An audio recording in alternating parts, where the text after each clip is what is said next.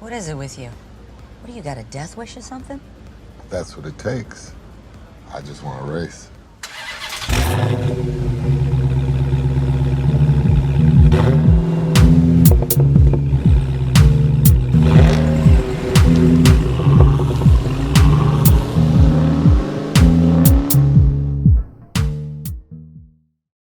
All right, Dieselheads, it's another episode of the Chronicles of Diesel, the only show that reviews everything Vin Diesel.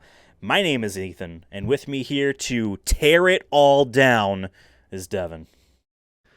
We talking or we racing? We are racing. Yes. What one is that? What Vin Diesel quote is that? Do you know which movie? It's either we talking or we racing? It's either Fast and Furious 6 or 7. Neither. It's Fast 5. Really? Let me guess. It is when they're all. It doesn't. I don't have any context. So I'm just... Well, I think it might be in the actual drag race that they do in the stolen cop cars. Yeah. So yeah, There's no race in that movie. Besides I have that. all the Vin Diesel quotes ever. Right. All of them ever. So you went through every script. All 96 of them. Oh, okay, yeah, sure. He's only spoken 96 times, and we've done a whole podcast about it. Isn't that crazy? That is insane. Yeah. There's been at least we should half we'll many do an movies. episode on every quote. We'll do an episode on every quote. Wow. What do we really think and rank all of the quotes here on the Chronicles of Diesel? Devin, we like to do this thing where we ranked and reviewed every Vin Diesel movie, game, soundtrack, carnival ride, etc. Carnival ride, amusement park, Universal Studios ride. A carnival ride of Vin That Diesel would be awesome. A traveling carnival that's Fast and Furious themed would fucking rip. I'm just gonna throw that out there. That's an episode idea. We always say that's an episode idea, and then we forget it. But that one's an episode idea. I hope we remember this time. Actually, I'll write it in our Discord chat. All right. I hope we figure out what we mean by having that be an episode. I'll write but Vin Diesel Carnival episode. There we go. We got it. Cool. Got it. Carnival games for the Nintendo Wii. Vin Diesel skinned. Yeah. So here on the Chronicles of Diesel, we would rank and we would review every Vin Diesel movie, game, amusement park ride, etc. And then we would then forget about what the movie really kind of was, and then a year later, we would have to slot another movie above or below that, and it's kind of really hard to judge that minute of a detail on what we really thought about these movies on that level. We would always do a movie ranking, and then we would do a Vin Diesel performance ranking, 2 separate lists, and then there was an overall list where we would just for fun try to add up those points. I think we should tear it down. We've talked about this. I agree, but I'm very sad because I have a nostalgia already for this journey that we've done of ranking every. I remember the first 3 where we were like, "Yep, where is Saving Private Ryan gonna go?" You know what I mean? Like, right. And it was just a fun journey of like seeing how they've changed because Saving Private Ryan was number 1 in like the movie ranking for. I want to say like a year and a half. Yeah. Because Guardians of the Galaxy was at the tail end of our kind of chronological order of Vin Diesel films. Yeah. And so I feel like that's where it's like it's really hard for me to let go. But if it's going to be in a separate sheet on this Excel document where I can always look at it. Yes, you can fondly look at the spreadsheet whenever you want. I didn't delete the thing. Let's show people what we meant by that. We had this right here. Folks, remember, we're a YouTube podcast, first and foremost. Sure, you could find us on Spotify and Apple Music and all those places, but we have visual component, our faces. And for the time being, on this episode, we have a visual list to show you guys. This right here, this movie ranking, Vin Diesel performance ranking lists, this is what we would always close each episode of the Chronicles of Diesel out with. We would rank them. I would read, at this point, 48 different names twice. I did a pretty good job at that, by the way. I would like to give myself a pat on the back for that. I know all the haters and losers out there. You should be one of those people at like the DMV who has to read off numbers all day. Like, there you go. Or an auctioneer. And you put this as your work experience. Be like, I read 48 Vin Diesel movies. Twice. Twice. And sometimes I would zone the hell out and like was surprised I read them all. Honest to God, it was just instinctual. But yeah, so we would have them ranked like this, and we would get towards the end where it'd be like, all right, man, we gotta put Thor: Love and Thunder on here somewhere, and we didn't really care for that movie, but like, man, do we really think that movie was better than Pitch Black? Apparently we do, because that's how we put it. And like even now, damn, did we? Yeah, it's 26 and 27. What the hell what were we smoking? Now, a year and a half after that movie comes out, I'm sitting here being like, I hated that movie. That movie sucked. Even the guy that made that movie didn't like that movie, I think. He just said he did it for a paycheck, which, fair. But why was he in that movie then? I don't know. So, like, maybe we should tear it down. Now, of course, the best way to do this, the best way to re-rank all of these films, absolute best way, is to watch all the movies again in quick succession. So we actually have, like, thoughts on all of them would take right us now. And we can't do that. Well, we could. We'd take off a week from work and just watch them all. I have them all in my pile. You know what I mean? I would. We get paid, what, $20,000 an episode from this? So, like, we could easily afford to take off a week of work. I think it would. That'd be very close to death. Like, if it's just, like, no break in between. It's like from the next one, you're immediately putting on the... Just like, all right, I'm not throwing you into, like, the Gestapo to do this. You know what I mean? Like... You would be able to go to sleep in between these. Next up is Ralph Breaks the Internet. I just mean you haven't slept in days. Instead of one a month, you know what I mean? A couple each day is a huge improvement. Sorry, I thought this was where we're locked in a room. There's one TV in there. There's no couches or anything. We're sitting on the floor, and they're just... After one's over, that's immediately to the next. Just like nonstop. Honestly, though, I say a week, and like some of these movies are long. Like you wouldn't be able to leisurely watch them all in a week. And the video games, let's not forget about the video games. That's a day each video game because that's a lot of time. That's what we did. Sure. We probably ruined our experience on those video games by playing them from start to finish in a single sitting each. Oh, I said that about Wheelman. I was like, listen, this game is fantastically stupid, but after hour like 5, I was like, I am starting to hit my wall of like sanity of just holy shit. I think I have what my is happening copy on of screen Wheelman in the other room. Some of my stuff is in storage, but I think I still have Wheelman and Butcher Bay. I think that's one thing. If we had to bring one item, let's say we had the opportunity to meet Vin Diesel in person, and we can only bring one item for him to sign. I think it's either that or the D&D book I got you for your birthday. Oh, right. Year, oh, I would definitely have him the sign foreword. That. Yeah. Yeah. I would have him but sign Wheelman that, would be funny as fuck. Because I'm like, does this man even think about Wheelman anymore? Did anyone think about Wheelman? Honestly, let's think about it right now. If we wanted to be one of those assholes that gets something signed and then goes to pawn it off on eBay, how much do you think a signed copy of Wheelman? It would be open because we'd have him sign the cover, we'd have him sign the book, and we'd have him sign the disc. So it's a fully signed copy. So how much 3 do you signatures. Think, on a PlayStation 3 copy of Wheelman? I think it starts off. I think that number starts off with how much is Wheelman by itself on eBay, and then you add how much is a Vin Diesel signature, and you reduce that by half because it's on Wheelman. Well, I think that's the price. But how many people have signed copies of Wheelman? I'm probably sure a few. But it's about the demand, right? It doesn't matter if that's true. I could sign a copy of Wheelman and be like, hey, how many people have a signed copy of me? Chronicles of Diesel co-host has signed your copy of Wheelman. That's a pretty valuable thing to me. We like Wheelman so much, we put it at 35 on the list. I think it deserves a higher spot, but it's really hard to judge, Devin. It's really hard to be like, hey, do we really think 12 and 13 are just, 12 is just above 13? Obviously, numberly and sequentially, yes, that's how numbers work. But I mean, like, the movies themselves. Is The Fast and the Furious really just above Triple X Return of Xander Cage? Or is there another movie in between them? Or are they swapped? It's really hard to judge. Now, we have a solution. And we've had this solution with us the entire time.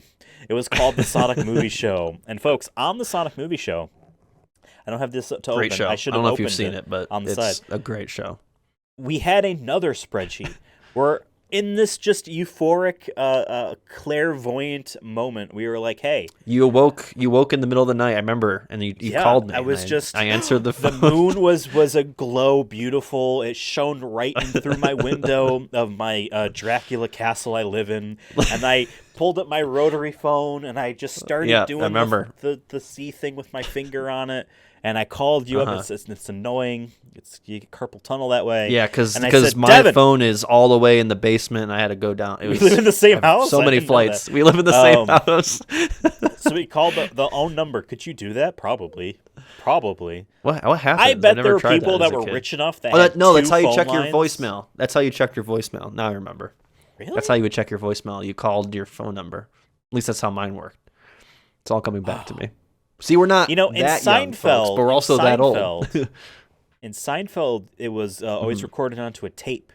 And I remember the episode where George left a really embarrassing voicemail on this girl he was dating's house, and then he had to break in to get rid of the tape. Yeah, or erase it, I guess, if you could do that. Yeah, it was funny.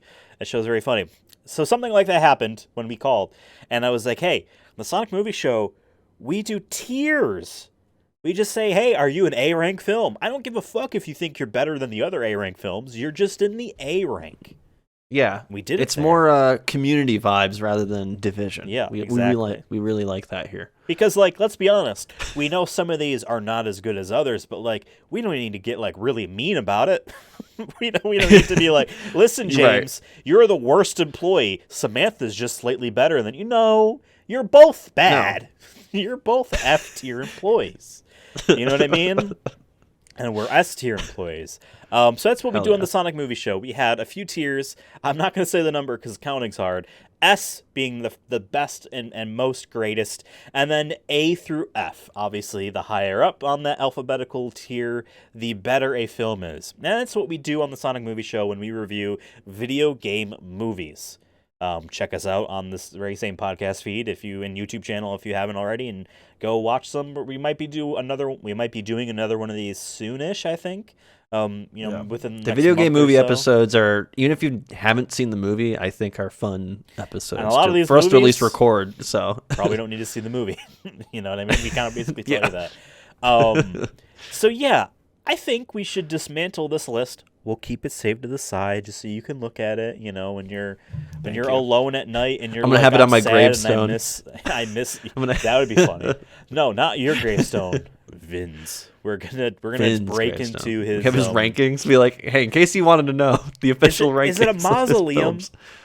The thing where the family has all of their buried ones in the stone building. That's with all the walls. Yeah. Like the walls, and they're all in the walls, I think. But I found out that there's just their ashes in there. I thought they put full-on bodies in there. No, I thought they did too. No, I've definitely played Bloodborne or some shit where there are Bloodborne bodies known for its there. Accuracy of it. Okay. It's not inaccurate. There's people. Maybe there is. I was just told that a good portion of the time, if not all the time, I'm sure. Ashes remember in 2018's Tomb Raider where her family awesome. mausoleum That was awesome. fake? Where's her dad buried? You don't know that? What? Is he That's just crazy. gone? That was cool. Sorry. I want one of those. In order to make this really realistic, Croft, great-great-grandmother, we're not going to put your ashes in the mausoleum. We have to throw it out so that it looks like we kept you somewhere, because we don't want two locations and have someone think, so you're going away. So that's what we're going to do. We're going to, not the ashes part, just the tears. Put our ashes just in a mausoleum. The tears. And so I have this other tab in this spreadsheet where we take all of these movies and video games over here, and we're just going to drop them into these tier lists. Now, this is going to be so what easy. You might be thinking. Devin, you're probably thinking this might be so easy. It's probably only over 5 minutes. And then your next thought after that is, but we did two rankings. We did the overall movie and then the Vin Diesel performance ranking. Ethan, you'd be thinking this, as if you're about to say it to me. Yeah. How are we going to do that? Very simple. We're not going to have two tier lists because I have to keep this all on one screen. So very simple. We're going to put a movie in the actual column, and we're just going to give them a letter grade. So yeah, the S rank here will have a bunch of, A, B, C, Ds, and all that stuff off the little side. Yeah. There's no G. but because we're the G's. It's the way to say that. God damn it. Yeah, we're gonna do this now. So I figure instead of trying to be like, cross-referencing the actual rankings we had in the past, no, I have them all in review order, which is 98% release order. 98% release order. On all of these things, and we're just going to decide. We're going to suss it out and decide which tier they're going to be in. Now, every time we go to rank a video game movie or review a video game movie and then put it in its tier, I always describe off what each of these tiers means. Now, some of these aren't exactly going to make sense for the sake of the Chronicles of Diesel, because video game movies are largely kind of so we grade them on a tier, on a curve rather. We grade them on a curve, and when we say, oh, it's good for a video game movie, that doesn't necessarily equate over to the Vin Diesel. So, you and I, Devin, are going to try to figure out what exactly we mean by each tier. But yes, at the very base of it all, there is 3 upper tiers, 3 lower tiers, and 1 middle tier, C. You know what I mean? So there's 3 versions of good, 3 versions of bad, and 1 that's neutral. Now, before the Sonic movie shows video game movie reviews, S isn't just simply 1 spot above A. For us, A and S are pretty close. S just has some sort of special something. Special sauce. A little bit of tangy on your burger. There's a secret recipe of various spices that we search for when sequentially S tier. You're using all these big words. Yeah, S tier. That was... What does S stand for? It stands for any of those words. It stands for sequential. Yeah, so anyway, S tier is basically... S for slaps.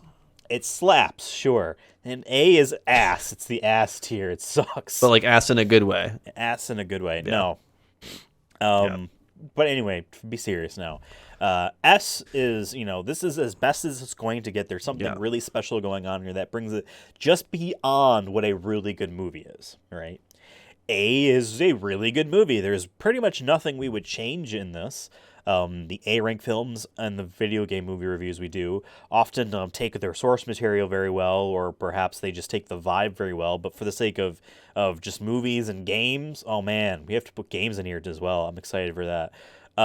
Just in general, A to me kind of says like, hey, this is a movie I would watch often. And I'm not someone that honestly rewatches movies at all, but be like, yeah, that's a movie I would own in a collection. Be like, yes, I would watch this. I own that. Or if it was on TV, I caught it on TV, I'll probably leave it on. I'm not switching the channel.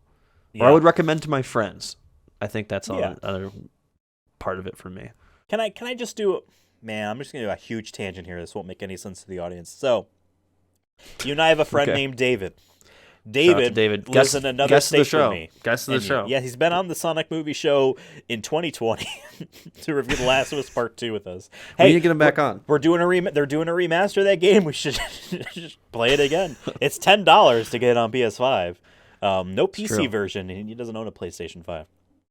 Anyway, David was over. He was visiting his family for the holidays, and I live near where his family lives, so he was over, and we were doing stuff. And I have this game, Devin. I have this game I purchased that I wanted for that moment because we're playing D&D. We're playing Dark Souls D&D, but we're playing D&D and all this stuff. We're hanging out in the house, some people. So I got this game called Don't Get Got. Have you ever heard of this game? It's like a party game. It's not a video game. It's like a party game. Don't Get Got. It's in my car right now because I took it to Thanksgiving, so I can't show it to you as a prop. But it's very simple. It's a kind of game you would have on in the background over the entire day. It's the kind of game you can have on in the background while you're playing other games, doing other things, being around people. Very you meta. don't even need to really be. You can go in and out of each other's lives. You can be over the course of a week if you really want, or just a party over the course of a party, which we did.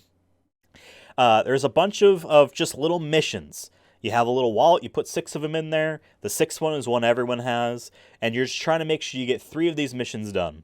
And they could be things like successfully ask someone to switch seats with you. And when that happens, you say, you got. And then you show them, one of my missions was to switch seats with you. Now, some of them are, I had one which was pour water on your crotch and get someone to imply that you've had an accident. And I was wearing dark sweatpants, so no one could tell the 3 times I tried. So you tried it, though? I tried it 3 times.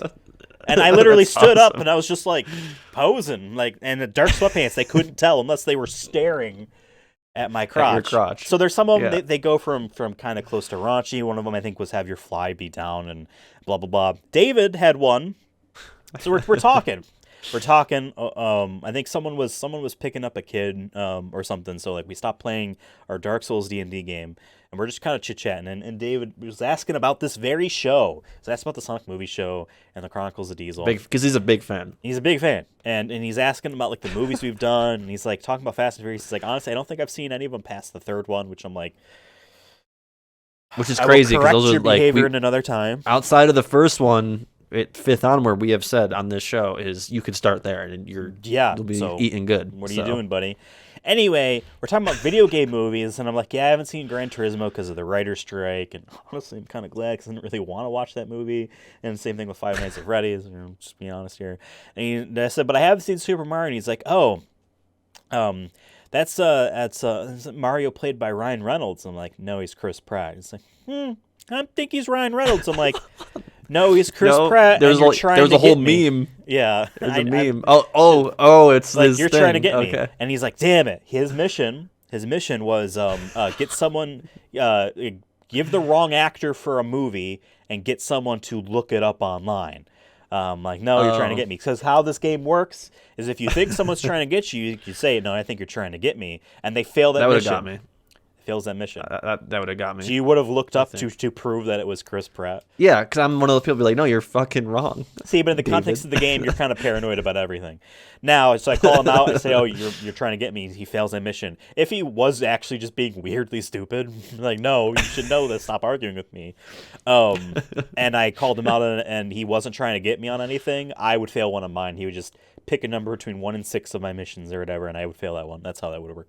But yeah, so we were doing that. And that's just this tangent just came to my mind that like someone out there really thought that they could try to get the Sonic movie show and the Chronicles of Diesel's one of the co-hosts of these shows to convincingly think that Chris Pratt wasn't Mario in a movie that came out this year. That we hated no the shot. fact that he was in that, and we made fun of him for it.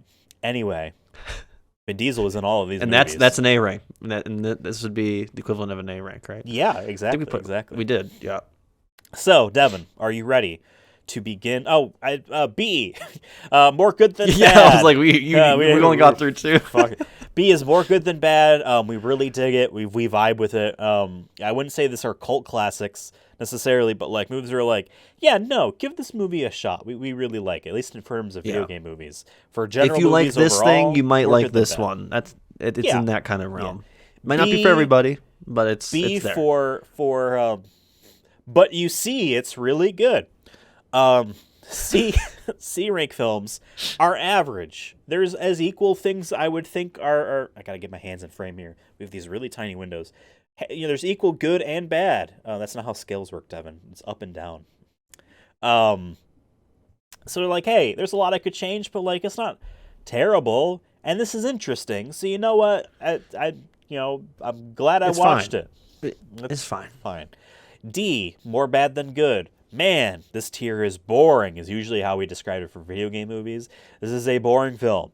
Why am I watching this film? So much untapped potential in this film. Why is this person in this role? Why is this script the way it is? Who wrote this? Why did they write it? Is this a cash grab? Why is it boring? What? Yeah, exactly. Assassin's Creed, that movie with Michael Fassbender, is the eponymous D-tier film. Why did they make this film, besides making money? But why did they make it the way that they made it? Yeah, I have more D. questions than answers. E-tier films are awful. These are, wow, this is really bad. And, movies come in various budgeted forms. A low budget doesn't necessarily mean you're an E-tier. But when you try to be a AAA film and you're on an E-tier budget, or a really low budget, you're an E-tier because you're trying harder than you can achieve with what you got. Well, I'm sure there'll be some in the E-tier. We'll see. And the F-tier is the offensive tier. So these are equally E-tier, I guess. But, in the video game movie world, we had one F-tier so far, and I honestly hope total. I hope we don't have any more, yeah. And that's the Postal movie. Folks, don't watch the Postal movie. It tries to be edgy, but in my opinion, Nazi wrote and directed that film. In my opinion. And he's trying to be edgy for the sake of it, but he's not funny. And I understand comedy is subjective. I understand that.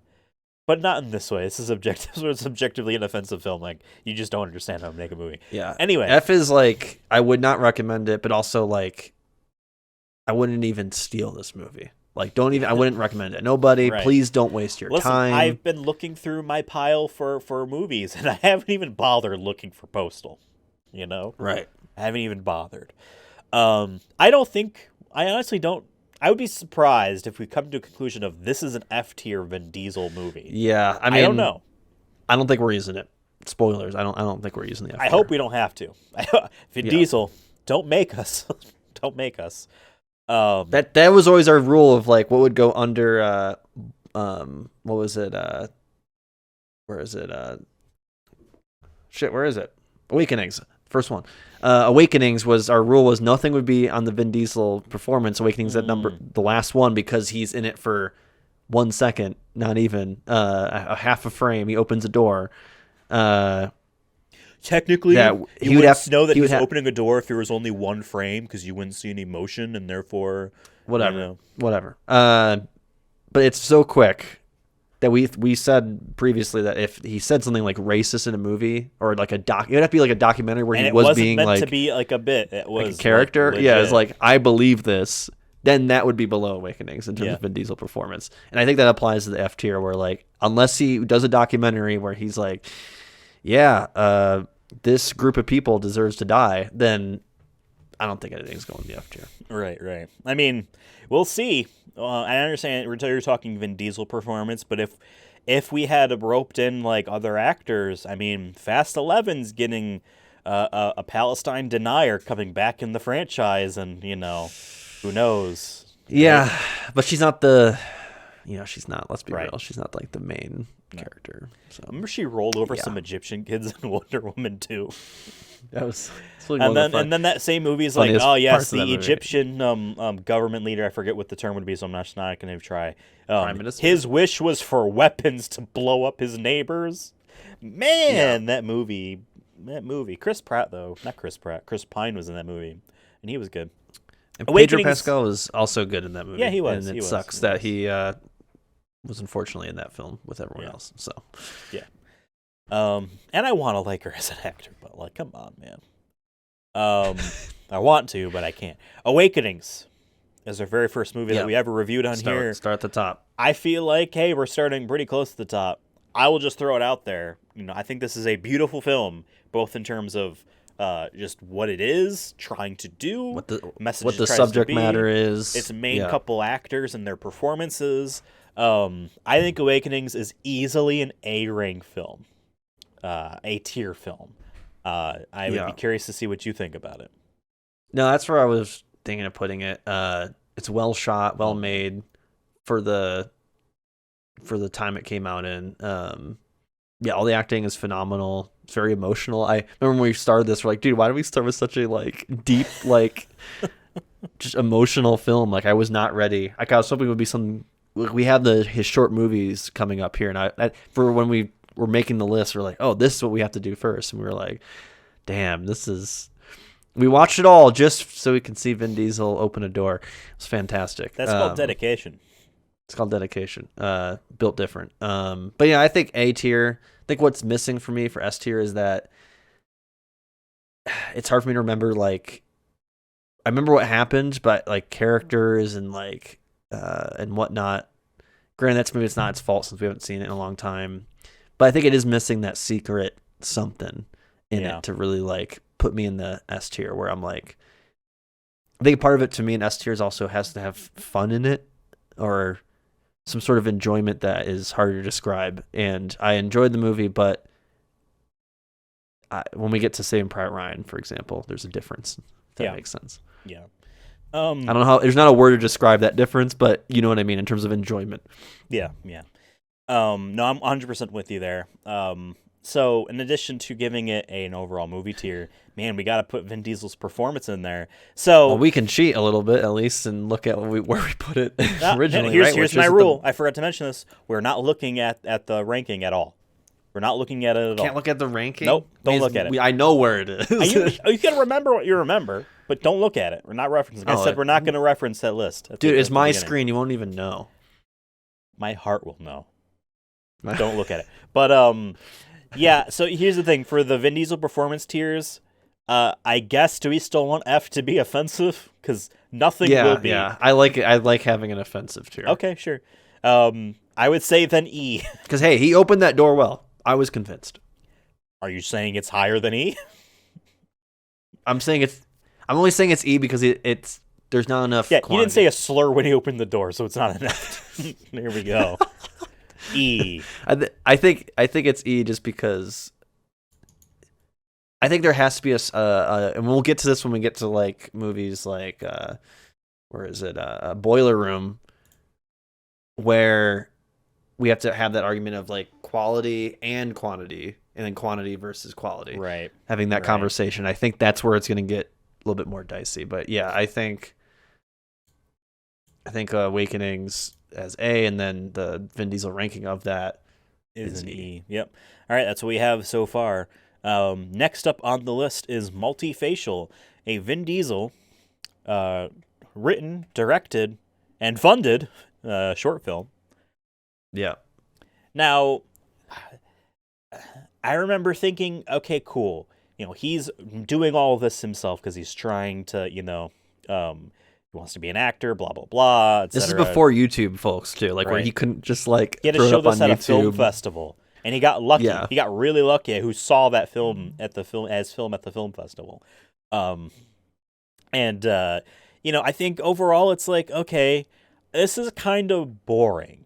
I'm not going to lie. It's boring, but like what we know, the context surrounding it is what makes it interesting. If we didn't know anything, and you didn't know this man, you didn't know any of his movies at all, and someone just said, hey, watch this, you would say, this is eh. But its context is what makes a film a film. It's a patented, trademarked, copywritten Ethan line right there. So I would say, I honestly, I don't think any higher than C for me personally. I think I'm gonna say, I want to put it higher, but I agree with what you're saying. Where like without the context of Vin Diesel knowing what this man is and knowing that this is like his first thing, really, I think you got to put it at D just because it's not earth shattering. It's historic, I guess, in the sense of the Vin Diesel universe. But yeah, I will say it. I actually saw on Twitter about this movie. I think it was like one of those like movie accounts. It isn't one like discussing films because I like what they do, but like it was like one of those like blue check mark movie accounts that tries to like post stuff and gets engagement. I block them all at this point. If I sense that you're just trying to, I don't mind them here and there. Some of them are fine because some of them are like, I really liked this scene, and they showed the scene and it's fun, whatever. But they showed one with clearly misinformation, or they were confused, or whatever, where they said the scene in Multifacial where he has the audition, and it's actually a Godfather scene, where he's the main character, the main guy from the Godfather series, Michael Corleone or whatever his name is, or no, is it Don Vito? Who's the main guy in Godfather? Whoever the main guy is. That's the movie sin. I know, but I haven't seen it. Regardless, getting all the Italian names confused. But he's like they're both auditioning, right? They're both like reading the scene and people are watching them. They said in the tweet, they're like, here's a video of Vin Diesel auditioning for The Godfather. And I'm like, The Godfather's the 70s. He wouldn't be, how old do you think Vin Diesel is? But people were like, wow, this is a really bad audition. And I'm like, so like, and everyone's like, and then the people who are the based people were like, this is from his movie Multifacial, which is actually pretty cool to look at, like with this perspective. Well, some of those accounts get shit wrong on purpose to rage bait. Yeah, that's what I said. I don't know if it was wrong on purpose or they got confused. It doesn't really matter. I just thought it was kind of funny that they're like, "Yep, Vin Diesel auditioned for The Godfather." That happened. Yeah, exactly. Now for his performance, again, this is where the context really comes into play. From what I remember of his short film, he really did give it his all because he kind of needed to. and just the fact that it was self-funded and it was like an effort he made Self-directed, to be a everything. filmmaker, in addition to like this was his big bet of like, I can't just keep doing auditions, I probably won't make it big, but if I try to make something that people can see, that in and of itself is a huge audition for anything I ever do. I don't know if he thinks that way, but that's how I can easily see the intent behind this. I would give this honestly a B for his performance, just because of that whole kind of story behind it. I mean, he clearly like put made his thought into career. it. Whether His it career made his became career a thing and because of this. and to me, it's just that like it's not easy to just throw a movie together. Like I know, like we're in the world of YouTube and TikTok, where it's you can edit films on the fly and like or edit videos on the fly and like you can make stories out of it, right? Not denying that. There's definitely YouTube videos or TikToks that I've seen that I'm like, hey, this is objectively pretty cool or pretty well done. I like the idea. But this is like clearly wrote the script, clearly produced it, self-funded everything, clearly had hired people to act in the film with them. He worked really hard on this, and you got to at least give him a C for that, in my opinion. Like, clearly put in 110% effort into it. And then, yeah, I think the best part of the thing is he is good in it.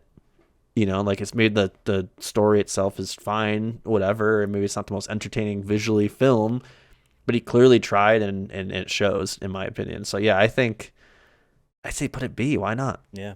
Also, I like the meta narrative, you know, going beyond what the film is, that the context of this all, where you have an actor, I wouldn't say struggling actor, but he wants to be an actor. You know, he's trying to make it big. He's going through all these auditions, and his short film to get himself more notice is a film about how hard it is to audition for stuff. Yeah. You know what I mean? And especially, obviously, as someone that looks like he could be black, but also could be a white Italian man. You know what I mean? Like his skin is bravado. He talks about that, like how he gets typecasted too, as well. That he can only get certain roles and. Exactly. Yeah, I liked that narrative too. I think that's what makes that movie like part of it good. Even though we put it in D tier, I think for me I do like the message of it, and I think I'm sure even actors today, like people who are extras and whatnot, probably can really relate to that. Yeah, 100%. And well, maybe even more so in the day and age of the studios wanting to AI your face away. Strays was a full film that he also self-funded and wrote and directed. I don't like. I forget this when as that much one as came Multifacial. After Multifacial, I know. I remember saying like I don't know if was it a year later. I don't remember. Oh, definitely not too much longer. I don't think. Yeah. But we're not looking at anything else. We're just talking about what's going on. But I don't care for this as much. I think he wrote this, and he also wrote Multifacial. Multifacial is a lot shorter. You have key things that you want to accomplish. You have limited time to accomplish it in. You edit it down to make it work. And overall, it worked. I just, we gave it a D. It's not great. It's just, But Strays, on the other hand, feels like it goes on way too long. It meanders in some ways where I'm like, I don't really know why we're doing this other than just a constant, this is just maybe mean to me to say, but he thought this would be cool, therefore he did it type of scenes. Or like, oh, he thought it'd be cool to have a guy jacking off in the bathroom and getting caught, and that's why he did it type of stuff. I would never watch this film again without the context of some sort of Vin Diesel rewatched thing. I'm not saying we're doing that or anything like that, but besides anything related to the show, I would never watch it again. I'd probably never watch it at all, to be honest, but if I knew anything about it beforehand. I'm curious what you think, though, Devin. I think I'm a little bit better on it. I don't think it has the same charm as Multifacial from the outside context, which I'm trying not to put too much of that into the grading. I think it's a very gritty film. I think that's what his objective was, and I think that it worked. Like the guy jacking off in the bathroom, how like he lives in that apartment with his friends or whatever, who are clearly like tough on their luck or whatever. But there's also some of the guys aren't good people. But I don't really remember too much about the plot and what like the ending is. He sold drugs and was trying to make it out of his shitty life, and the people so around him kept dragging him back down. That was. And that doesn't. Once again, it's gonna suck because when we're ranking some of these, But to be fair, I remember Pitch Black a lot, or I remember The Iron Giant. Granted, I've seen those movies multiple times. I remember Boiler Room actually a lot. So I guess maybe I'm wrong in saying that, like, well, it was like 2.5 years ago when we last saw these. But yeah, if I'm not really remembering too much, I guess even despite the time gap, I think it kind of hurts it for me. So like, I'm fine putting it at E. I can hear though an argument for D, but maybe it's like not as good as Multifacial D. Yeah. So I'm fine putting it at E. I'm fine. It's too early to be getting into the debates of this. I think we'll get to them eventually, but we're at number 3 on this list. We need to get through it. And for his performance, oh man, I would say no higher than C, but I'm willing to go down to D because like it was just very forgettable. And like the writing is a part of this too, and the direction and the camera is all a part of this too, because it was all him.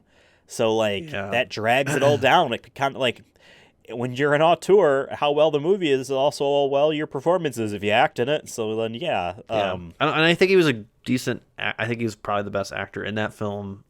Sure, but yeah, I think part of it is being since we're grading it in totality, and since he was the main guy doing everything. Yeah, maybe we put it at a D. Because that also gives me like more space to put other ones that I feel like he's fine in at C. And it's not because of him necessarily. Or like the movie maybe could be bad, but like he was fine in it or whatever. Yeah.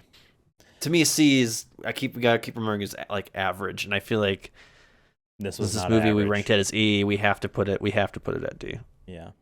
Now speaking about low ranking films, Saving Private Ryan was a film we watched and reviewed early in this whole thing, same with the 3 that came prior to this. And it was, I believe, our number 1 for a while, as Devin said. We're not looking at the list, though. Easily. We're not looking at the list. Well, no, I remember we talked about it earlier, so it was, we had the Guardians of the Galaxies eventually. But that was more because we're like, well, these are more fun, so let's put them above it. So yes, exactly. Where do you think this movie goes? I mean, this is Spielberg cooking, like in his prime. Like it's the 90s, early 2000s here. Spielberg, obviously one of the best directors to ever do it, and I think this movie is easily in his like top 5 movies he's done. It's also one of the best war movies of all time. I think this is a perfect war movie. I think it captures what like war movies try to do, which is like obviously war is bad, but like the brutality of war. How maybe the humanizing of your enemies and how that maybe shows like how close you are, to your enemy rather than looking at them as bad. I mean, obviously you have a great cast of characters in it. I think all the actors are great in it. Even Vin Diesel's character, we'll get into that. And also it really holds up for a 2001 movie. And we watched that D-Day opening scene holds up so well because they put a lot of practical effects into it. And they did such a great job that I think that movie's going to stand the test of time. So for me, it's easily an S tier compared to a lot of things on this list. And arguably, if you're talking about like a cinematography point of view, it might be the best on this list. Yeah, I mean, I am in complete agreement on you. However, there are a lot of Nazis in this film, and Nazis are offensive, so it's an F tier film. I'm sorry. Yeah. Okay. No. I'm with you on it. It's clearly an S tier. And I've seen this really movie like to parrot what you said. 20. I've seen the movie like 20 times too, and I've only seen it before. Once.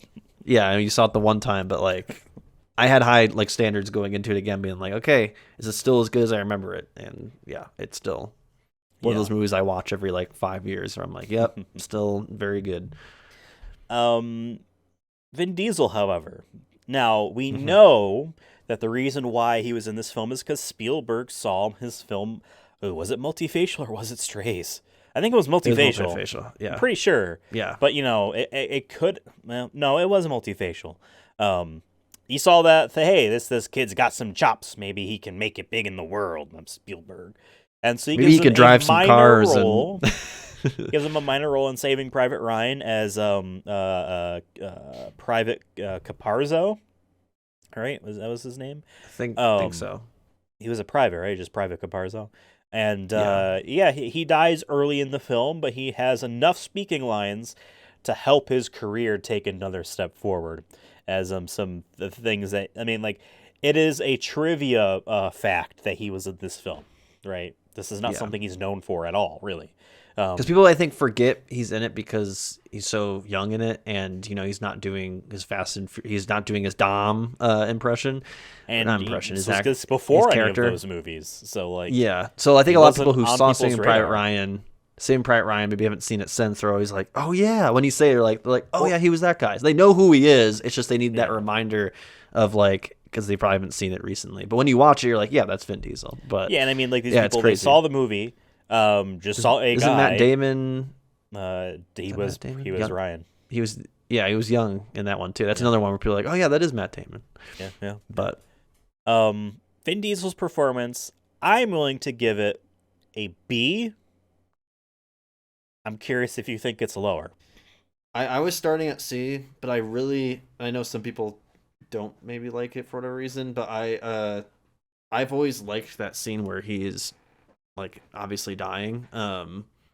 Because you have that moment before that where he's talking to the little girl or whatever and trying to calm her down, Yeah. and like, and he doesn't have that many lines, but you already see him as a like, okay, he's part of this group. He's been part of this group for a while. He is one of the I would almost say like the one of the guys in the group who like everyone like not looks up to, but like sees him as like he was the kind of the loose humor guy of the group, where like, this is going to be a fun adventure. Even during the D-Day part, after all that, watching everyone get killed, he kind of still had that like sense of humor to him. And then seeing him get killed, I think that's where I was like, oh shit, this isn't like we actually, all of us this might happen. Like we might be dead.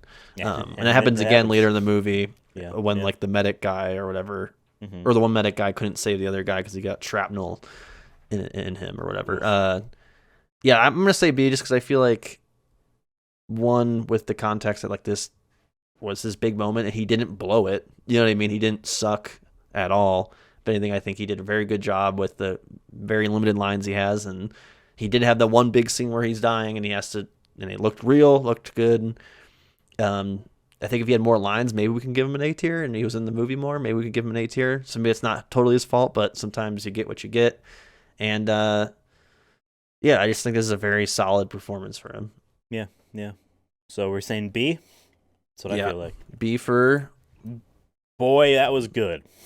boy, that was good. The Iron Giant. We reviewed it the same episode, I'm pretty sure. Or maybe it was tied in with Boiler Room. I don't remember. But anyway, an animated film. He plays the titular Iron Giant. Not a whole lot of speaking roles, but this was a kind of a big deal for him. This is I Am Groot before I Am Groot. Yeah. This is another trivia one where I feel like people are like, did you know the Iron Giant is Vin for Diesel? sure. You're like, For oh, sure. no. For sure. Yeah, absolutely. I liked the movie a fair amount. I don't think it's like super great. It has a bit of an anti-weapon, type of I don't even want anti-weapon sounds just very vague for me to. It was kind of describe it as a anti-war message, or anti. He literally says, using "I am of, not a like- gun" a couple times. He doesn't want to fight. Yeah. You know what I mean? I think it's a beautifully sweet film, and I would give it overall a B. It's one of my favorite movies as a kid. I watched it a lot, and I always thought it was sad even as a kid, and it resonated with me. But then, he was back at the end, his little parts, and he was coming they're all back, crawling back to where. And for me too, like the message is kind of also like, I know it's a lot of kids' books and movies have done this. It's like, don't judge a book by its cover. Like, oh, he's big and scary, but actually he's just like, everyone else or whatever. He's just in the wrong place at the wrong time. And I've always loved the 50s setting they placed it in. That's a perfect setting for like a big monster movie. And I really like that stuff. So pre-internet, phones aren't necessarily a given. You can really do a lot with that stuff. Yeah. Yeah. I'm fine putting it a B. I do think for me, like for it to be an A, it would be mostly for nostalgia reasons, but I think it's just a solid film. I think it's much more oriented towards family. Like it isn't just for kids. It is like family members could watch it. I really want to give it an A, but I don't think it- it's only I don't get- think it's a standout it's awesome not- animated film. Yeah, it's a classic cartoon, and to me, a B is still very like I would recommend it if you're into this kind of stuff. Yeah. Yeah. Vin Diesel, however, in this film doesn't say a whole lot.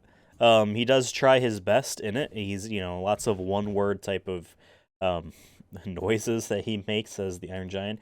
I think there's like 47 words he says in the whole film, something like that.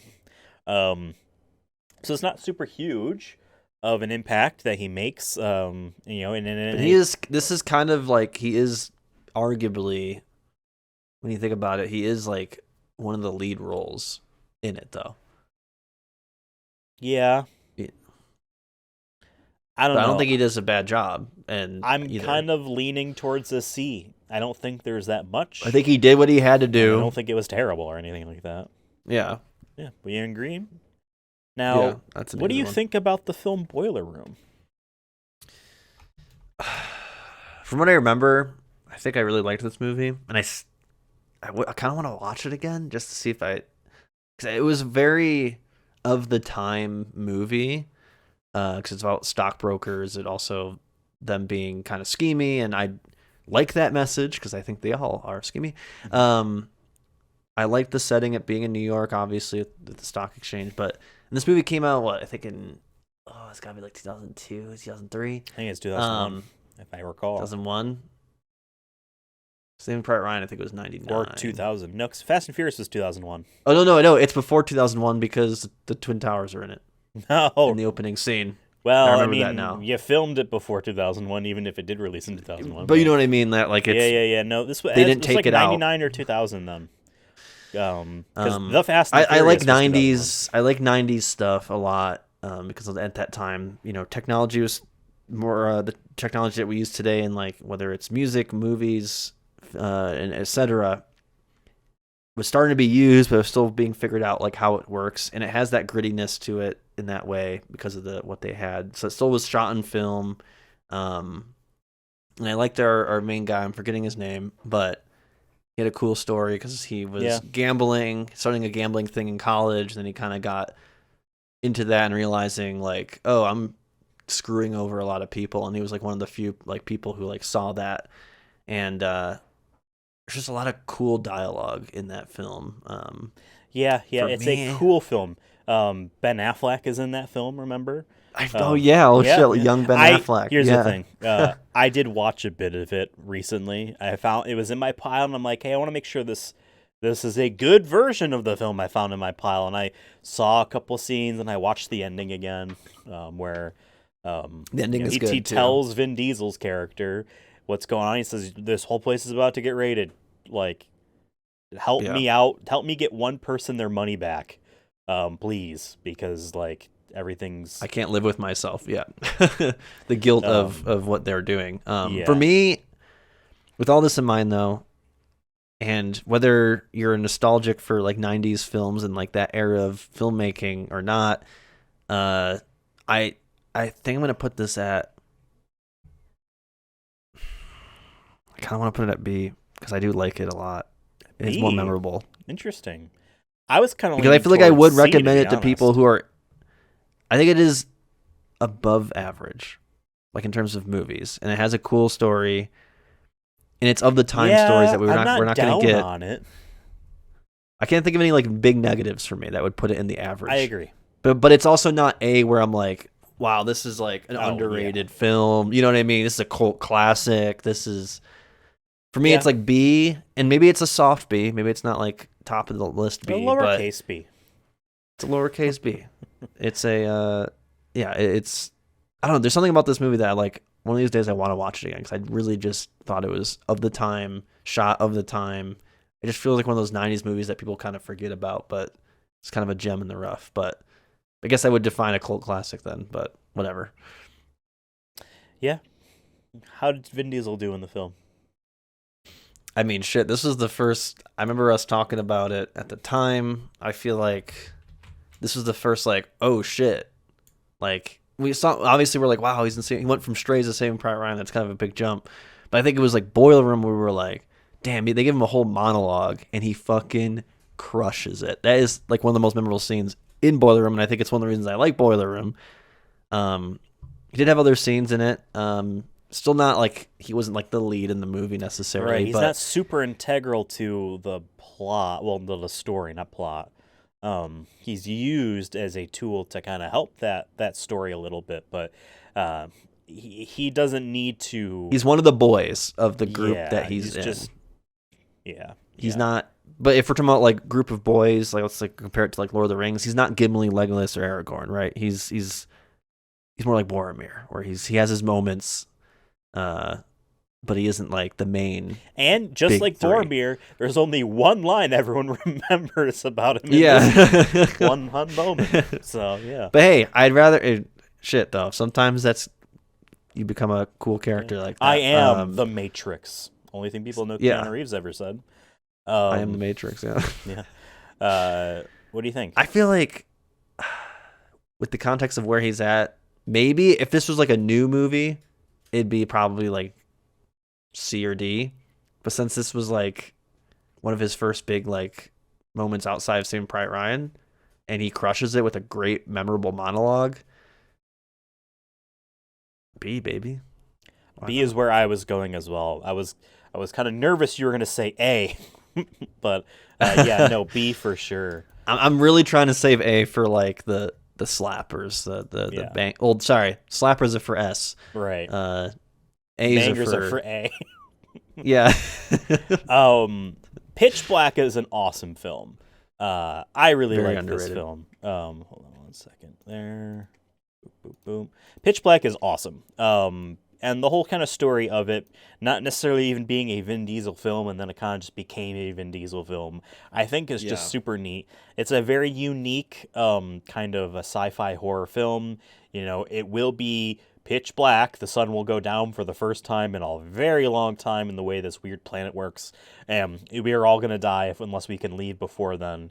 And then you have this guy who kind of just wants to watch the world burn type of, he's been Joker around mode. all his life type of person. And he doesn't see people as people often as might think, but he changes and he evolves a little bit. I think this movie is an A. This movie is an A. Now, I used to be a lot lower on this film.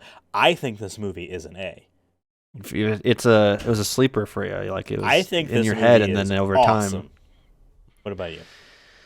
Man, I've seen this movie a couple times before we watched it and reviewed it. I used to watch it on Sci-Fi Channel. I always felt that the second half is clearly inspired by movies like Aliens, and it has a much quicker pace. I love that second half a lot. My main issue with this film is the first like 20 minutes goes on too slow. It's a little dry, a little boring. Don't really care for any of the characters. They don't make me care for any of the characters quick enough for me to make me, when they get killed, I'm not like, oh shit. I'm like, haha. I'm more like, good. you know. But I'm a sucker for cinematography. That's like usually a big deal breaker for me though. That's what kept me interested in the beginning part of the movie, is that weird like yellow, almost sepia. Yeah, and like the way the sky was working too with the sun. Yeah, no one's doing that kind of shit now. And so in a way, like, I think that's what makes it age where I'm better. Like, this is a Sonic Adventure Dreamcast cover. Like I don't know how to explain it besides Dreamcast box art. Because this movie, and then you made a joke about the Matrix earlier, like those movies, like, we're proudly using like, okay, we have a green tint when they're in the Matrix movies. Yeah. That's fucking awesome. Those little details like that make you feel more attached to the world. So I'll give them credit for, at least in that first half, even though I didn't maybe like the characters or I felt it was a little slow, at least it was visually interesting, and it obviously looks dated at some points, but I like that shit. That's nostalgic for me.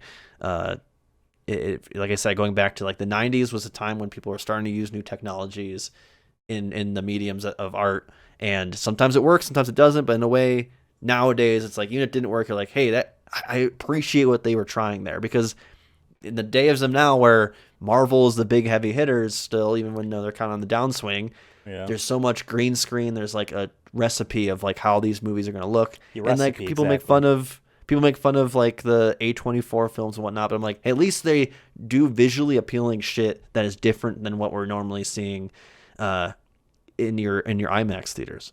Yeah. Not saying all of them are visually bad or everything, but you know what I mean. Like there's a clear trend of like movies need to be in a certain color gradient, need to be in a certain framing all the time, instead of people trying to push it or trying to do different things. That's why I like movies like Dune and Denis Villeneuve's films so much, is because he knows how to make scale well, and he does different things that I don't get with these mainstream movies all the time. But with all that said, this is why I bring this up, is because I'm fine putting it at A. I think it's more of a B film for me, but I'll put it in an A because I want to give some love to these kind of films, because we don't get films like this much anymore. So we agree. Shout out to the Pitch Blacks. I'm feeling good today. I'm feeling generous today. I'm feeling generous. You're all less ranks. Come on. Vin Diesel's performance was stellar in this film. It was stellar enough that it changed what the film was about, and it made the trajectory of making sequels happen even a thing at all. I think this was a fantastic. I mean, I could keep going on. Dude, but he literally dislocates his shoulders. That's crazy. On purpose. That's crazy. I don't know if I want to go crazy up to S, but I certainly think this is also A. What about you? I mean, when we've done the rankings in the past, we always talk about, for Vin Diesel ranking, before we had the tier system, we'd always be like the predominant, the is that the word predominator? What's the word for it? Predominant. The line of where we like start, where like Vin Diesel crushes it. This is amazing. To me, it was always like the Fast and the Furious, the first one, where he wasn't supposed to be the main character, but he becomes the main character. He steals the show. But fuck, we've been missing it, the whole big picture this whole time. It's the movie before, Pitch Black. He went from Boiler Room, Saving Private Ryan, where he had his moments. He finally got his chance. But he didn't stop there. He didn't stop and be like, fine, I'm in Hollywood. He's like, I'm going to be the main guy. Yeah. I'm going to force the directors to make me the main guy. Yeah. Like, that's crazy. Back to back. He went from Pitch Black, where he was not supposed to be the main character, right? Like we mentioned. Yeah. And then they're like, fuck it. He's going to be the main character by the end of this film. And then he made 2 other movies that now he owns the rights to. He owns the rights. Yeah. Literally the definition of just taking over. And he did that, and then obviously we'll get the Fast and Furious, but it's crazy I didn't think about it until right now. That's like, no, he was doing this before the Fast and Furious. He did it once before, and it was right before Fast and Furious. Let's do A. I mean, like, how... Yeah. I think the only thing would be S is if, like, his character was very much like, I'm the, like you said, watch the world burn. Yeah, if it won an Oscar. I don't know, I think there's really, just but more something like that. Dynamic, but that's not really his fault fully. I don't think that's the script he was given, but you know what I mean. More range. Now, that's the only thing different, I would say. What do you think about his next film, The Fast and the Furious? I mean, shit, are we talking about cult classics? Cult classics. Franchise starters, folks. Back-to-back franchise starters, folks, that he took over. Yeah. I mean, so many iconic lines. He's in he brings the classic. This is where the start of his like tank top days started. You know what I mean? Like he brought it here. This is what people think of when they think of Vin Diesel. They think of Dominic Toretto. Yeah. And he wouldn't get that from the third movie of him being Dominic Toretto. No, you get that in the beginning. It's the reason there's a franchise, folks. But the movie as a whole, because I'm getting to Vin Diesel, I'm just so excited about Vin.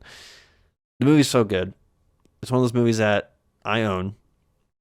I've watched now at least 2 or 3 times, and if it's on TV, I'm watching it now. It has that, and this is, some people don't like this about the newer movies, but it has that cool, like, street racing scene in it. And I don't mean like scene, like movie scene. I mean like what that scene is about, group of people are about, the aesthetics. Yeah. It has some cheesy like visual effects with the car engines, and that's awesome. The race that's supposed to be a mile lasting 20 minutes. It's just, there's something about this film. It was a quarter mile. Sorry, quarter mile. You probably could run a quarter mile before in real life before the race scene ends. That's what I like about this. It doesn't take itself too seriously. It's just fun. It's the definition of fun. I mean, fuck. I'm looking at the rest of the movies on this list. Don't look at the rest of the movies. We're in the moment. You're living your life. I mean, I know, but I'm just saying when I think about it. I mean, it's S, baby. Yeah. I didn't It's want to say it. I S-tier. wanted you to say it. It's an S-rank film. It's an S-rank film.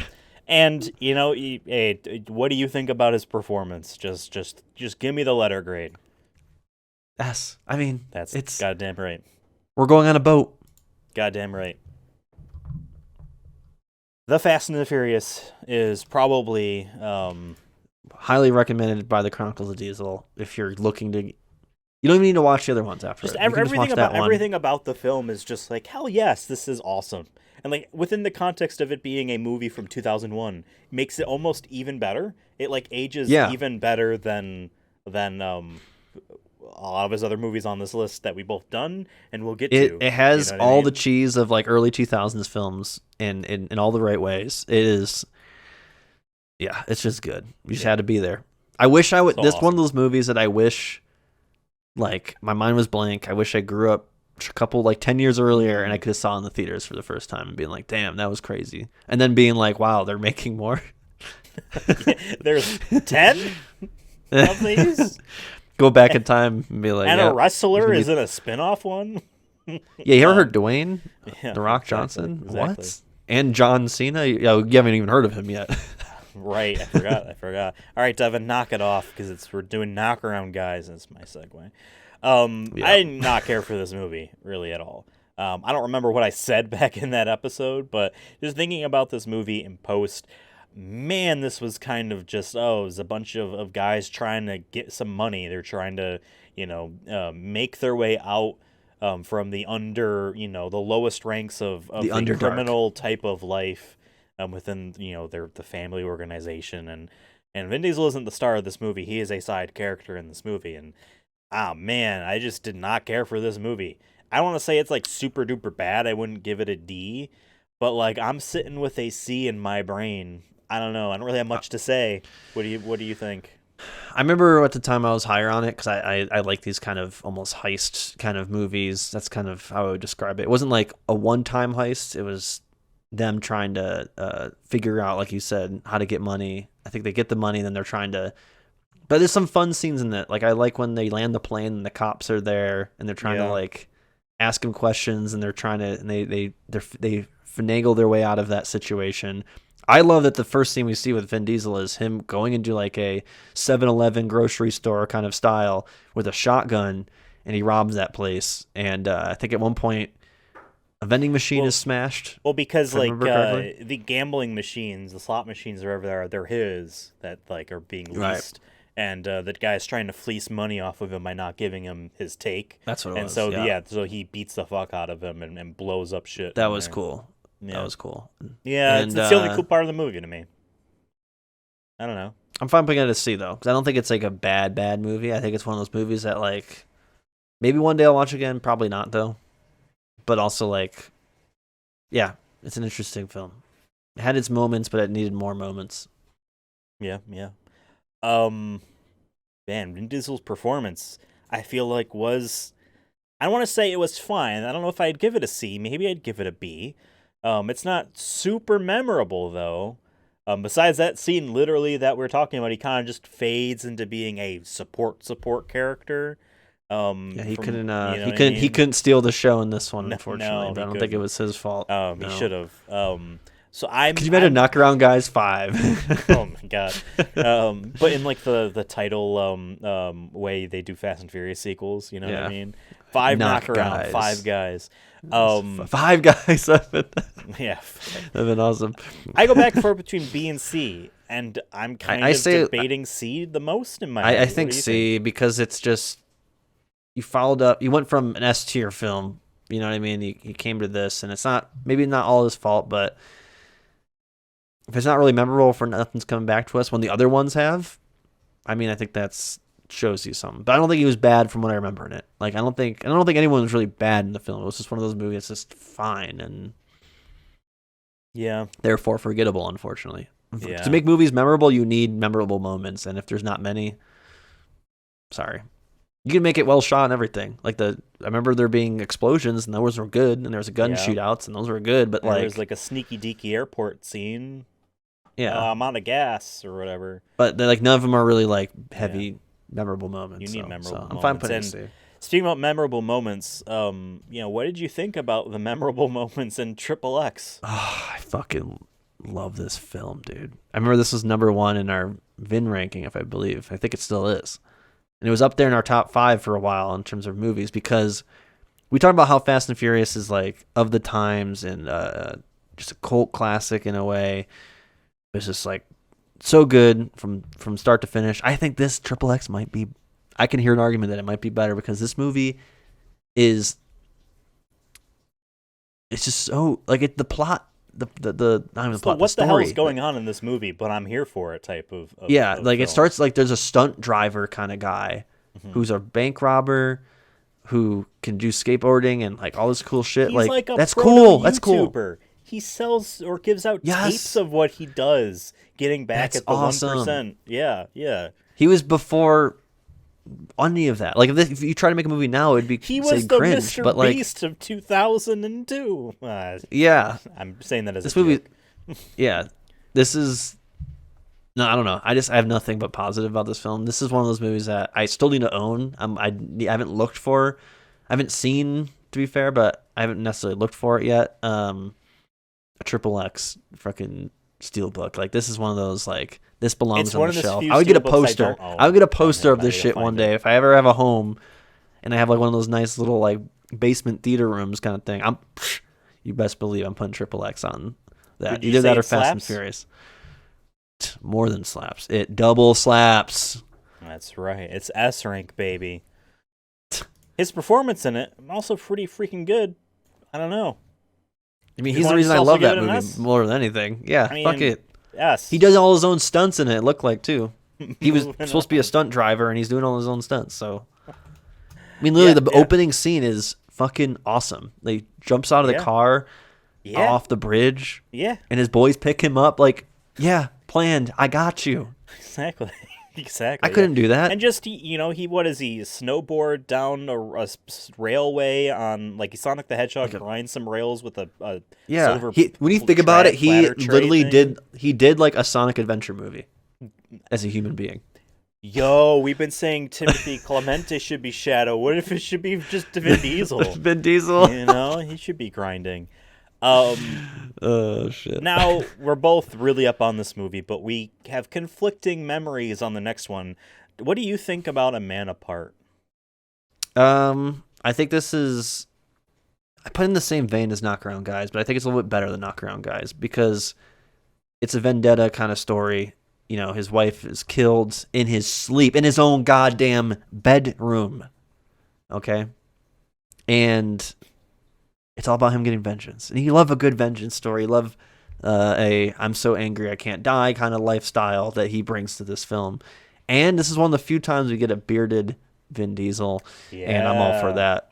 And a smoking on the beach Vin Diesel, which is iconic to me. Like that's like when I think of Vin Diesel, I think of Dom. I think of Triple X. But then but you know who sneaks in there? A Man Apart. A man on the beach smoking a cigarette because that's a vibe that we're missing in this America. Now, we also need to point out, we didn't mention this during Triple X. Triple X was the first ever movie in which he was supposed to be the lead that he did. That's true, and he crushed it. And this being the second movie, just keeping that in mind here, I think that I don't know if you were done yet, but I'll just quickly say, I think the movie is just an okay kind of action thriller. I think it is just that Vin Diesel element to it that makes it more memorable than what would normally be. One of my favorite scenes is when he asks his buddy to come help him, and he's like, "I got a family, I can't." And then he thinks he's not coming, and then who shows up? His buddy. That's right. And what was his buddy's name? We don't remember. Doesn't matter. I'm very bad with names, to be fair, so I'm not gonna What's my name? Take a knock on the film. Fuck. Then my name is Fuck. You're right. What grade Vin? would you give this? What tier would you put this movie in? Can we do a soft B? Can we do a soft B on this one? A I'm feeling lowercase B. b for a man apart. Okay, I'm okay with that.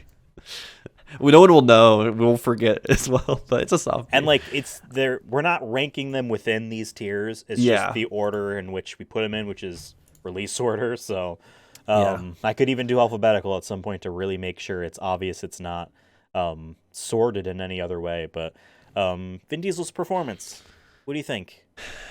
I think this is a I Can we would do an say A? I C, mean- right? A. A or B, maybe. A B. Maybe a B. Well, one of the reasons this movie Okay. is memorable is because of him. That's my main thing. Sure. So it's got to be above a C, at least. But it's a leading Smoking Vin on the Diesel film, beach. and I don't think it's Smoking that On the great beach. of a Vin Diesel-led film. I don't Dude, he think it would kills be so an A many because of cops, that. doesn't he? Doesn't he kill cops in this movie? The fact that you have to ask that question means you're not even certain. Yes, he does, because there's that whole like shootout on the beach, on the pier, and they tell him don't do it, and he's like, Are you really? He tried to adamant on work A? with, he tried to work with the police, and the police wouldn't help, so he took vengeance in his own hand. Let's do B. That's fine. I'm fine with B. Once But he did again, smoke on the beach. I just want people to remember that. Yes, he did. And it was lit up because he was offered a cigarette at some point at a party at his house. He's like, "No, I don't smoke." But then he's smoking because he lost his wife, and he's That's the he's payoff. lost it. That's He's the lost it. payoff. Yeah, It's the I don't drink, but then next scene he's at the bar. exactly. Sad. The That next hurts. film that we That's reviewed resonating. was The Chronicles of Riddick. God. This How do movie we fucking have is 3 in a awesome. row? What the fuck? Because they were just back to back. It was a money making. This movie is awesome. It's Riddick time. I legitimately think this movie is awesome. The more I think about It's crazy this how movie many in Riddick post, movies there are before Fast and Furious too. That's crazy. Yeah. This movie is amazing. I honestly think at the time we watched it and it was like, man, this movie is a little weird. Its structure is weird. Its vibe is weird, but like it's just so goddamn unique. Like imagine if this movie came out now in the height of all this Marvel nonsense. We'd be like, man, what a breath of fresh air. You know what I mean? Like this film is just weird and like it's religious. You're but using the also argument of not. Pitch Black. Again. Yeah, I mean, honestly. Yeah, no, I know. I am. And just like, Pitch Black was like, it's always, the sun's always out and then the sun's going to go down and that's when everything's fucked up. And when we get to that prison planet area and sun's always like down, but when the sun comes up, it's like unbearably hot and you can't live there. Like an inversion on what was going on, and just, let's throw this out there. There is a trend that happens in video games and the mid 2010s and later of men who've done bad things and now they have a kid they gotta teach not to be like them. Well, this movie did that too. Remember, he had that little girl that was from Pitch Black, the only person to survive besides the prophet type of religious person who I think doesn't he die at the beginning of Riddick? I don't remember. Of Chronicles. Yeah, because they're on the elf planet. They're elves. And wherever they are. Yeah. This is where it becomes like a high fantasy set in sci-fi. Yeah. And just the whole So thing, that's like why I she say wants elves to be because like him it- because that's how she survives. But then like he's trying to, even though he is still the way he is, how He's she trying to be thinks it Kratos. is. I think like, this "Don't become movie is fantastic. I would personally throw this at an A again, but I'm curious to see if you disagree with me. See, I didn't really like this one because I didn't like the high fantasy shit. I'm like, you went from what felt like a grounded, like, survival horror, alien inspired movie to like it felt more corporate, right? Like more like we have technology to like there's guys that look like they're wearing elf armor from Thor Dark World or whatever the second one is. I guess maybe it's the other way around, but it's silly enough, it's goofy enough that's like whatever. I'm not gonna be too mad about it. For me, I'm more like a B because I don't think it has the magic of Pitch Black. Where Really? If I can make one more argument for this film, yeah, to try to boost you up to A. This whole thing of you keep what you kill type thing happens in this movie. That's a line that happens. And, like this society that has like tried to take him in, or not take him in, but like take over, and this very conquesting, weirdly like high fantasy religious type society that imposes its way throughout a very sci-fi universe, has keep what you kill type attitude, and blah blah blah. And people are trying to subterfuge and try to get over to come out on top in there. Play not by the rules, but become on top and have the rules retroactively apply to what you've done. And he, at the very end of this movie, kind of just accidentally wins everything and becomes the ruler. And it ends with him just sitting there being like, I win, but I'm not happy because the girl is dead. The little girl died. He does the God of War 2, he does the God of War end credit scene for the original God of War, where he's sitting on the throne. Literally, the pose looks exactly the same to me. And this movie came out before that game. It did. Maybe they were inspired by this. Honestly, probably. Maybe, yeah. I don't know. I'm still B on this one, just because it wasn't as heavy hitting for me. Really? And I want to save space because you want to say, buddy, we can move stuff around. No, hold up. No, hold up. I think much more deserving of these next 3 movies deserves to be an A, if not maybe S, of this trilogy. We're at an impasse. We're at an impasse here. I'm unsure. Be fair, I flexed 4 times. You can flex to B. Oh, wow. We're just saying you got to... Wow. See, I'm playing the long game. What's going on? Okay. You're going to regret this. Performance, I still think is an A for his performance. Oh, no, I don't. Yeah, I agree. I think this is, to me, I actually like him in these kind of roles more than some of the serious ones he's done. Not saying I don't love my Doms, okay? I don't love my Dominic Toretto's. Don't get me wrong. But, I like these kind of silly, high action roles that he has. Now, what about high animated roles? I shouldn't even say high action. Just that was segue. Whatever the hell Riddick is. Yeah. You gotta flex out of it. When I segue, you better flex out of the way. Okay, sorry. No. Chronicles of Riddick: Dark Fury was a small, short animated film. It looked really weird. I remember that. It took place after Pitch Black. This was the cartoon run, right? It was the animated one. Yep. They're on their way back from Pitch Black's land to somewhere. And yeah, it's very weird and kind of forgettable. But there was a queen or some sort. I think I own this on Amazon because I think it was it was $1 more. So you know what? I think I bought it too.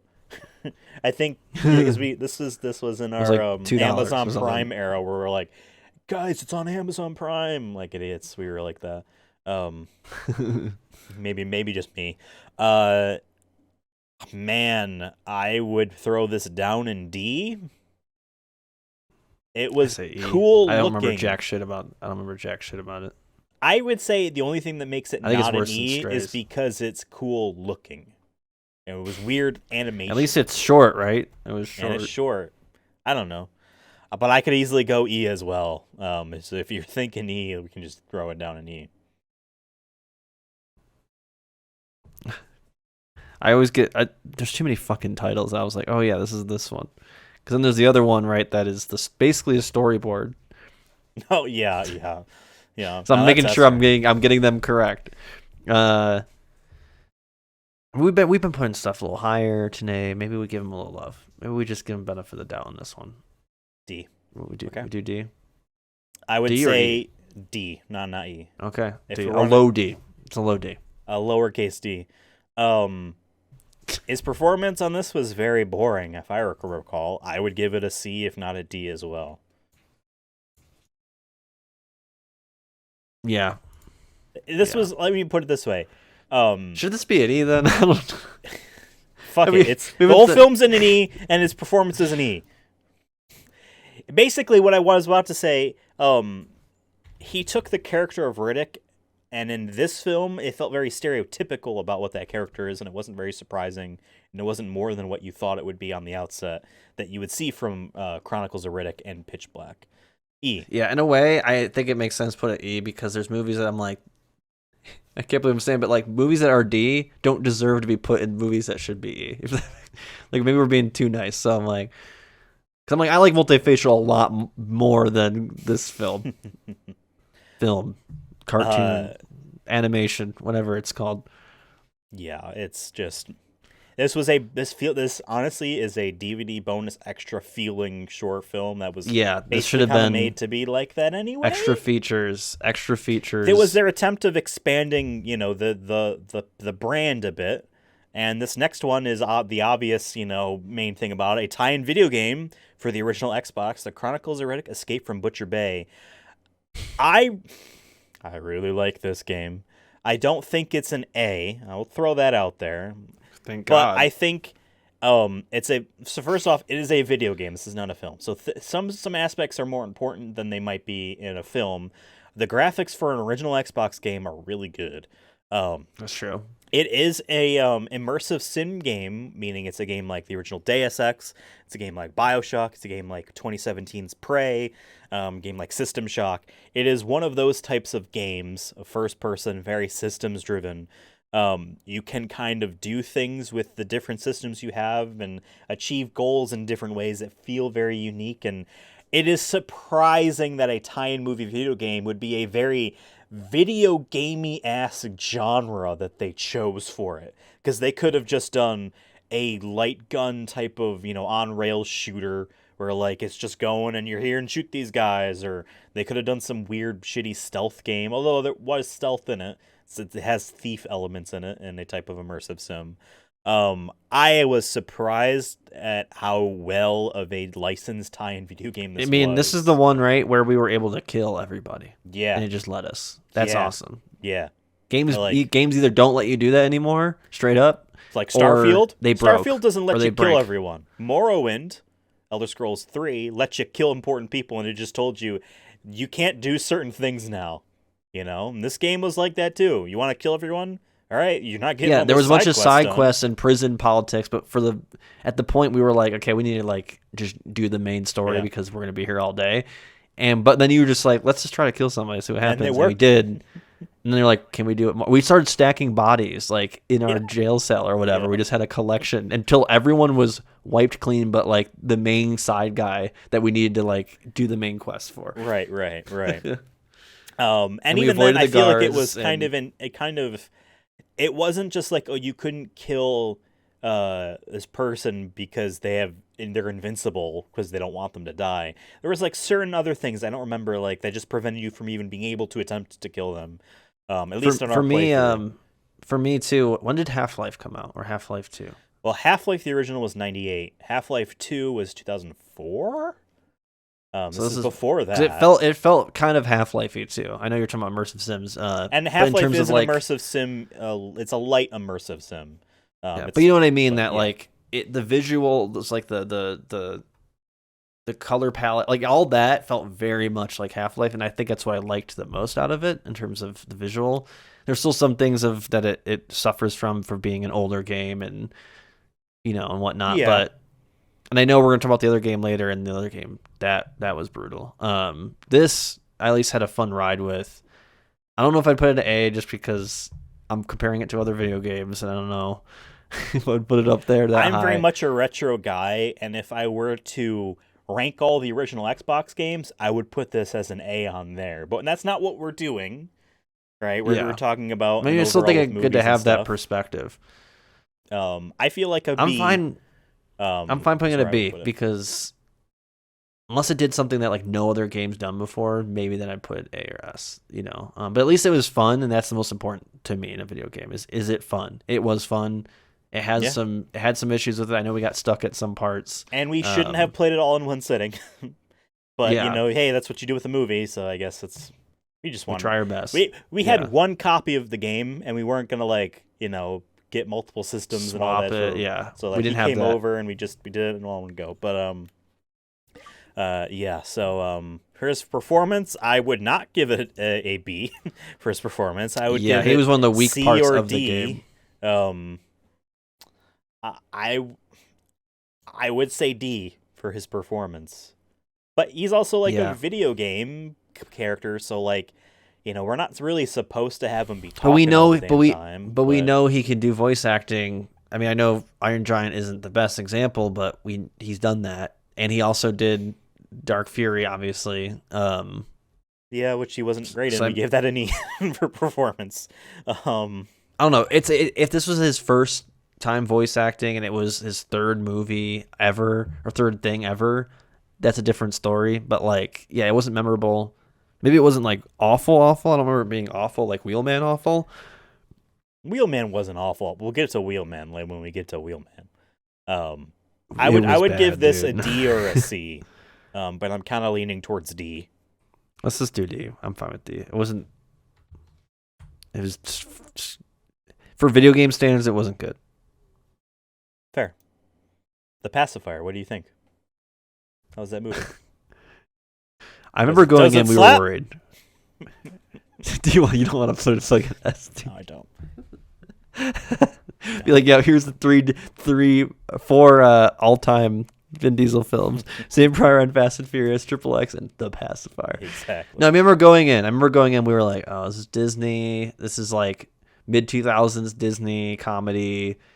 I know that's for you. I know you're more of a Disney guy. I grew up more Disney than I did, so I was not looking forward to it. And I was also not that heard big of a Disney guy. I played Kingdom Hearts, Hey. and that was really it. But just saying. Make your point. Anyways, going in, I was very worried that because I heard it was bad. I heard it wasn't good. And after watching it, I remember we were much higher on it. That we weren't saying it's masterpiece either, but we were like, oh, this actually has its moments. It's kind of funny. This is different for Vin Diesel. We'll get to Vin Diesel in a second. And I had fun watching it. I didn't hate it. Wasn't like looking at my phone. I wasn't like waiting for it to be over. Yeah. Is it something I'm gonna put on again? Probably not. No. Maybe if I had a kid one day and I don't know, it's on Disney Plus 2 or whatever they fucking call it, Disney Max, Hulu in the future. And I'm like, you know what? I watched this one time here. You can watch it. I have to go do laundry or something. You know what I mean? Like, that's where I would maybe put it on in that specific situation. But I feel like this is I think it's fair to put this at a C. I'm It's with you. fine. It's not. I definitely wouldn't give it a B, but it's like not terrible, and it's a goofy. Because we're ranking the Disney thing, and there's a family lot. movie. There's a lot better comedies that I'm sure Disney has done. I haven't seen many, but there's other ones I think I don't know if I'd put this one up there. It's fine. It's fine. Yeah, It feels like a mid 2000s movie, so I think if Wonder you're this into is that, on Disney Plus. I think we watched it. Did we watch? I don't remember. I don't know. I don't remember. I actually have it on performance? Blu-ray. Just kidding. CS performance as well. You thinking? No, I think the reason we like this movie so much is because I think did a very good job of being comedic, and it was different Really? for him. Okay. I remember us saying B. he literally talked the boobies joke. Remember? Right, they're not boobs. Right. For me, I want to put it at B, or maybe even A. Maybe there's an argument because like this is I'll the first time we see him in a flex. comedic. It's a B then. So I have to flex too. big boy gotta flex. Now I'm gonna flex out. Find Me Guilty, I think is a surprising film. Now as an overall film, it has the Dink in it. Peter Dinklage. Remember, Before anyone knew who he was, to my knowledge, I don't think anyone knew who Peter Dinklage was until Game of his Thrones. mother Really? knew who Peter Dinklage was. Okay, you know what I meant. You know what I mean. Yeah, I can't. I don't know, but probably you're probably right. As an overall film, I think it's like it's okay, it's good. It's one of the those, Vin Diesel element to it where I'm like, wow. I would say this film, being a film about a guy, his entire mob family is basically who did nothing wrong. Yeah, sure. But he loves his family so much, and he won't rat on them. You know what I mean? You don't snitch. And just how they weren't appreciative, really, of it at the end, which was surprising to me. Of his sacrifice, so to speak. I would still say this film is a B, but I just want to throw this out there as well. I think his performance was an S. I think his performance was special. Yeah. I think we were this surprised at how this movie much is of a good. role he was doing that was different Yeah. from the other roles he's ever done. Yeah. Literally. This is an interesting era for for Vin here. You know, you had Pacifier, Find Me Guilty, and then he goes back to kind of his more action hero, serious kind of guy with Babylon AD. We'll get to that. Mm-hmm. But Find Me Guilty, man. Out of all these on this list, it does stand out to me because I think, yeah, it's just different than all the other roles he's done. But just in general, the movies we watched, outside of like Awakenings, maybe, you know, it's just kind of a interesting story, and it's very chronological. There's a term for it, but it's a drama. It's a drama, a historical drama. I think it was a real story. It's a real that event, happened. yeah. The real guy that he plays picked him to be it. Yeah. Yeah. He's like, I saw you in the pacifier, and I knew you were going to be the guy. Literally. That is why. Remember? I forget, yeah. I was memeing, but you're right. It's all coming back to me now. But I think for it to be an A, I think you need, like, Dinklage was good in it. Everyone else was good in it. The biggest comparison, and this isn't fair because when we did watch it, this movie wasn't out yet, but like a good example is Oppenheimer, right? It's a chronological film. It's kind of a biopic. In a way, this movie's a biopic too. And I feel like it is missing the extra kind of little bit to get to an A, and I think it's mostly because the cast, like, there's no one else in that movie besides Peter Dinklage and Vin Diesel, who I think were like astounding enough to, like, not saying it's, maybe the story just isn't as interesting as it, you know, people think it is for the people who are making the movie. Yeah. And I think that they made it more entertaining. But it's one of those movies you watch once, right? Because you know the story. That's my issue with biopics, is once you watch them, unless you're like really diehard fan of that person that it's based off of, and this guy is a mobster, it's kind of hard to want to watch it again. But it's very good and well made, so I think it deserves to be B. I think if it was one of those movies you'd want to watch multiple times, then we'd be talking A or S. Yeah, I think it's a B. I think we agree on B. Oops, what did I do here? Control that. There we go. His performance, I think it's an S. Well, I mean, why not? I mean, it's no other role on this list is something like this. He really got into character. He does the Italian voice, and you really like resonate with his character. I forget it's him. That's a good thing. Yeah. I think he crushes it. I'm okay putting it at S. Why not? We need more S's. Yeah, that's his performance is an S. Third S. Babylon AD. What did you think man. about this movie? Dude, I wanted to love this movie so bad. The first like 30 minutes is very fucking good. I love like they're in like the Eastern Bloc of that kind of inspired no, it is the Eastern Bloc, right? Of like Russia or Poland or somewhere there, right? Eastern Europe. And everyone's sure, everyone's like broke and shit. I love that setting. And we were introed to him and like a cool, like, he's just kind of a gun for hire kind of guy. Yeah. And I love this. I mean, obviously there's like the Last of Us's or the God of Wars in terms of video games, but there's other, I can't name them right this second, but there's other movies that have done the guy needs to, you know, take somebody and he doesn't care for him, but he starts to get attached to him kind of thing. But yeah, the first like 30, maybe even 45, the first half of this movie is really cool. I'm a sucker for anything that has, and I forgot to mention this in Triple X, where they have a cool, grungy, gothy kind of rave scene. We get it in this movie too, so you automatically get at least a star on that for me. I'm a sucker for that shit. It has all that, and it has some cool elements in the beginning, but then it just gets weird and does a huge pivot in the second half that I do not like, and it sucks. Yeah. God damn it. I wanted to like this movie. I like the name Babylon AD. It sounds cool. Yeah. And it's not his fault, though. It is not his fault.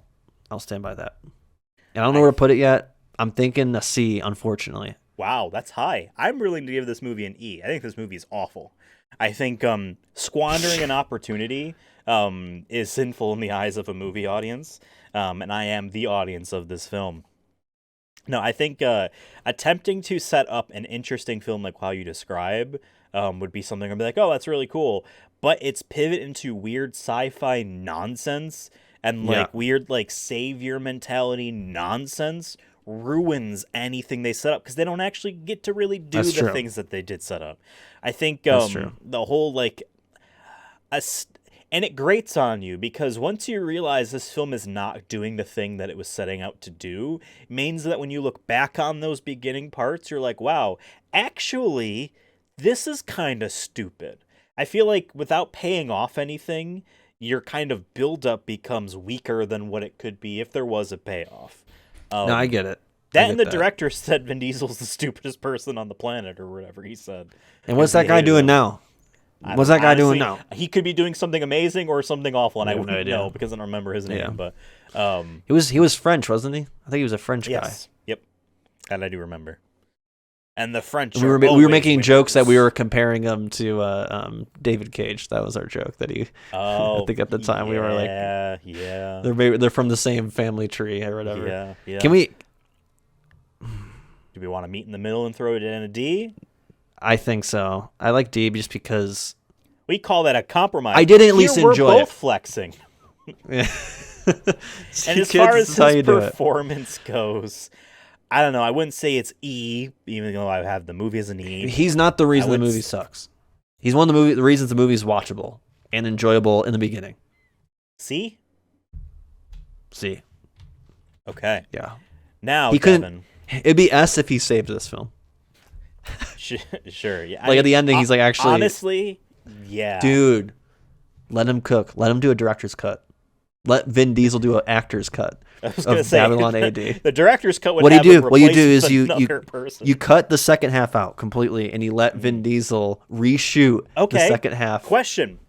Yeah. If that second half, if the movie ends before that second half and it just ends that way, like even if it's a hard cut, do you think it would be better?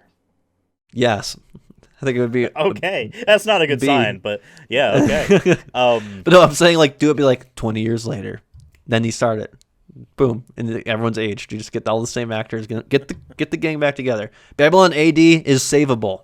There, I'll say it. It's savable. Exactly. We can do it, folks. Man. Let's join my Kickstarter. Give me $5 million so I can make this happen.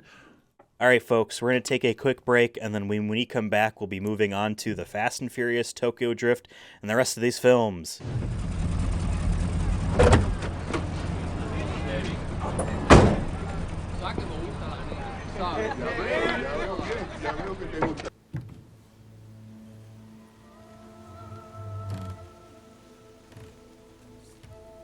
Por favor, no me toques, Taylor. No me toques. The milk guy's getting paid. The potato chip guy's getting paid. The beer guy's getting paid. All right, folks, we're back. That was quite a long break when they showed the things, and wow, that was insane. I don't know what footage. For you is whatever how long it was. For us, it was years. I was going to say days, but yeah, years. We're actually both 45 now. It's crazy. Yeah. Yeah, so we have been, as you all know, tiering. Is that what we want to? Is that the verb we want to use? Tiering. Because ranking implies the thing we're avoiding. Yeah, so, tiering. I think that's the best way. I don't know if that is a word, but we made it a word. We made it a word. Tier listing. We have been tier listing all of the Vin Diesel projects that we have reviewed thus far on the Chronicles of Diesel. We are all caught up, by the way. That's why this show is on like a once in a blue moon, because he needs to make things for us to put episodes about it. The last thing we needed to do, well, not last thing. We wouldn't have taken a break if we needed one more thing. We have many the next many things. Movie was The Fast and the Furious Tokyo Drift. Now, I know this was a film. If you dial back the clocks to that episode, that episode we did 3 things back to back to back. But I remember you and I, Devin, had a bit of a spat. Someone needed to flex, and it was you. Over whether or not to include this movie because he's quote unquote barely in it. I quoted you from the past, and to quote myself, I don't care. We need to watch it because otherwise we're gonna skip. The only one thing that seems weird. Anyway, the reason why we had this contentious argument that I'm building up as if it's more than what it was that Vin Diesel is really only in the post-credits of this film. This is a spin-off, or just maybe they were thinking of it more of like a future anthology series of like, here's the racing scene in Barcelona, and then here's in Sydney, Australia, and maybe that's what they were thinking. I kind of got that impression that like they're like, hey, if this one does really well in the box office, we can do that. We'll do different countries or different locations with new characters every time. Yeah. Which honestly, I wouldn't have been against. I'm glad with what we got. Don't get me wrong, but they can still do that. And honestly, they might, because they're not going to just let it die. They're going to probably kick all the characters out. That's true. But I wonder if it would be a movie and not like, I could see them doing like TV shows, a Paramount Plus kind of thing with it, because I don't imagine they're going to have big budgets because they're not making as much money as they did during like Fast 9. Sure. Still made a lot of money, but like my only argument without Vin is Diesel, without like the main headliners, is that gonna get people to come? I don't know. My only thing about that is that you say low budget, you put that with Cars in the factor, and I don't think you can have a low budget for something that looks decent. I think they would, but like we're getting ahead of ourselves. Let's wait until we say goodbye to Vin Diesel and crew. So we don't even know if there's 1, 2, or 3 movies left. So, yes. Any case, the Fast and the Furious Tokyo Drift only had Vin Diesel at the very end. But as far as a movie goes, I think we both thought it was fun if you're willing to throw away a bit of your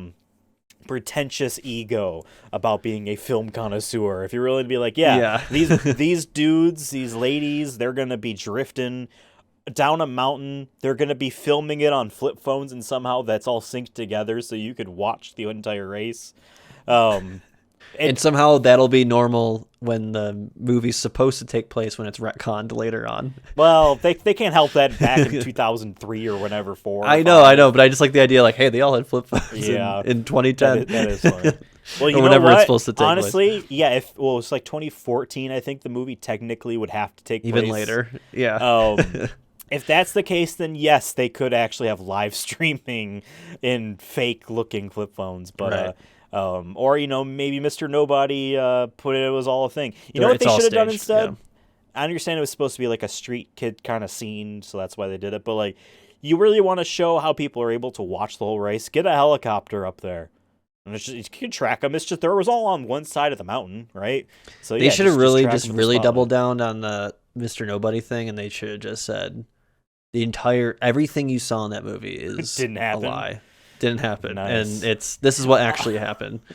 And then I don't know, just to like piss off everybody. I don't know if I would have liked that more, respected it more, actually hated it Han more. was actually in a virtual space living the main character of Tokyo Drift wasn't real. He was an NPC. Even though whatever, I'm forgetting. He popped up in a couple movies. It wasn't just F9.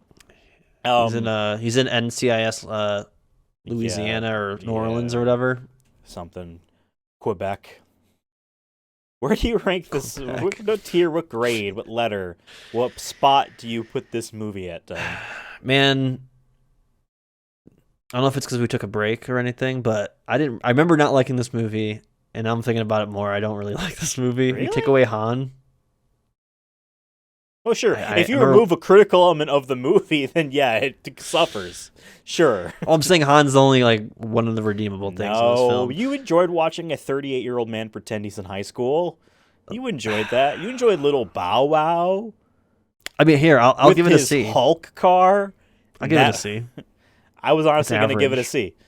I'm with you. I wasn't going to say D. I don't think it's bad. I don't think it's it's probably my least favorite of the series.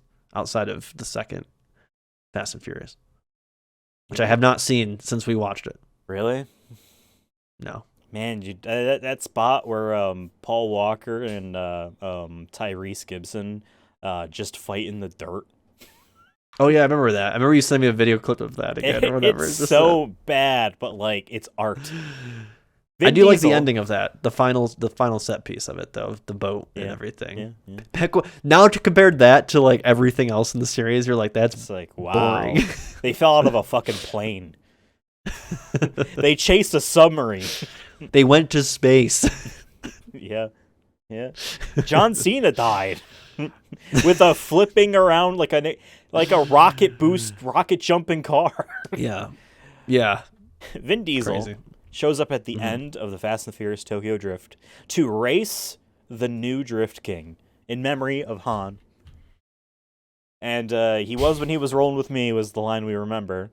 How would you rate his performance in The Fast and the Furious Tokyo Drift? Honest answer. I'm gonna say a B because one, it's really cool. It's really cool. But it's one line. We talked about this earlier in the episode where it's the quality versus the quantity plus the combination of both is when you get into like the S tier, right? If he knocks out both those things, you probably get an S tier with Vin. But since it's only one line, I cannot fundamentally give it above a B. I'm happy you said that. Great because line delivery. I was literally willing to go with anything, and I'm like, okay. I'm glad he said B because I did enjoy he was when he was rolling with me. It was like, what does that mean? Yeah. You know what I mean? Yeah. And just there's a contextual story about how that happened. He got the Riddick rights because of that, and probably he got the producer credit on that project, and well, maybe not that project, but all future Fast movies. And made a lot of money. He turned away a paycheck for that movie for Tokyo Drift, but in return, yes, obviously he made a lot of money. Right. From the. I think he won that deal heavily though. Oh yeah. I mean, let's not kid ourselves. So did Universal. They won a lot of. They won too. They both benefited. Both sides won. But I'm happy when the artist wins more so than the publisher. Fast and Furious is the fourth film in the Fast saga. It's called Fast & Furious, not to be confused with The Fast and the Furious, all written out. This was a reboot of sorts. Remember, the tagline was new body, same parts or something, new model, same parts, something like that. Yeah, they literally made a new Vin Diesel, actually, for this film. People don't know this, but his brain was transported to a new body. I mean, I think it might be the other way around because this Vin Diesel got to see the past with his Batman detective vision. Now, I guess to be fair, we'd be calling it that. Movie came out in 2009. Same thing with Arkham Asylum. So, like, you know what I mean? They were both in development at the same time. So, who's to say? When did that Robert Downey Jr. Sherlock Holmes? Sherlock's Holmes, because he has a similar thing in that as well. It was, but he sees the future though. He's clairvoyant. Right, he's able to predict what's going to happen. That was after Iron Man, because I know that because I saw it after Iron Man, because I was like, oh, I like this actor.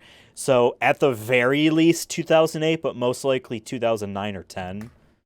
Right. So, see, if you combine those powers, then you're unstoppable. And, you can see the past and the future, like within seconds. That's awesome. There's also that really shitty Sherlock British show starring Benedict Cumberbatch where that says the Mind Palace comes from that, where you would be like, that shit's awesome. I'm sorry. That so shit, bad. Awesome. That show's it's really awesome. Bad.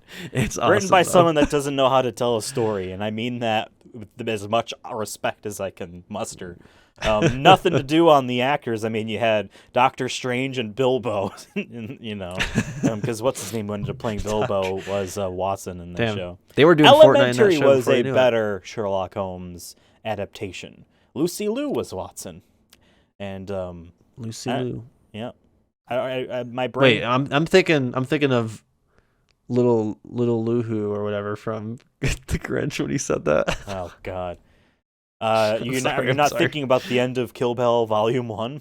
That's Lucy Liu. No. Yeah, that's her at the end there. I'm thinking of the girl from The Grinch. Fast and Furious is a better film than the Fast and the Furious Tokyo Drift by far. Not as good as the first one, obviously, but I don't think we were going to rank it in the S tier as well. I think this is a very solid film. I think we were getting back on the track with this franchise. This, even though we say 5 is the one you could start with, this is the one that's like, hey, there will be a future and you can visualize it. You can see kind of what these movies are going to be like now.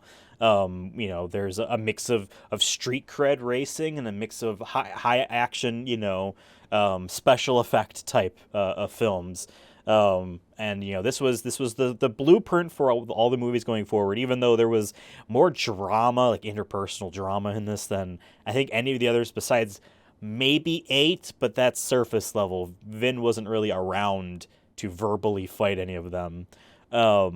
What do you think about this? Where would you put it? Yeah.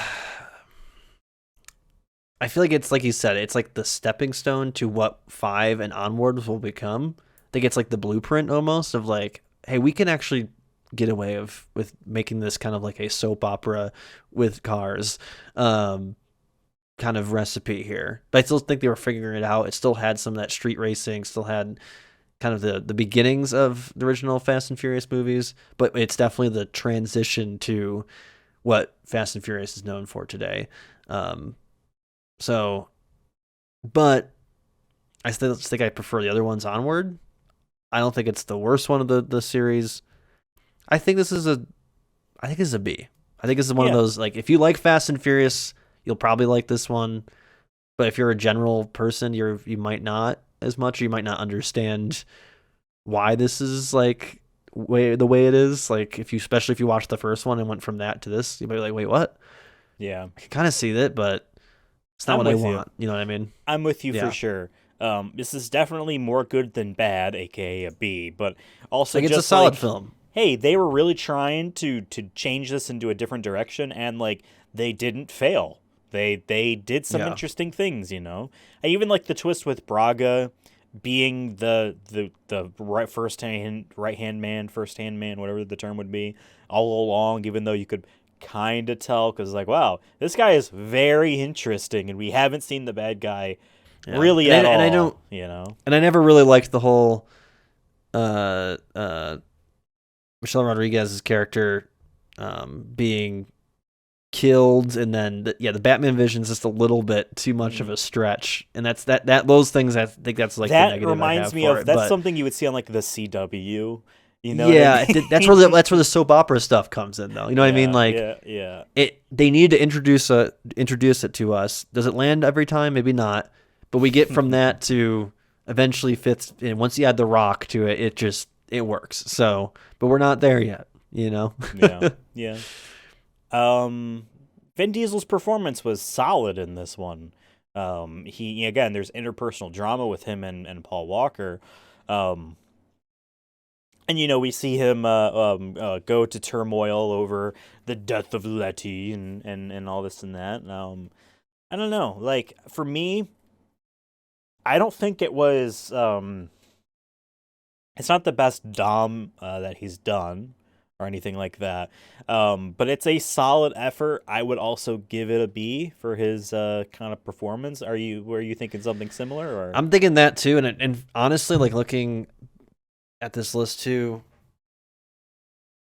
from here onward, I feel like Vin plays Dom a little bit differently, a little bit more preachy, a little bit more of the Dom we presently know at this point onward. Yeah.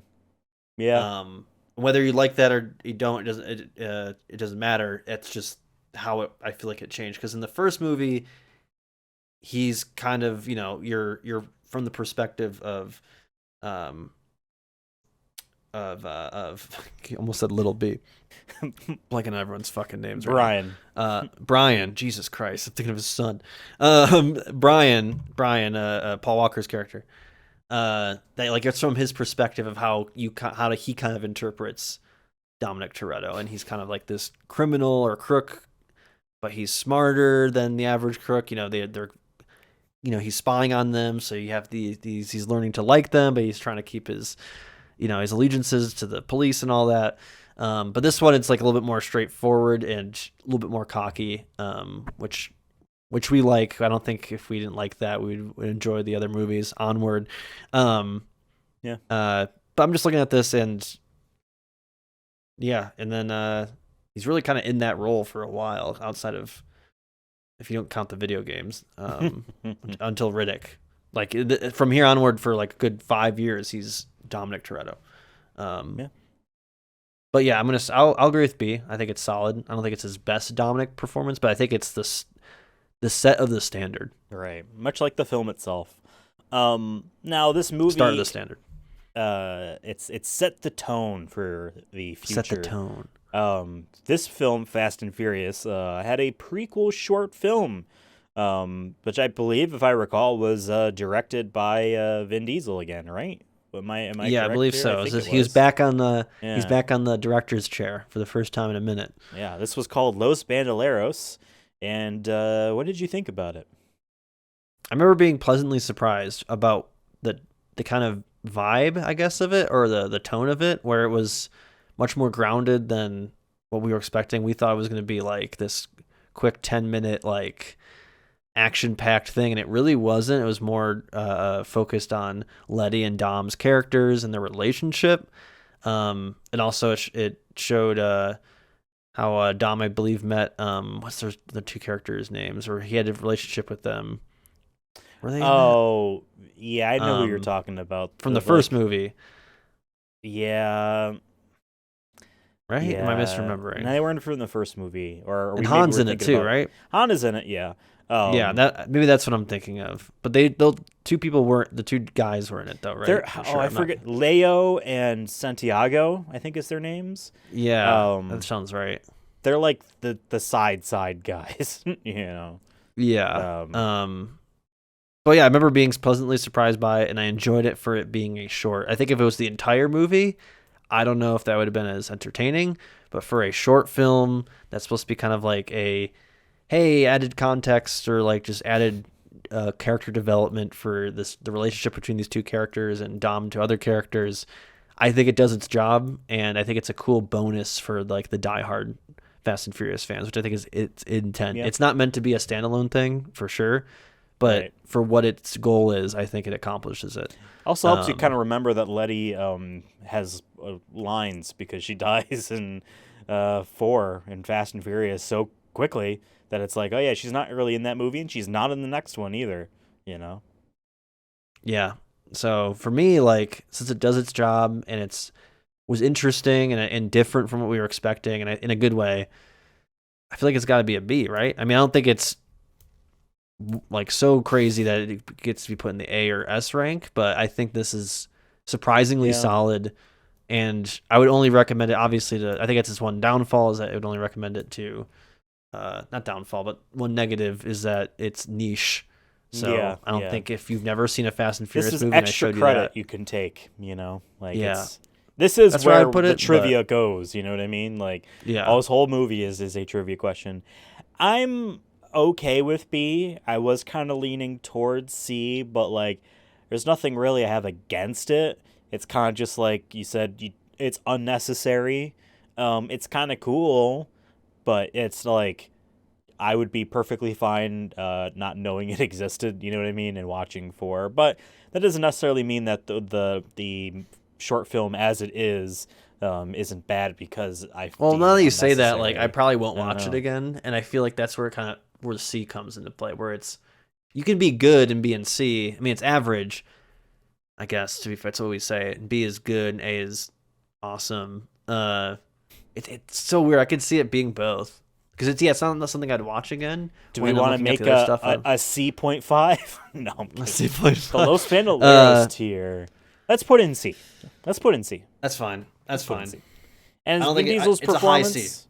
It's a high C. It's a capital C. Vin Diesel's performance, I think. Means he's directing, and he did a good job. I think it's well shot. He's improved a lot since he last directed. That's for sure.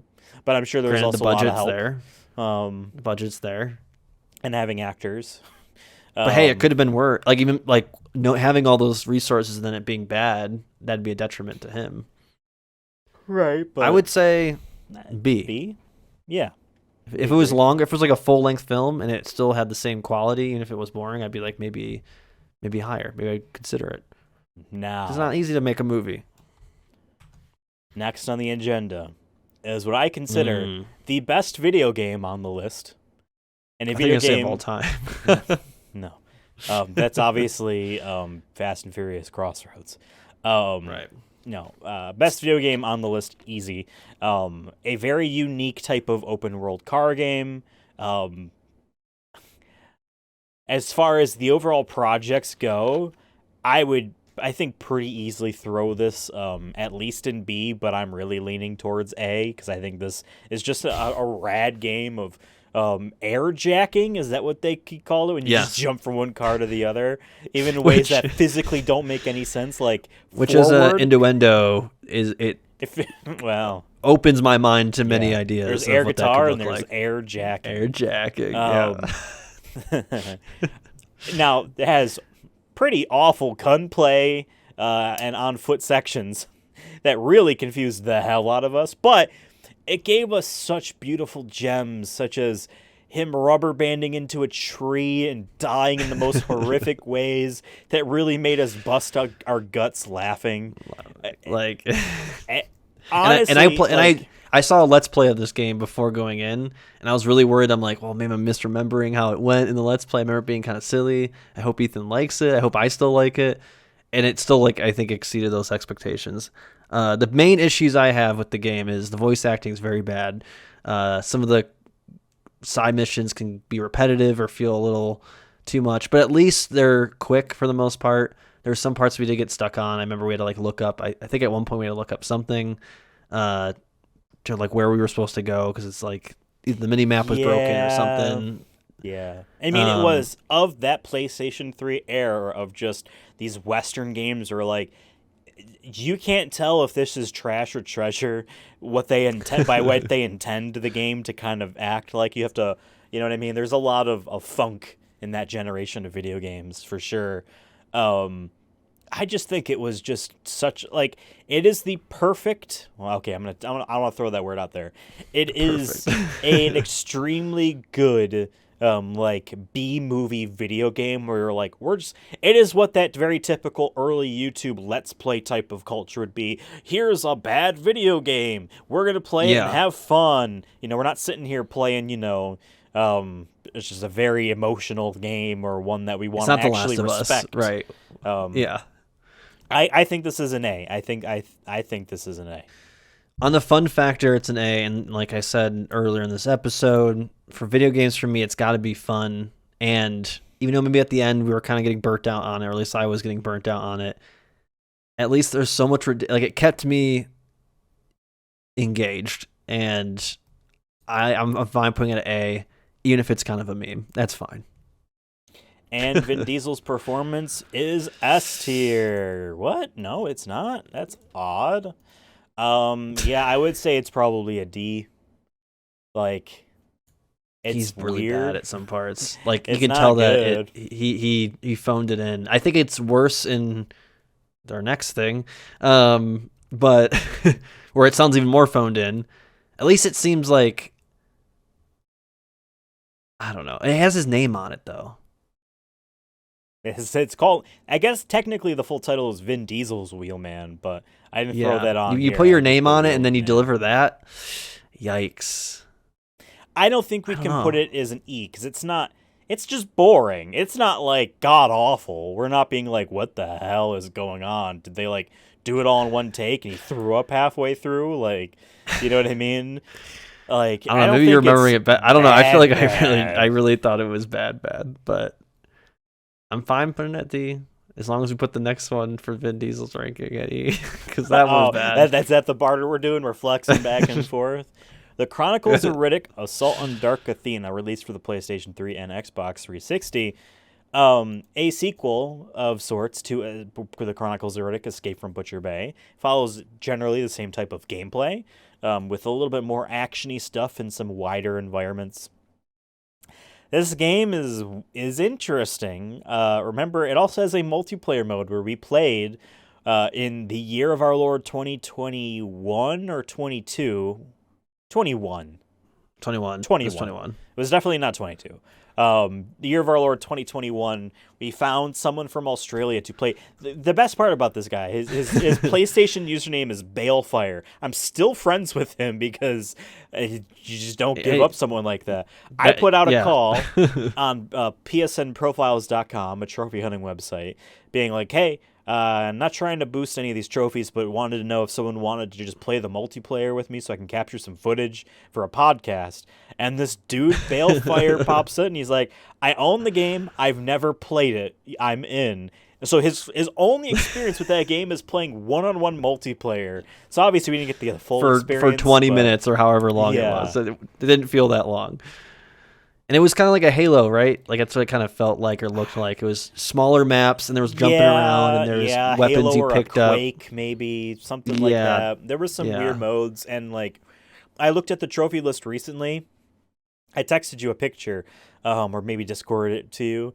This is totally of the era of trophies where their names and descriptions are not helpful at all to tell you what. One of the trophies is just called Boom. And it's a multiplayer trophy. I know that because they color code the icons of like, because there's also a Butcher Bay remaster in the game. So there's Butcher Bay trophies, Assault and Dark Athena trophies, and multiplayer. Boom was a multiplayer one. I assume has something to do with grenades or exploding barrels. Maybe you blow up launcher. 3 people with one, grenade type of thing, or is it kill 50 people with grenades? One of the trophies is like win 10,000 times or something like that. To the point where like you're not doing that. so where like someone said like if you own 2 copies of the game, you can get into a private server, rubber band one controller this way, rubber band the other controller that way, and you'll be meleeing your other account until you get no, it was 10,000 kills.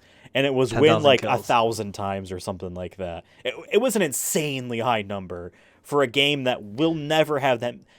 I guarantee, Devin, there hasn't been 10,000 people that have played that game online. You know what I mean? So yeah, not going to work out. Some very I want to know when stuff. the last time they had triple digits people playing in that game. That would be an interesting like 100 people still playing. We can make it happen. However that server system works, I doubt it's peer-to-peer. Maybe someone hosts.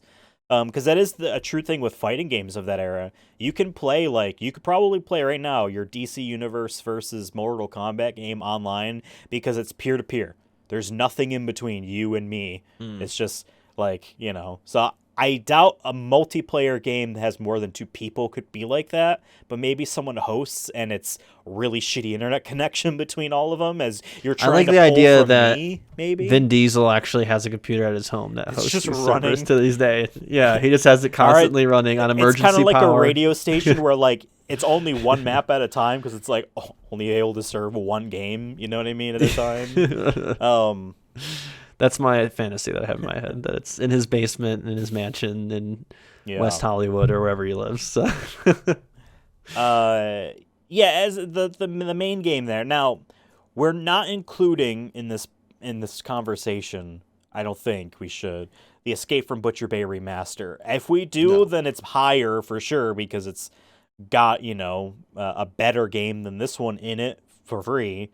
But no, I think it's just Assault on Dark Athena, and we'll include the multiplayer because if I remember correctly, the multiplayer is based off the Assault on Dark Athena stuff anyway.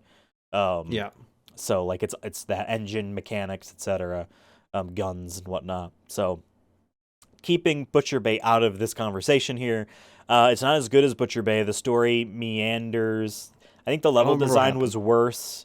There was less people to talk to. We were trying to go on the ship, the Dark Athena, and then you're traversing it.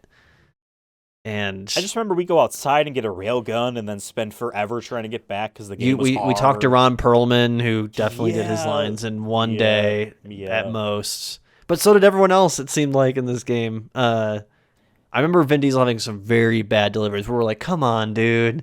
That's your best take? That was it sounded like he was reading off a piece of paper and didn't give a shit, which sucks. I can see him having been excited for Escape from Butcher Bay, but not excited for Assault on Dark Athena. We forgot to mention, by the way, Wheelman was Midway's last video game. Remember, we looked that up, wow, they made that game and then went kaput. Vin Diesel's Wheelman sunk the company. Assault on Dark Athena was, I think, Starbreeze, right? And I remember there was a lot of contention around the game. There was drama and fights over direction and stuff. I don't remember the full story. The game suffered from whatever happened though. I think it's just okay game. It's on. I just remember there was one part. There was one part where we really struggled, and that's where I was like, "No, fuck this game." I think there was one point where we couldn't get past. We had to go through this area where there was 3 aliens spawn in, and however the angle was, it was really hard, and we had no health, and we were low on ammo. I don't remember what we did to get by it, but I remember it took us an hour to get by that section, and we were starting to okay, if we don't beat this soon. Oh my god, I do remember. Yeah, we were in a if we don't beat this soon, it's right? GG. Yeah. Yeah. We were in the mine because the Ron Perlman character he dies was in there or something like that. Or I think we killed him. Probably. Well, hey, the game doesn't die. Yeah.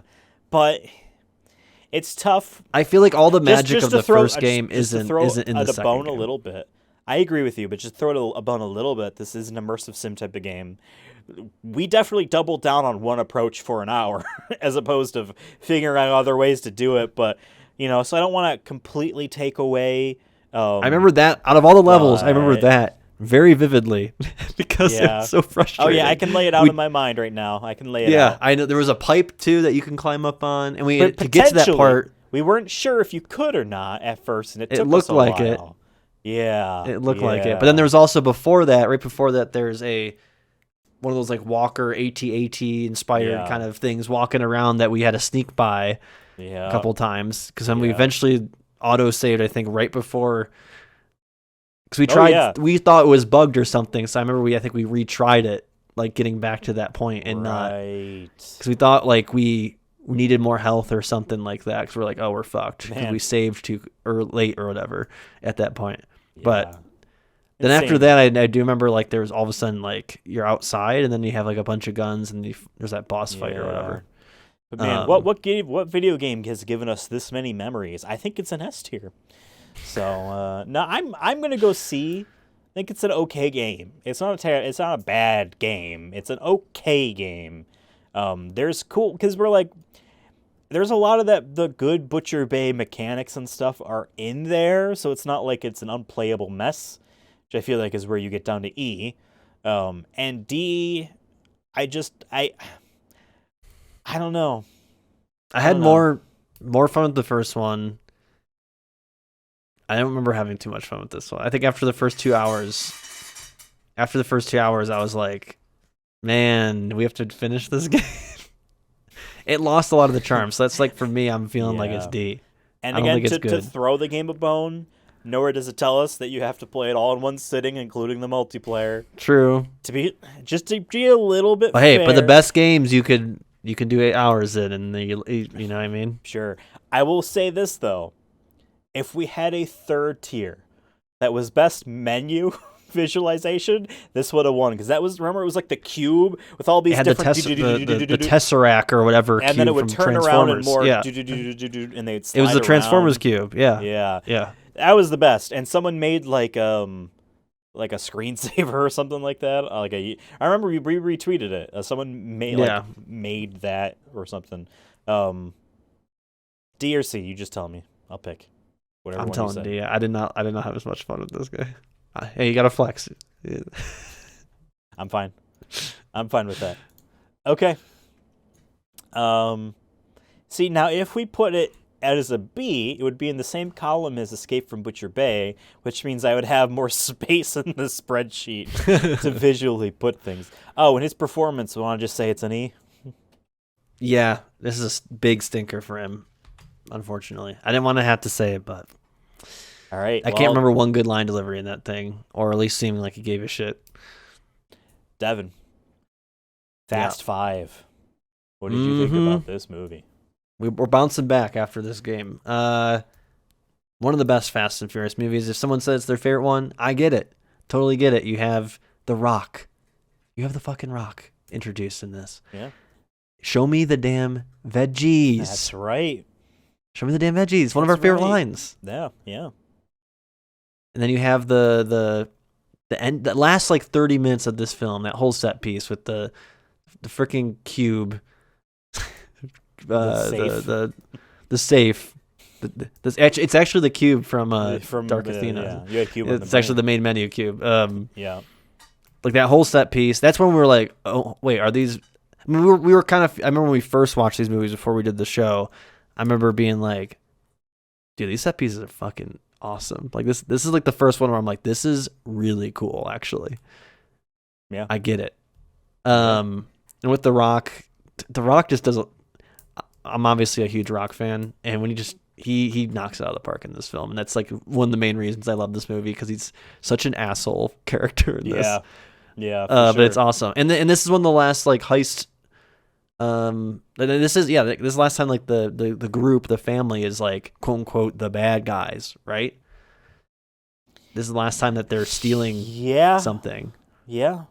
This Their is the goal of last this big movie heist. is to benefit themselves, and on the way of benefiting themselves, they do help stop like a bad I don't know if he was like a dictator, like a government dude, or just like a really powerful landlord type businessman. But whoever this guy is, was. But their main goal was to be like, hey, this is our last thing because then we all can finally stop doing dangerous things. And I like a good heist movie, and I think it does a good job of being a heist movie. It's just a fun movie. It's just a fun movie. And you can jump, like we said earlier, you can jump into this movie without watching any other ones and watch Onward, and you'll probably have the best fun time with these movies. I agree. But this one's definitely, arguably is maybe the best Fast and Furious movies outside maybe the first one, if you're looking at it from a cult classic perspective. Yeah. What grade would you give it? Do you think this movie slaps? We gave the first Fast and Furious S. Fuck it, let's give it an S. On the Fast and Furious curve, it's amazing. Best movie ever. Now, Vin Diesel's performance. How about that?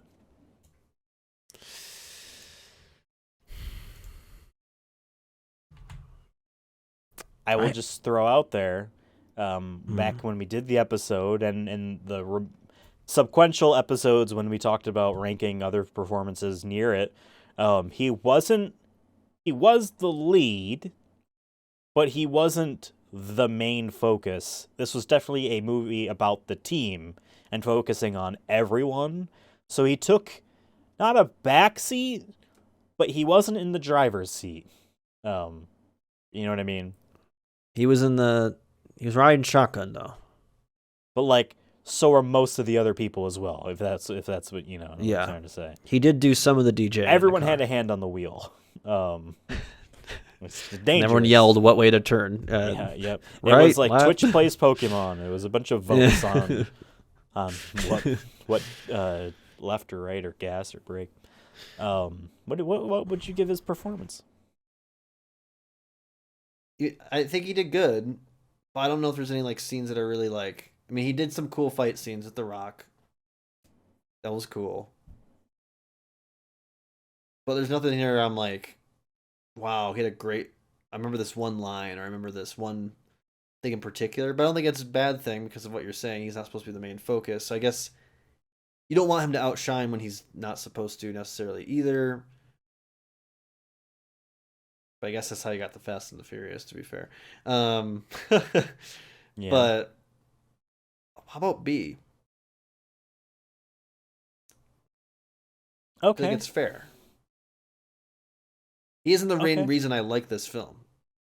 He's one of the reasons, but he's not like, I wouldn't say he's the top 3 reasons. I'd be down with B. That works. Now, we also have Fast and Furious 6. The follow-up, believe it or not, to Fast 5. I think that this movie is solid. I think this leans more action-y than any of the... Basically, from here on out, they are definitely all extremely similar. They're trying to stop a bad guy, and they're doing high-octane car stunts to accomplish that. Yes, there is everyone's favorite 5-mile-long runway, you know what I mean, and all that stuff. This is where we have the Letty is back, doesn't remember herself or past, and Vin Diesel's. This is where like the kind of opening to our podcast comes from. Not that gives the movie more credit, but it was a fun little exchange in that film. I just want to race. There was cool stuff in here. This is where we got the alter ego versions of everyone, sort of, but they didn't really play into that too much. And it was just stop a bad guy from doing something bad. I think this movie, I would give it a B.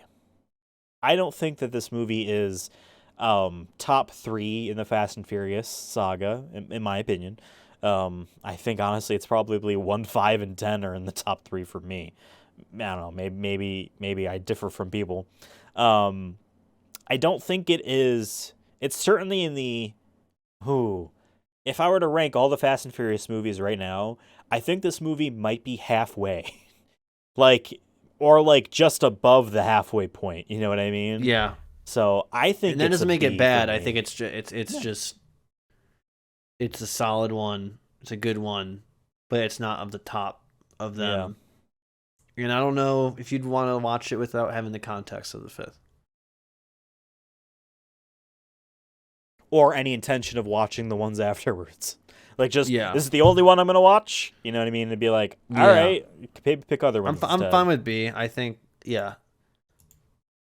Yeah. His performance is, I feel like, at least B, if not maybe A. Because this is, again, we get a lot of scenes of him and Letty. And there's cool, like, him and the bad guy, Owen Shaw.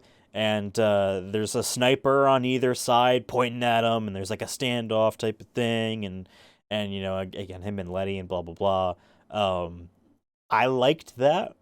I would be okay if we go at least back down to B. He's more involved than he was in Fast 5 in terms of his character.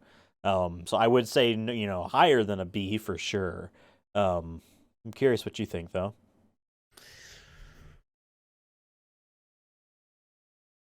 Yeah, I'm feeling a B. I mean, he's definitely more in the limelight this time around. I forget, is this the start of the Rock beef, though? Fast 8, Fate of the Furious kind of really was, but... Because we gotta remember we have to keep that in perspective when we get to Fast 8. Well, it was Fast 8 for sure. Right. That was like, but we don't know if it was brewing... Yeah, and who's to say, how early any of that stuff really was. But let's just... I'm fine just giving it... I say B. Yeah, I'm not... There's nothing... I know that one scene you're talking about, and there was some cool stunts, but... At this point, since he's done this role a couple times now, fourth time. 20th time? It's like, it's not... anything too different, but it's just fine.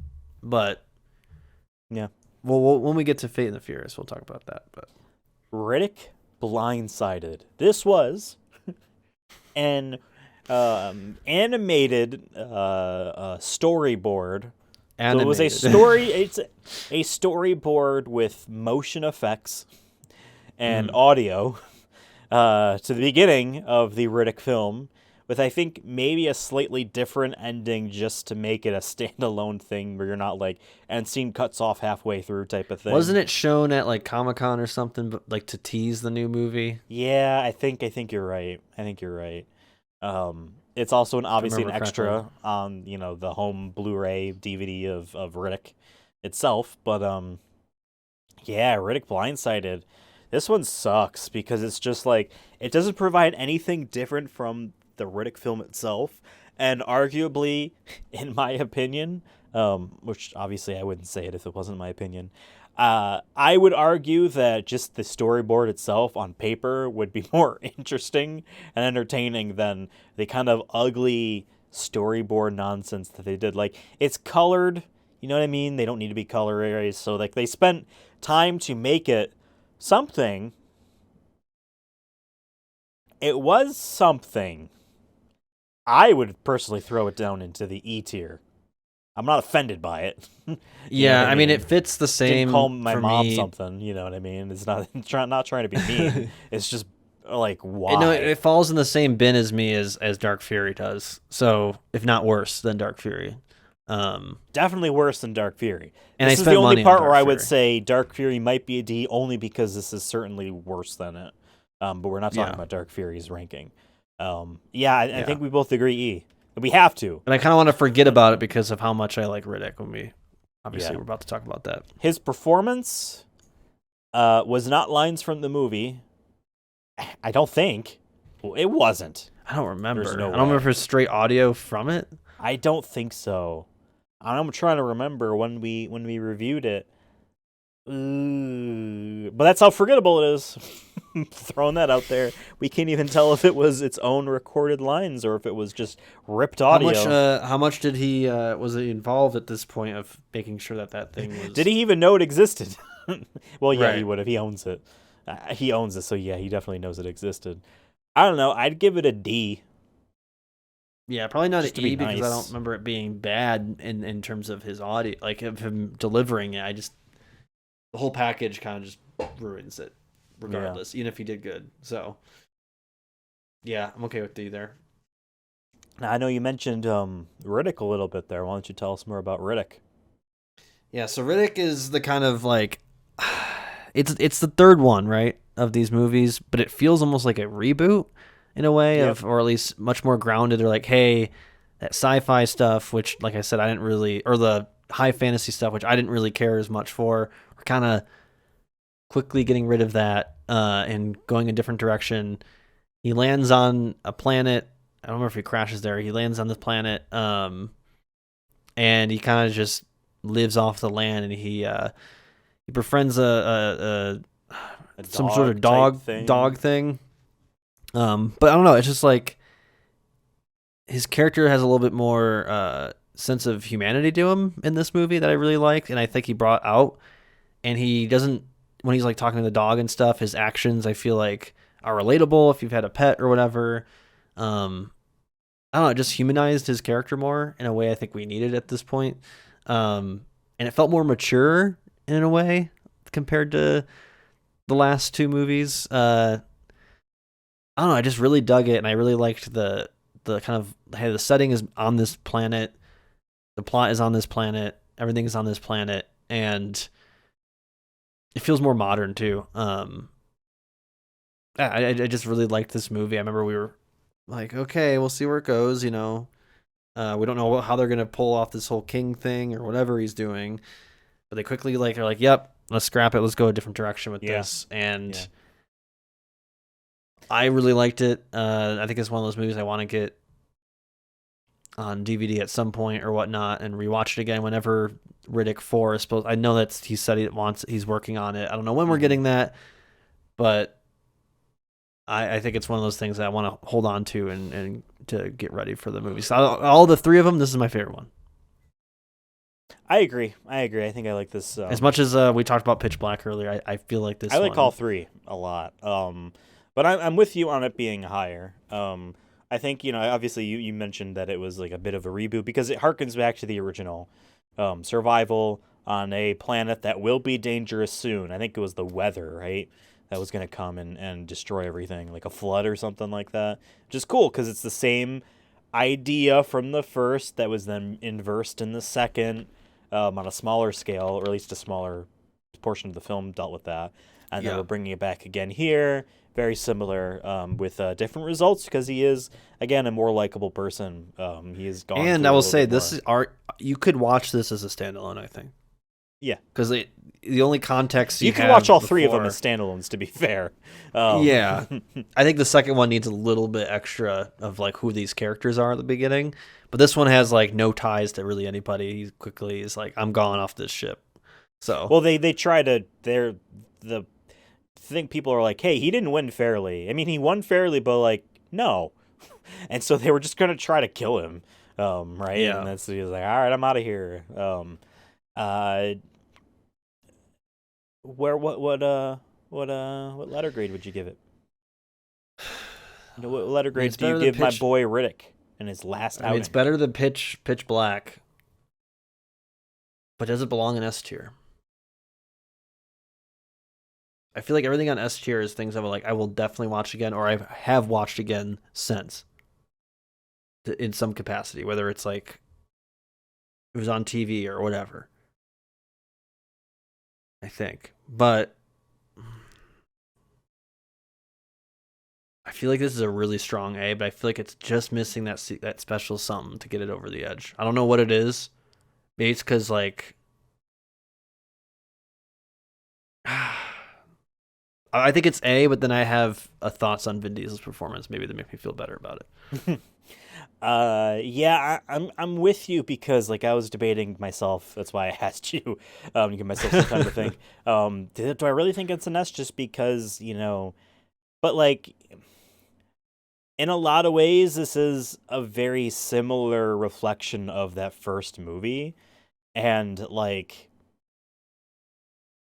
I just don't think it has anything to make us go like, wow, like what if they killed him off halfway through the movie? They had some sort of twist or turn where it was like, whoa, then I would say, yeah, for sure, it's an S.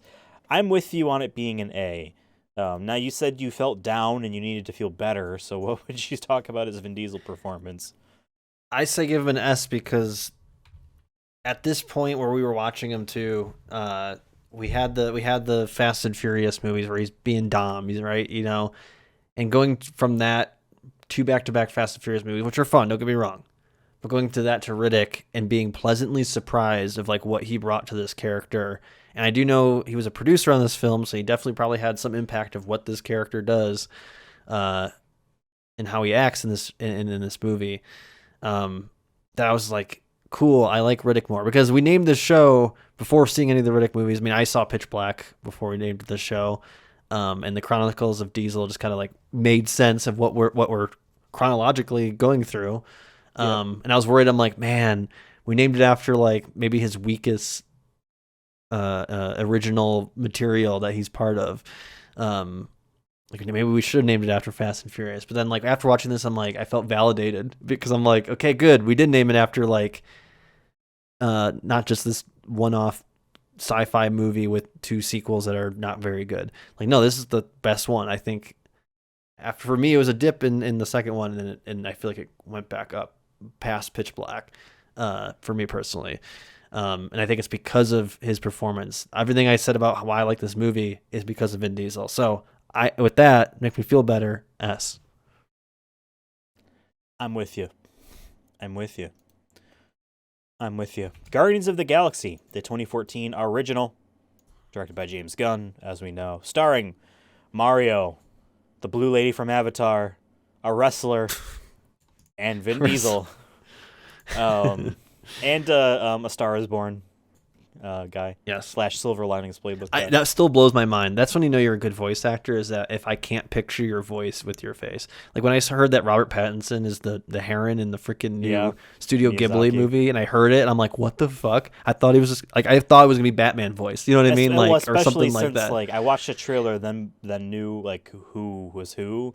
I'm like, oh, Willem Dafoe's in this. He was the heron. I'm like, no, he's not. It's It's awesome that both Robert and William are in it, because I just think The Lighthouse that they were both in was a very one of a kind movie, and I was like, oh, the boys are back. The Lighthouse boys are back. I'm gonna have to watch that one.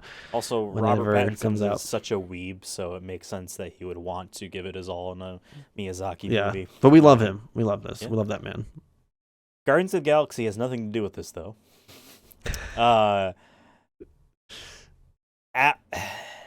This was our number one.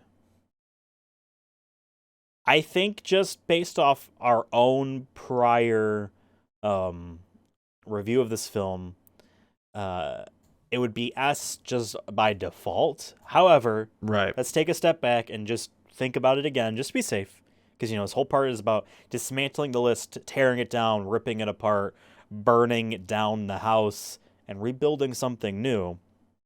Maybe a condo. I still think it's a beautifully sweet film that is entertaining and funny and blah, blah, blah, blah, blah. I think this is well before Chris Pratt became eye-roll inducing. So I don't attach that aspect of him to this film. Everyone's kind of it felt like everyone was doing something unique because this was such a weird film, and that was hey, this might actually not be well received at all. Because again, if we're looking at the Marvel stuff, it was like it was risky. Famous. Besides Iron Man, let's be real, he was a C tier Marvel hero, probably D tier because the X-Men take up so much of all that stuff. Right. Just because of the '90s made it really popular, that cartoon and the comics. But besides that, it was like Captain America and the Hulk.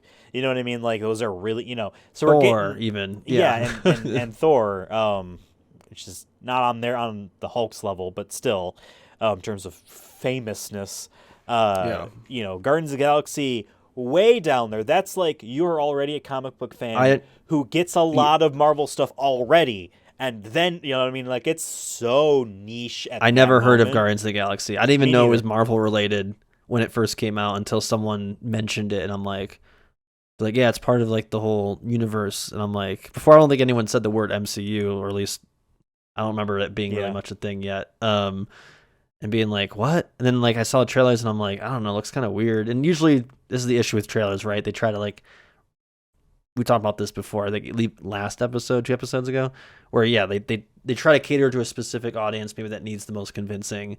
And at this point, I didn't watch many Marvel things. I was kind of like out of the loop on all that stuff. So I was like, eh. But I remember it was like my senior year of college is actually, people were going to see the second one because it was coming out that week. This is like right before school was ending, so everyone's more free. And I was asked if I wanted to go, and I'm like, oh, I haven't seen the first one. Let me watch it beforehand. I'll go, whatever, like to get out of campus for a little bit. But let me watch the first one so I have some context. And then watching it and being like, wait, wait, what? This is very good. Yeah. What? And why do I care about a raccoon with a gun and a tree man? With no gun. Why is Drax my favorite character? You know, like all these things. You know, He became my favorite character when he said the green whore. I'm like, all right, he's number one. Soundtrack is phenomenal even to this day. I think it's one of the best soundtracks in terms of movie soundtracks where it's all licensed stuff. That I think there isn't a miss in anything in that movie. Contextualized pretty well too. You know. Yeah, it wasn't just I like the intro. pop songs. The intro might be my favorite intro in all the Marvel movies. Like just how they introduce him, be like, do not take this movie seriously at all. It isn't. Yeah, but you're still gonna love like it. The Iron Man's. Yeah, and you're still gonna love it. For me, they're not fighting Hitler, so you don't have to like really, you know. For me, I'm still fine putting an S tier because I think, and especially now in the last year, we've talked about it on the show, I think collectively over many episodes, which is like we're kind of Marveled out, or on a Marvel detox, whatever you want to call it, Marvel break, especially after the last couple that I have seen. And then, yeah, I think it's been a year now since I've last seen a Marvel movie. My detox is going great. Because the last one I saw was Black Panther, and that was last November. I didn't see Black Panther. Thor. It was Thor for me. It's a year and a half ago. That was a year ago. Yeah. Yeah. So. And I hated that movie. We'll get to that movie. S tier. Yeah. To me, this was during the golden era of Marvel, before we even got Avengers Endgame. Well, the movie right after this one was Avengers Age of Ultron, which was like, quite a miss. But still, even that I think is better than probably the last 5 Marvel movies that have come out. I hate to say it. I don't know. It's Joss Whedon. Whatever. We're not talking about that film. We don't have to argue about it. Vin Diesel's performance. Now he says 4 words. I am Groot. We. I was like, wait, what? Yeah, because remember he says we are Groot and then he dies. But he did do mocap, right? I don't know if he did in the other ones, but I think he did in this one. Here's the thing. We are told that he walked around on stilts. I don't know if he actually mocapped that though, or if you know what I mean. Or he really got into character or something. Yeah, just to be like getting in the spirit. How did he get in a booth? How did he get in a studio booth? I don't think studio booth's that tall, because that man's already got what 6 foot at least. Yeah, I don't know. So, I'm uncertain whether or not he actually mocapped Groot walking around, but because he didn't mocap him in 2 or 3. James Gunn mocapped him in 2, at least for the dance at the beginning. But Vin Diesel, no. I mean, we got to compare it to the things that are like it, right? I would say it's definitely above Iron Giant because, like, I cared more about his character. Now, granted, a lot of that is the animation that has nothing to do with him, you know. But right. but hey, he says it in every language dub of the film. It's him, you know. Soy is Groot. You know what I mean? Je suis Groot. Yeah, he says it in every single one. Well, that'd be Gemma Pell Groot. Not Je suis Groot. I like the idea of my being name like is bad Groot. Grammar though. Oh yeah. Je suis Groot. Yeah.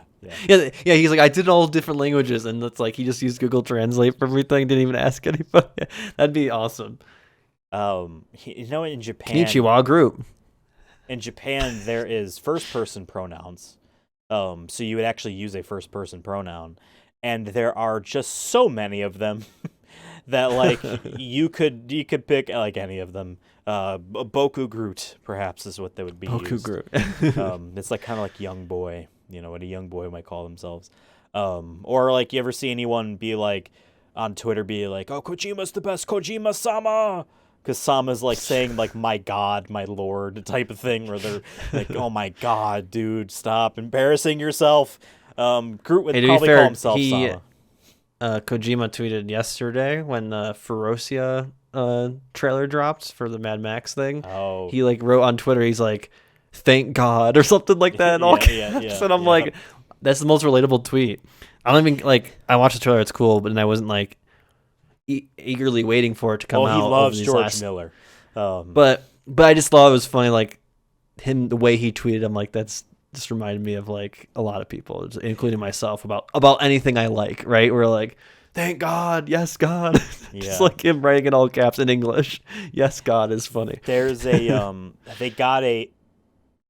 they suspended a Kojima impersonator account, which is sad because like the dude was funny. Where, because the whole like Kojima thing of like, I received blank game from Sony Interactive Entertainment, and then never actually talk about playing it or anything like that.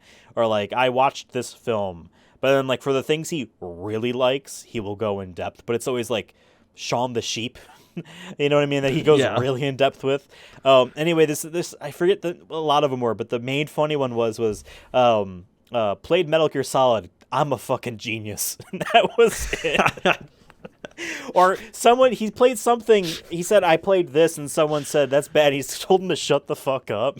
Or he said, go die, or something like that. But it looks like I saw that one. Yeah, go die. It was that account.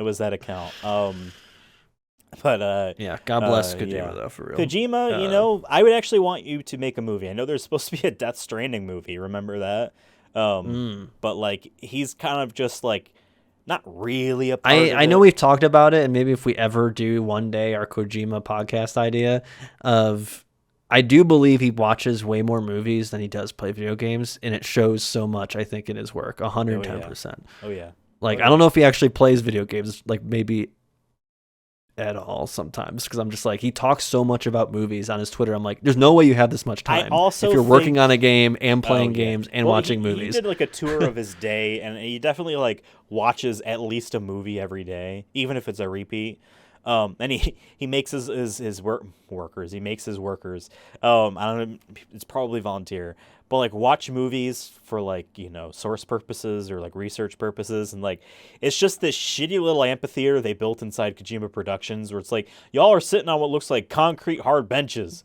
Give them chairs to sit in, Kojima. Stop. We're watching a 3-hour long you're gonna sit movie on a about bench, but it's not even cushioned.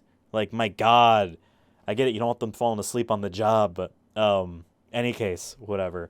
I will say this though: if we ever do a Kojima a podcast similar to this whole thing, y'all better be opening up some time to actually play these damn video games. So I don't think we're doing that, and it's on you. It's on you, Devin. They're making the collections you can buy and just play them. It's a lot easier these days, Lord. Devin. But it's on you. I would give Groot a B. Yeah. I think because the different languages and it being the first time, I think this will change as we get more into the group. This was novel at the time. It was the style at the time. Furious 7. Furiosa, Furious 7. Paul Walker, R.I.P. I think, just he died basically at the beginning of production. So he was barely actually filmed in anything. And I think regardless of the film kind of like tacking on, because it literally did tack on a Brian needs to retire subplot. You missed the bullets, Brian. And just like the is Deckard Shaw, aka I almost said Steven Seagal, but it's not Steven Seagal. Holy fuck! I literally just saw a trailer of him Thursday. Jason Statham. Fuck.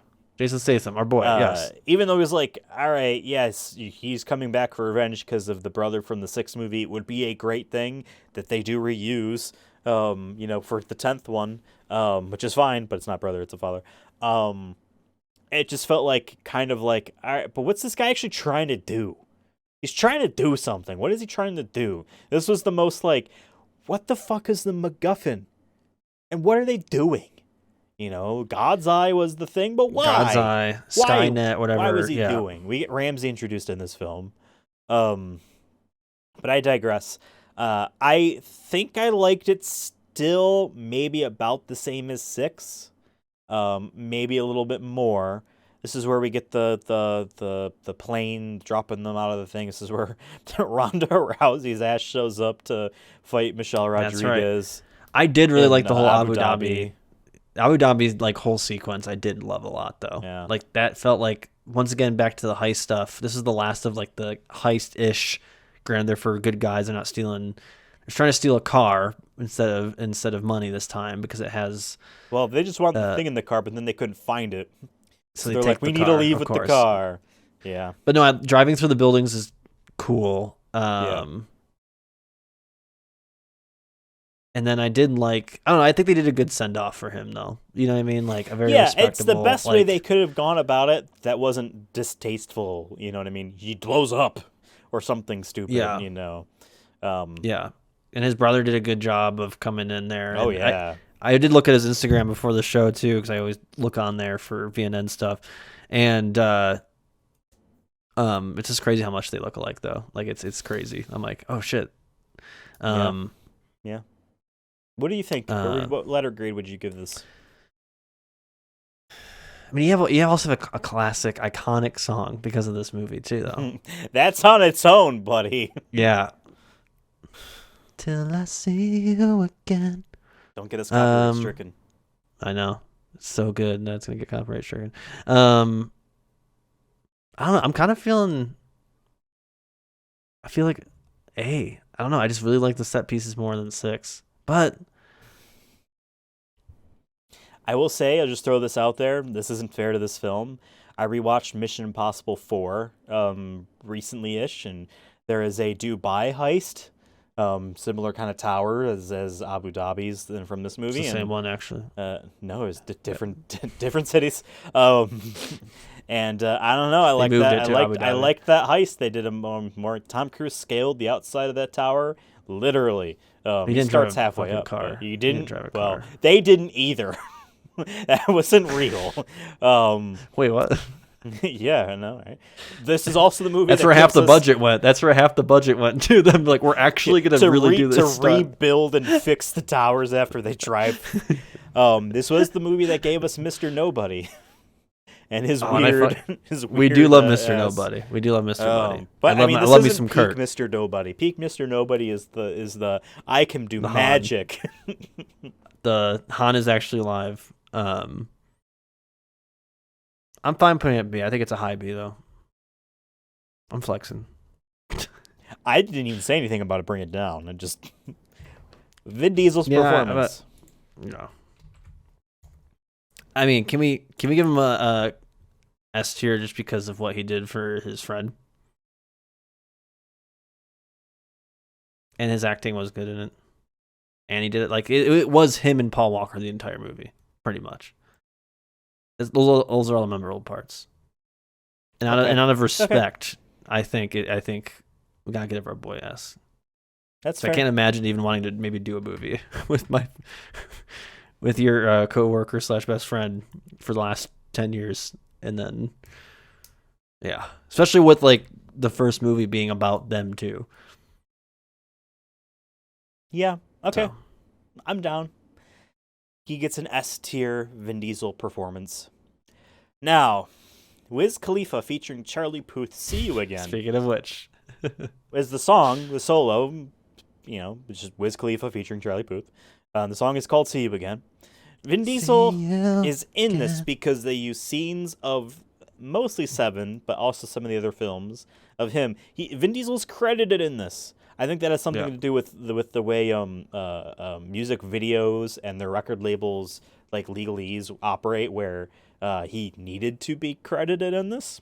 I don't think it was just someone on IMDb said he's in it, therefore credit him on an equal length as any of these other movies.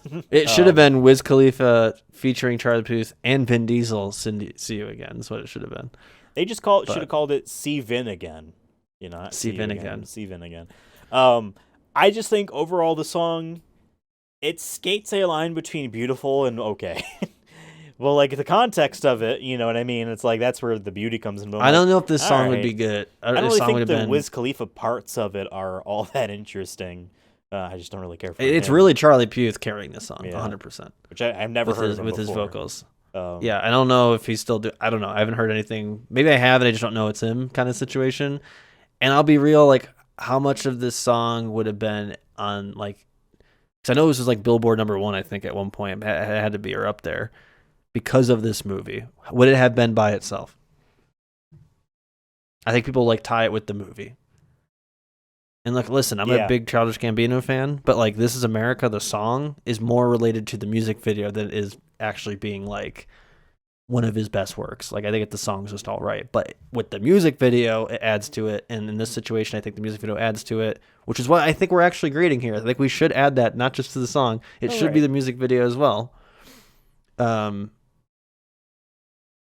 with that in mind, if you take away the movie's context of it, where it is at the end of the movie, would it have been as popular? I still hear it though on the radio every once in a while. Really? Or at a grocery store, or like wherever, you're at the mall. It's they're playing the top 100 pop songs of the last 10 years. It's on there. Yeah. Well, we'll tell you all about it when we see you again. I'm still willing to throw it in a C tier at the highest, though. I still think, though, it's probably a D, just because of like. I think it's fine. It's fine. It's a fine song. And hey, See You Again. It's in the name. Fair enough. Vince's performance is an E because it's reused footage. It's reused footage. He signed off on it, but it's reused footage. Yep. He's like, yeah, sure, go for it. Man, I gotta adjust the zoom level of this now because we got 3 long things in different columns. I wanted to put it in D so it would be the same column as Assault on Dark Athena. The stream can just make out the drift and see you again, so I'll leave it. But they can't see the rankings. Ooh, what do I do? What do I do, Devin? What do I do? Oh God. Okay, hold on. There. I zoomed out a little bit more. I hope this is legible. Well, if they full screen it and they watch it on YouTube, if you're listening to this, I maybe have a really good way of mentally remembering everything. But I would highly recommend watching it on YouTube. And you know what? Sonic Movie Show. When we're all done, I'll move stuff around to make sure it's all on one screen, so I'll make sure the whole thing is visible at the end.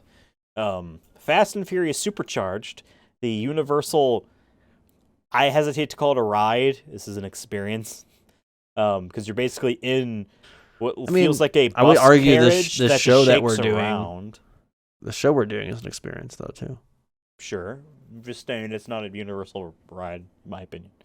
As the YouTube video, we didn't go. If we made money off of this show, feel free to tell us that we deserve money off this show. Yeah, we would have expensed a trip to Orlando and actually went on the ride. I think it's still available. I think. I don't know.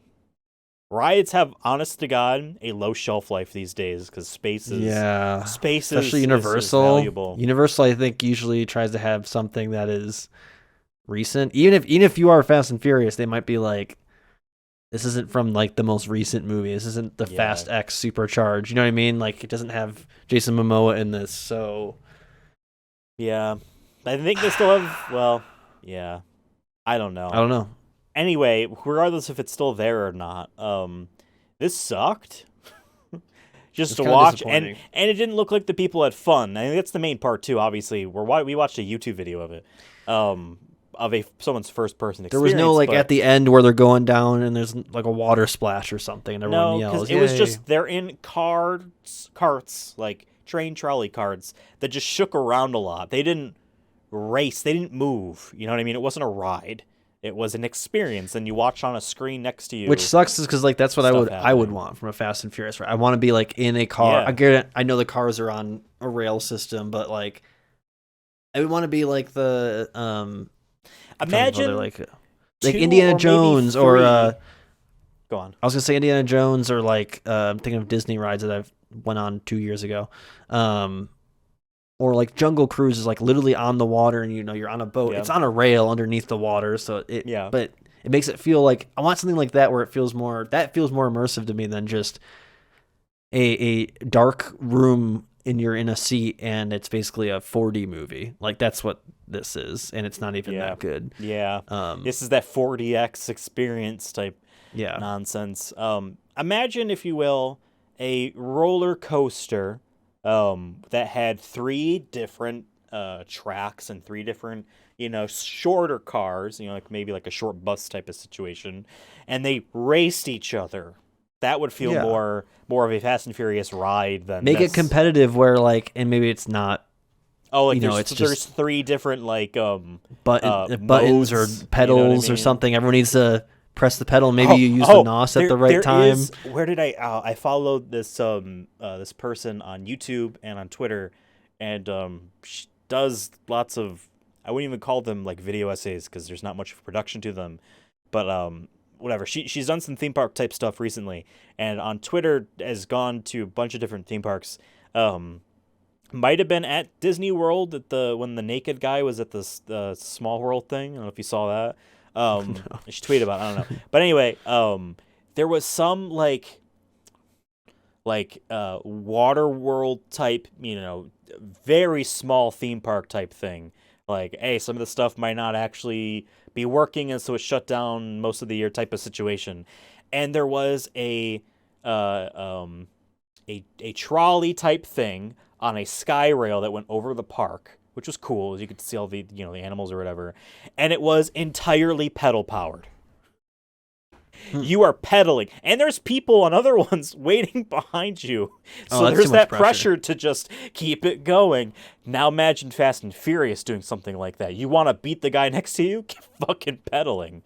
Flintstones. Make it Fred Flintstones. Shit. Yeah. Sorry, it's just a long tangent to just say. No. Make them hey, add that to our episode when we do a. I think I wrote down Vin Diesel Carnival. I meant to write Fast and Furious Carnival.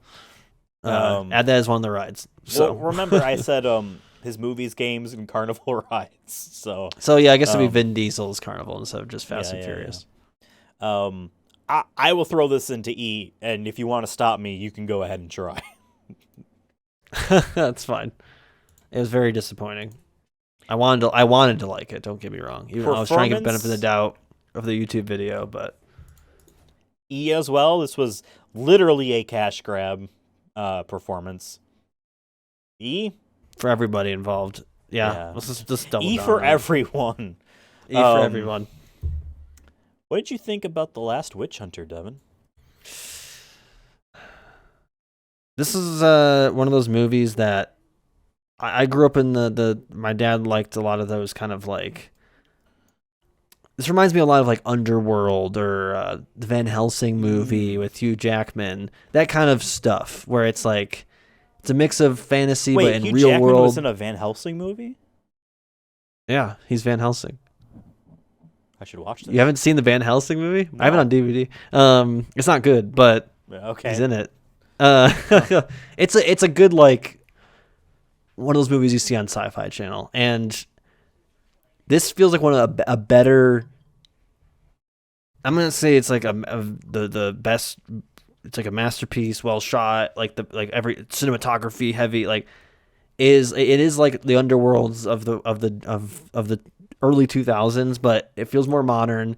It feels like it took like elements of those kind of movies and improved on it. And it just feels original for me, and also to a degree. I don't know. I just really like this movie. I love just dudes fighting monsters, and that's what this movie is. There was a It's fighting lady in witches. this movie too, and she fought monsters. She was a witch, as well. right? Yeah. But yeah, and I just really liked this movie a lot. And I know you were more down on it, but for me, this just reminded me of a lot of the movies I grew up watching, and I think Vin Diesel is great in it. We Michael get Caine was in it too. Michael Caine is in it. Oh, Batman. hold on. Vin. Hold on. Yeah. On the same level as Michael Caine, Judi Dench was in the Chronicles of Riddick. Let's not forget that. He introduced her to Dungeons and Dragons. Yes, that's right. That's true. But no, I really like this movie. I don't know if it is A tier for me, just because it's not at the same level, but I really enjoyed this movie. This is one of those movies that I'm like, hey, if you like Underworld, if you like Van Helsing, that kind of level of concepts of dudes fighting monsters, then you're gonna, or women's fighting monsters, then The Last Witch Hunter's for you.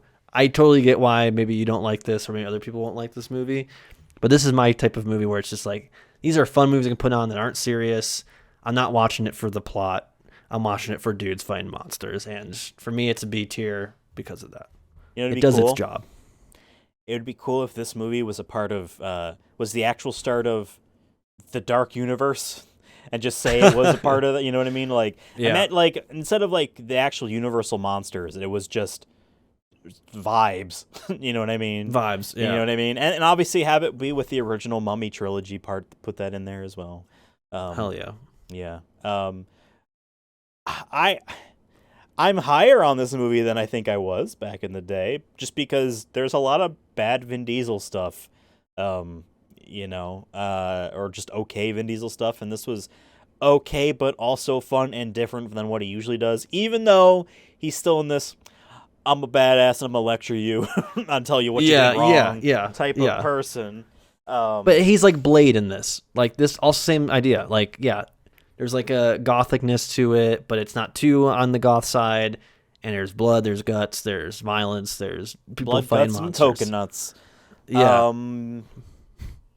We have a lot of B's, but it's not a C. I'd rather have a lot of B's than a lot of C's. You know what I'm saying? I mean, we're not getting paid off the high scores we do. Yeah. Vin Diesel's paying us for every really? S tier we get right now. And his performance, I would not say lower than a C. I would not say higher than a B. It's very typical Vin Diesel. Yeah. Let's give him a C because he does have some good like back and forth with Michael Caine that I really liked. B. And for that, let's give it a B. Yeah. And Sir you know, Michael Caine. Sorry. And thank you. It's Dame Judi Dench. I was like, I almost said Madam. Like, no, it's not Madam. It's not Miss. So I just said Judi Dench. It is Dame Judi Dench. And you know, in the Dark Knight Rises, when Michael Caine's Alfred is talking to Christian Bale's Batman or Bruce Wayne, he says, "I would love to see you in the restaurant, and I would visit, and I would see you with a beautiful woman, and we would nod and go our separate ways. That's how I'd like to see your story end." He was actually talking about Vin Diesel. Yes. He wasn't talking about you, Christian Bale. I do like the idea that both these movies could happen. I would love it. At the same time. I would love it. They're like, yep, actually, it works because Michael Caine, while Batman was doing Batman thing, while he was sleeping during the day, this is what Michael Caine was doing. He's trying to help his other guy, his other client out. Exactly. And that's why he's so old. He's actually the same age as Batman, but he doesn't go to sleep, so he doesn't sleep. Yeah. Oh, shit. I mentioned Dungeons and Dragons earlier. Hey, Vin Diesel used to play the game, and at one point he still there was does. a promotional opportunity for The Last Witch Hunter, where he went to the set of Critical Role, which at that point was still a part of Geek and Sundry. Matthew Mercer made a Witch Hunter class for Dungeons and Dragons 5th edition, which after this thing, D and Diesel, he retooled it into a generic, not movie-specific class. But, put a little scenario together that was kind of just like, here is you are your character in the movie, and here's some of my friends who are playing with you as other guys. Yeah. You know, and we found it entertaining for what it was. It was short. I will just say, it made me wish that Vin Diesel was just in one of these types of shows as just one of the people. Like, I don't want to see a full celebrity thing unless they really like the game. I don't want, you know what I mean? Like, because... And then it becomes like Hot Ones or something like that, where it's like, who can we get on? You know what I mean? It's just like whoever. You know, I did this with. Oh, dude, I wish we had a Vin Diesel's Hot Ones though. Has he not been on it? I don't watch No. that. Well, we would have been on our list then. Now, if that was the case, we would have watched like every Maria Menounos and Ellen interview he's ever been on too. To be fair, you know. I think Hot Ones is considered a TV show. 'Cause I think it's on Hulu. So is Ellen. You know what I mean? Like all these talk shows, they're not credited. Fuck, we didn't do a good job then. I thought we watched everything, but we didn't watch. Fine. Next year on the Chronicles of Diesel, every interview he's ever had on television. You gotta find them all. You gotta find them all. That's what you want to do. I'm just gonna say D and Diesel. I think Hot Ones is much closer to D and Diesel than it is a Ellen 5-minute segment. I'll flex with you. You're right, but you must flex with me and find me all these interviews for us to watch now. I think it was okay. I would give this a C. I mean, no, let's not be on the push here. It's whatever. I was kind of hoping for more together low key. as quickly as they could. You know, I was kind of hoping for more low key. I definitely could tell that like he was the odd man out, like not knowing the chemistry of the group. Not saying it's bad. It's just like you could tell when it's like when all the friends are over and the one person invited his one new coworker friend, and it's fine, but like you don't know this guy yet. You know, that's kind of how it felt. Like your Halloween party where you had all your work friends and then me showed up. Yeah, right. But you showed up. C. You were Vin Diesel. I was Vin Diesel for Halloween. No, I wore a T-shirt that says "This is my Halloween costume" because I was like, I gotta fucking wear something. We're adults. Why do we do this? And I remembered fun is a thing that's possible when you turn 20. His performance, also a C. I mean, I did like his. I still have a picture of my phone. I still have a picture of my phone of him yelling that I've used a couple times on Twitter with the Stock Movie Show account to respond to like people saying like. I think it was one time Fast and Furious like who's ready to see the new Fast and Furious movie, and I reply with that photo and been like, I am, and all caps. It just makes me laugh way too much. And it's just funny too, So like I have it on my phone. Someone that watched Critical Role and just like knows the kind of modern D&D kind of I don't want to say fandom, I hate that word. But you know, just the energy people have, like it's more often than not someone would just say natural 20 and not critical, you know what I mean? So just to see him be like critical and just have this thought that someone that's watching might not know what he means at just at the first, moment makes me smile. I think it's a C. I mean, he's genuine because he's just playing the game, but he's not like, holy crap, If anything, Matthew Mercer stood out more as the DM. Of that little. Well, he gets paid thing. the big bucks for a reason, Yeah, I mean they get paid a lot of money because they made their thing an extremely successful business. Billy Lynn's Long Halftime Walk, an Ang Lee film, 60 frames a second. I have this. I found this in my pile. It is 60 gigabytes on my hard drive. I mean, in the pile, and I watched a segment of it. Now, let me just throw this out there. I think the movie overall is boring. It's based off a book, so but it's a boring book. It's Iraq War era. This kid accidentally saves someone, and they become not propaganda, but like it's military propaganda, like to go out there and get people to recruit people. So it's a the not Dallas Cowboys, but it is the Dallas Cowboys. Thing, and Steve Martin was in the movie as the owner. Yes, but so there's that moment, like all these kids, like I don't know what I'm gonna do. We're still gonna go back to war. We got lucky once. It doesn't mean like we get to retire. And then it gets flashbacks to like the war parts, but that's where all the Vin Diesel stuff is in because he dies in this. And that war stuff at 60 frames per second, I'm like, I would watch just the most like 20 minutes American of that America Rules Desert Storm movies if like the action was in 60 frames a second, because like watching people shoot like missile launchers and seeing the whole shell like in 60 frames a second recoil back and all that, it was neat. I wish I found it in my pile before we watched it for the sake of this, because that would have affected our review 100%. I'm someone that really does like high frame rate in movies because I like high frame rate video games, obviously. I just think it's neat and cool. I think it's more interesting than 3D. I think it's more interesting than higher resolutions at this point. Oh, and 4DX and just CGI, just shoot it in a high frame rate camera. I understand there's huge problems with how you film things because of that. Did you see Gemini Man? It's another Ang Lee film that had a I think there was a 48 frames, and then there was a 3D and a 2D. There were like 3 different versions of the film in theaters, and just from reviews on that film, apparently that high frame rate version really showed a lot of flaws in how they filmed it that aren't present in the 2D version, I guess.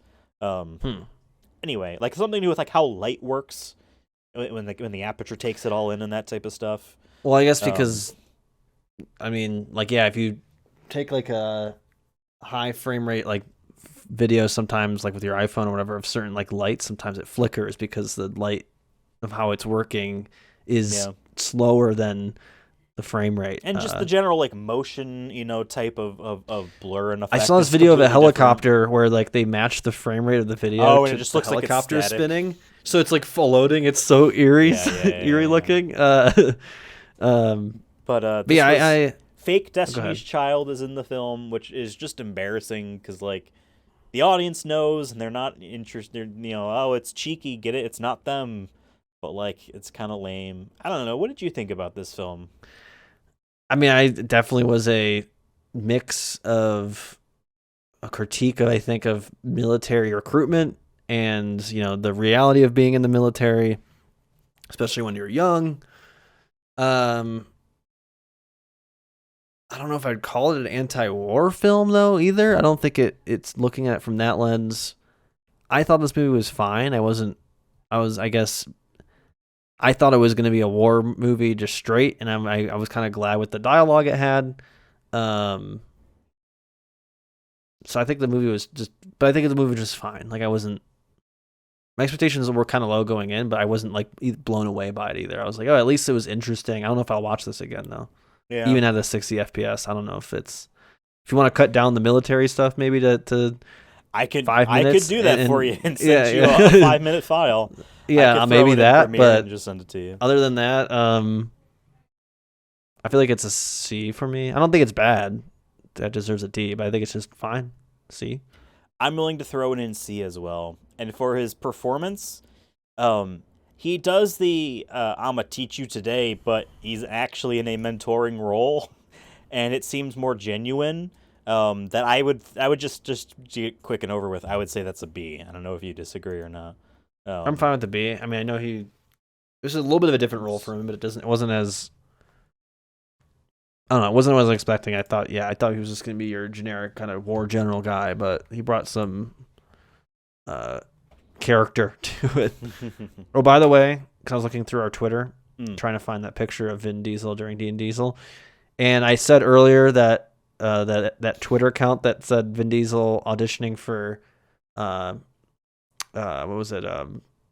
Godfather, Scarface. Sorry to confuse the two Italian films, iconic films, but it's Scarface. But still, that's an 80s movie, so still applies. Scarface, The World Is Yours for PlayStation 2 is like $70 on eBay. So he could have gotten that kickback if he got into this movie he didn't audition for.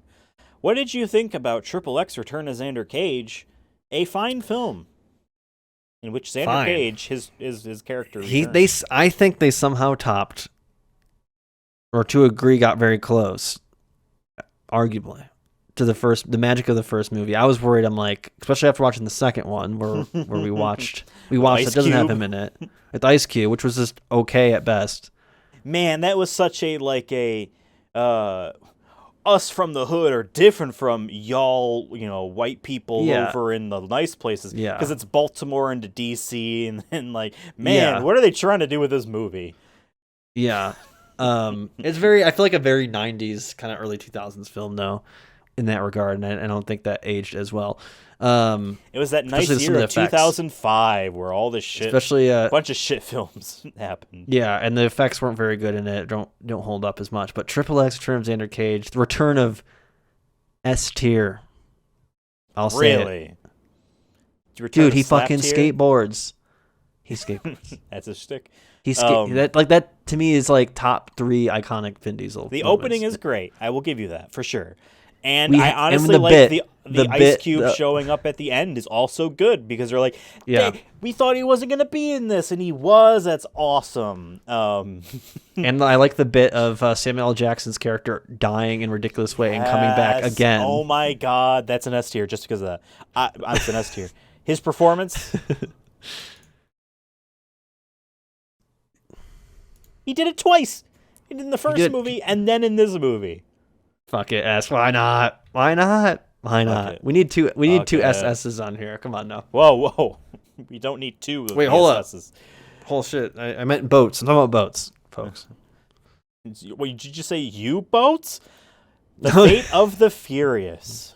The 8th film in the Fast and Furious saga. It stars Vin Diesel in a little bit of a different role. I don't know if you remember this film, Devin, but he's got a baby now, and Charlize Theron, who did not like being in Mad Max Fury Road, apparently, has that baby. I thought she was going to be in Furiosa for some reason. I did not know she that hated was. that film. She hated that film, which is weird because there's footage of her being excited to see the truck roll up, but I guess that was towards the beginning of filming. Apparently she hated that film. Anyway, she's got Vin Diesel's babies. Vin Diesel's got to turn against his team. And the team even tried to replace Paul Walker, which was a no-go, by getting another white guy who drives blue import cars. Yeah, where'd he go? He kind of disappeared, huh? He was in 10, but he gets hurt, and then it just is then gone. He gets hurt in the Rome stuff. Remember? Damn, my pride would be fucking hurt, dude. I'm like, listen, I already know I can't fill the big shoes of Paul Walker, but I'm gonna try my best. You know, like I'm gonna get my money at least from this. But even without that money, man, to be like, hey, reading the script over for the 10th one, and be like, yeah, you're gonna get hurt and then not be in it the first fifth of the movie. Well, listen, he's Clint Eastwood's son, so like, whatever. Oh, he's fine. Got money. Yeah. I don't like Clint Eastwood. He was great in this cowboy movie. What was it called? The Ugly. The Fate of the Furious. I just don't like Baby Mama. That movie makes me really mad. I would give that movie an F tier. The Fate of the Furious. I would also give Gran Torino an F tier as well. I hate that. Makes himself to be Jesus, and is a Jesus allegory in that movie. Fuck that guy. I never saw that one. But I've never seen. My God, he he literally does the. He does the Jesus. Yeah, when he dies. The Fate of the Furious. I'm furious. The Fate of the Furious. When we saw this film the first time, we were like, holy fuck, this movie is awesome. It's still awesome. But I know after watching all the films, we're like, okay, it's awesome, but it's very similar to some of the others than we thought it was. We thought it was much more of a standout, but it was in the same kind of, trajectory of 6 and 7 for sure. And 5 as well, 5, 6, and 7. I just think that the angle that they did was interesting at the time, but now is something where I wish they really did save that for the last movie. You know what I mean? But that's neither here nor there. It's just my thoughts about how the trajectory of the franchise should have been. If it was planned a little bit more out, that element of him turning on his people should have been the final thing. In any case, The Fate of the Furious. I'm stalling because I'm trying to struggle. I think it's an A because I think it's an awesome film, but it's like a low A for me. It's better than a lot of the other Fast and Furious movies, probably in the top 3 of the Fast and Furious movies, and I think it's okay that we give a little respect to it being the reason we started this podcast. And yeah, in a way that you're right. You're right. Vin Diesel's performance. This is where we knocked it before in our old rankings, because this is where the documented beef between him and Dwayne "The Rock" Johnson had occurred Some Right. candy And asses, as at The the Rock time, has said. And at the time, thought we would never get The Rock again in the main series. Well, we are not sure if that's even the case. Remember, he's starring in what seems like another spin-off. You know what I mean? But he's in it, though. He got him to at least be in the end credit. He's going to be in it. He's going to be in it. I hope He so. literally, The Rock literally went on his own Instagram that like a week. He didn't even fucking wait. He went on a week. He's like, "Yep, you heard it. It's true. I'm back, and I'm happy to me and Vin have been talking." Blah blah blah. So like, to me, it's like whether it was money or actual like the beef is squashed It enough. was money because Black Adam ruined his career to a degree. It Yeah. was money. Where he But opened up. I don't. again. I really think that to a degree the beef is squashed enough to where it's not. That It's I don't. like, hey, we can he'll both be make in it. money. Let's just calm down. We're both in our 50s now. It's okay. We can. We're not talking about Fast 10. We're talking about Fast 8, The Fate of the Furious. Yeah. But at the time, once we've heard that knowledge, it did kind of ruin it for us because he is the producer on it. You can't piss off one of your top two stars in the film. He was you also wanna be good in the number one. movie, which is Yeah. like where like I think it nets out as a C. Yeah. I think it nets out as a C, just because Yeah. like It would have been an A, I think, if you took out the whole beef. But with all that in mind, and I guess it's not as bad because of the context we have now that he is back. He was able to help at least squash it a little bit, or at least for the fans' sake, have The Rock be back. yeah. He showed him the damn veggies. You know, he got it on his plate. He got it on his plate now. So Speaking about A, the letter A appears 4 times in the Guardians of the Galaxy Volume 2. Sorry. A 2017 follow-up to the 2014 film Guardians of the Galaxy. that was 2017. Damn. Yeah, 2017 was the I did best say Marvel college, year. so that's when I graduated. Yeah, that makes 2017 was Guardians of the Galaxy Volume 2. It was Thor Ragnarok and Spider-Man Homecoming. That was the best MCU year. Best one that they had. Yeah, Peaked there. and maybe the last. Yeah, that's it. Because the horizon was still awesome movies are going to happen. You know, it wasn't like, okay, we're done. Not, you know. What do you think about this? Where would you put this? Sorry, I found the picture of Vin Diesel yelling to a tweet that I did. It was it was Sonic. It was the Sonic the Hedgehog account announcing that the Knuckles spin-off show is happening, and then I wrote LFG with the picture of him yelling. No, I think for me, I remember when we ranked it too. We had this talk where I think I compromised and let us put it above it. If I remember correctly. For me, I still like the first one because it just blew me away of how like good it was, considering we didn't know jack shit about these characters and made me care about these characters. It's probably my favorite characters in the Marvel universe outside of maybe Spider-Man.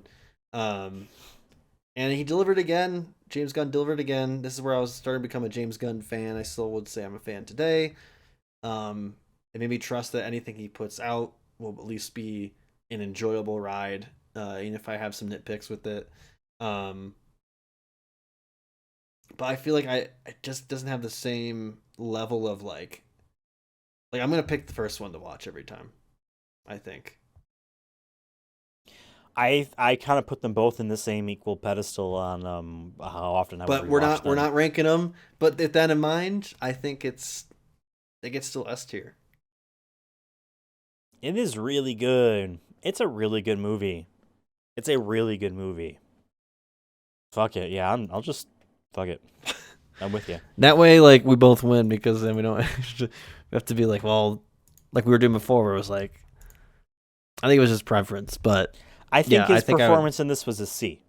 He's doing a cute Yeah. baby Groot, but in different you know, languages. it's okay. It's again. It is again. Avengers Infinity War. Long film, a 2018 film. This We film, watched all of it for one line. no, but not one line. He was in this more Two than lines. Endgame. It was more like 5 or 6 lines.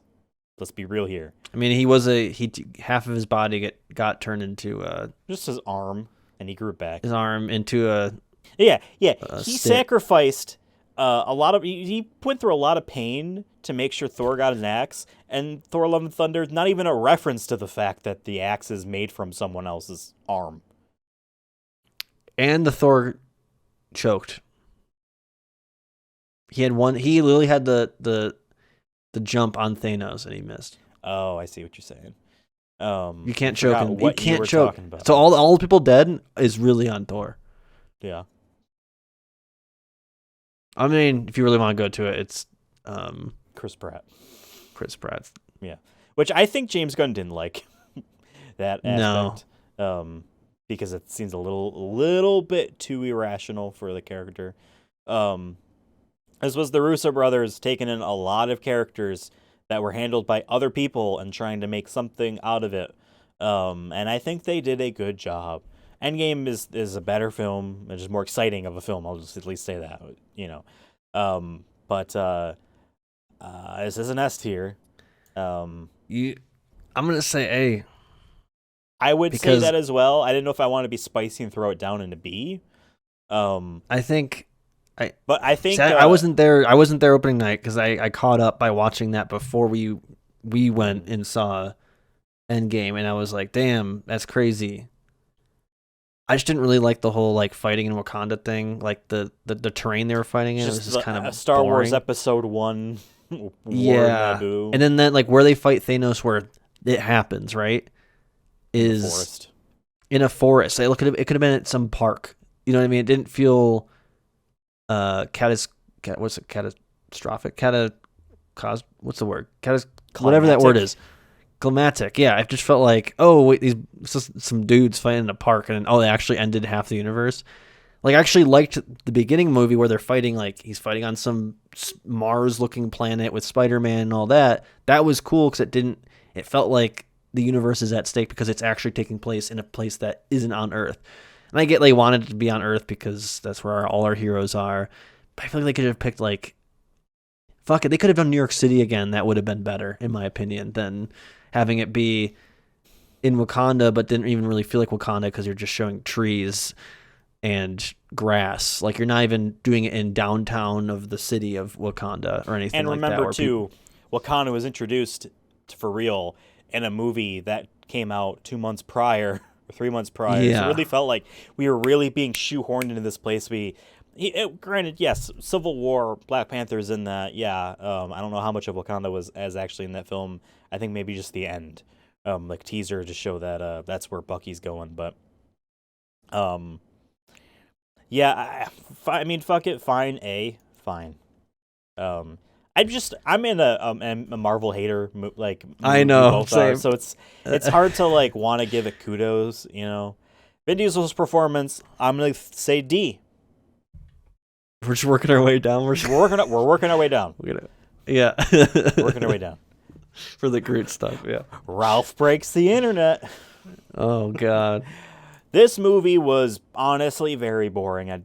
In hindsight, God, like any charm that it might have had with all of its internet humor, just felt, remembering it just felt very like referential. You know what I mean? Snapchat's it's going to be very thing. dated. It's going to be dated in like 5. It already feels a little bit dated. Already. It's like 5 years old, 6 years old. They're going to reference Snapchat in that movie or whatever they did, and that app's not going to be TikTok's not around even in 10 years. You know what I mean? Yeah. Right. Yeah, so like, I don't know, and just like it didn't need it. There was a lot of Disney movies that could have gotten a sequel that didn't, and Wreck-It Ralph could have had a sequel that was more video game focused to give it more of an identity. Instead, they went, it's apps. Everyone loves apps.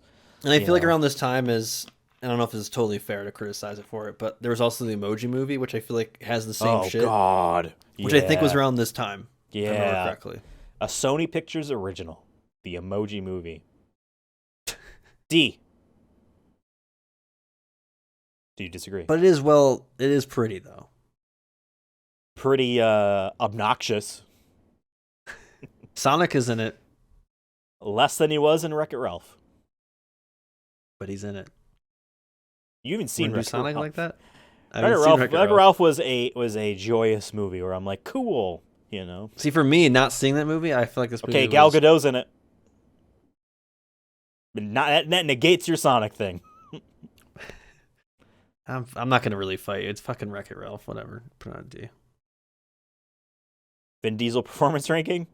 An E. Because that is the one line. Avengers Endgame. This, I like... My main critique of it is it's too long. I get it's like a finale, so you need to do it, but... My critique Watching is it again, too much. Maybe it has too much. Maybe it's okay to cut things out sometimes, or maybe not everyone needs to be in it. I did like Ant-Man in it. This last time Ant-Man was cool. Yeah. Supposedly. Right, my 'cause we main didn't other see the critique- third Ant-Man film, so we don't actually know. Yeah, and my other main critique is like when Black Widow dies and sacrifices herself. Like everyone was so sad. I didn't give a shit. I was That like, was in damn, Infinity no. War. No, it was in this movie. I had to take it back. I was taking it back. See. That was Zoe soon. Saldana's Gamora that dies. It's the same way. Yeah. And I cared more about Gamora because, like I said, Guardians of the Galaxy, I was much more attached to at this point, and still am. I think. I'm sorry, over... Devin. I listen to women, so I respect them both. S tier, right? What are we gonna say? Yeah.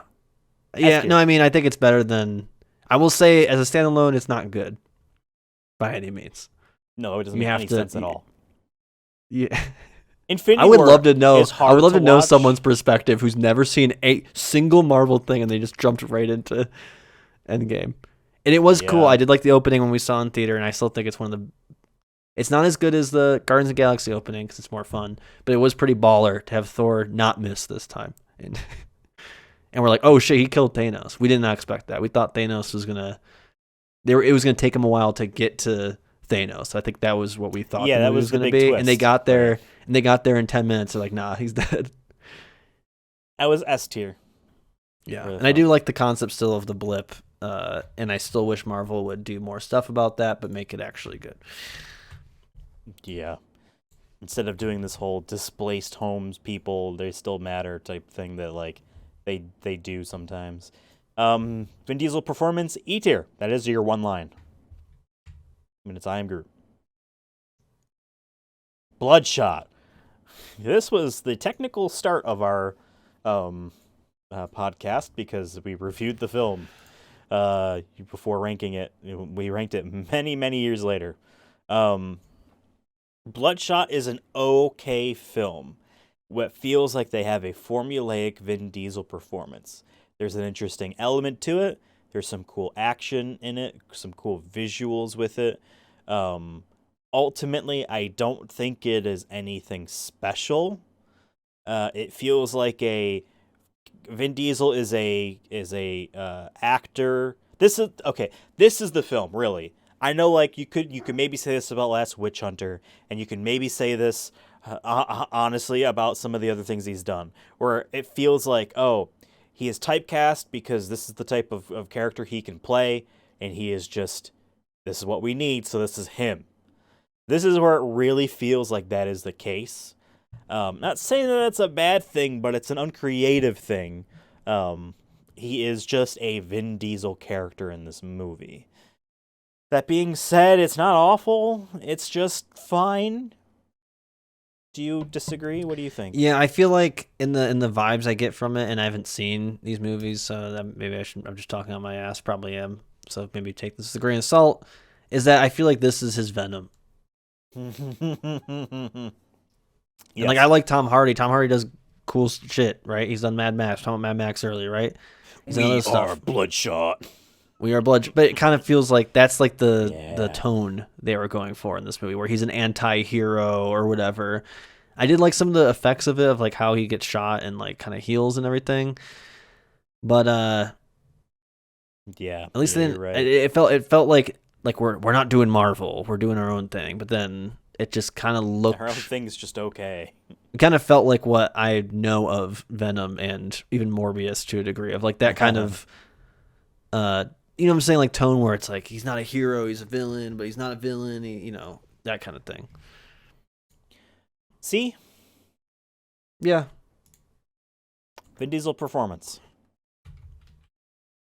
See? Yeah. Yeah. He Okay. didn't do a bad job. Like, I don't think he Just didn't do a good sucked. job. He just did fine. And he did what he needed to. He got the money. He You got know what I paid. mean? And hey, they might make a sequel like everything else on this list. Might happen. Fast and Furious Crossroads, the Bandai Namco published, Codemasters co-published, I forget what the actual devs were, developed game that has been since delisted. It is So sad. not a racing game. This is, I will throw this out there, the Fast and Furious Supercharged of video games. This isn't on rails. You're just doing an experience as a video game. It is not what I expected it to be. No, and it's worse than what I expected it to be. There's some like drive through the city moments. There are some like literally some like prestige walk around moments that this game wants to do, like the Naughty Dog, like you're walking through and you're seeing all the people being shot and blah blah blah, and stories happening all around you while you're moving through an environment. This game does that in the car a couple times, which is funny. But it is a hodgepodge of mechanics, and overall the package sucks. I'll give him credit for the ridiculous last credit scene or last ending like part of like Vin Diesel on the rocket, Dom on the rocket, riding it, basically surfing on it. God, that they somehow topped like a lot of Fast and Furious movies with that. So I'll give him credit for at least fitting with the motifs of Fast and Furious, where like gravity stops working, thrust stops working. He is God amongst men. He's not wearing Ratchet and Clank magnet shoes. He's just standing on a moving rocket. Going probably 500 miles an hour. No, we were speeding up with it, so it wasn't that high. But yes. But yeah. But yeah, it has... The game just sucks, though. It's not a very well-made game, unfortunately. The multiplayer is also terrible. At least it was short. Yeah. Didn't get to really play the multiplayer. That one really was a you could play this in one sitting type of game. Yeah. I don't think I did, which I was funny. I was okay with because I don't have much time, and I was like, cool, I finished this in 2 sittings. This game was the final moment announcement at the Game Awards for whatever year. And they had Vin Diesel read what the Game of the Year award went to for 2019 Oh to my Sekiro. god! And then this is what that's right. This is what they got us. Yeah, delisted years later. This is where we got Michelle Rodriguez saying that she and Vin Diesel used to play the Tekken fighting game series. Not Tekken, Tekken. She pronounced funny. Hey, it's Mario. You know what? Mario. Yeah. I mean, I'm just making fun. It's not that big of a deal, but it did make me think. Hey, Tekken 8 guest character, put her in it, just because of that moment. You know what I mean? I could see it. Why not? This was an important Fast and Furious video game because it's the first one that actually had them acting in it. You know what I mean? He's like there have been Fast and Furious video games. Maybe and Michelle we'll Rodriguez is in it. Yeah, Letty is in it quite a bit.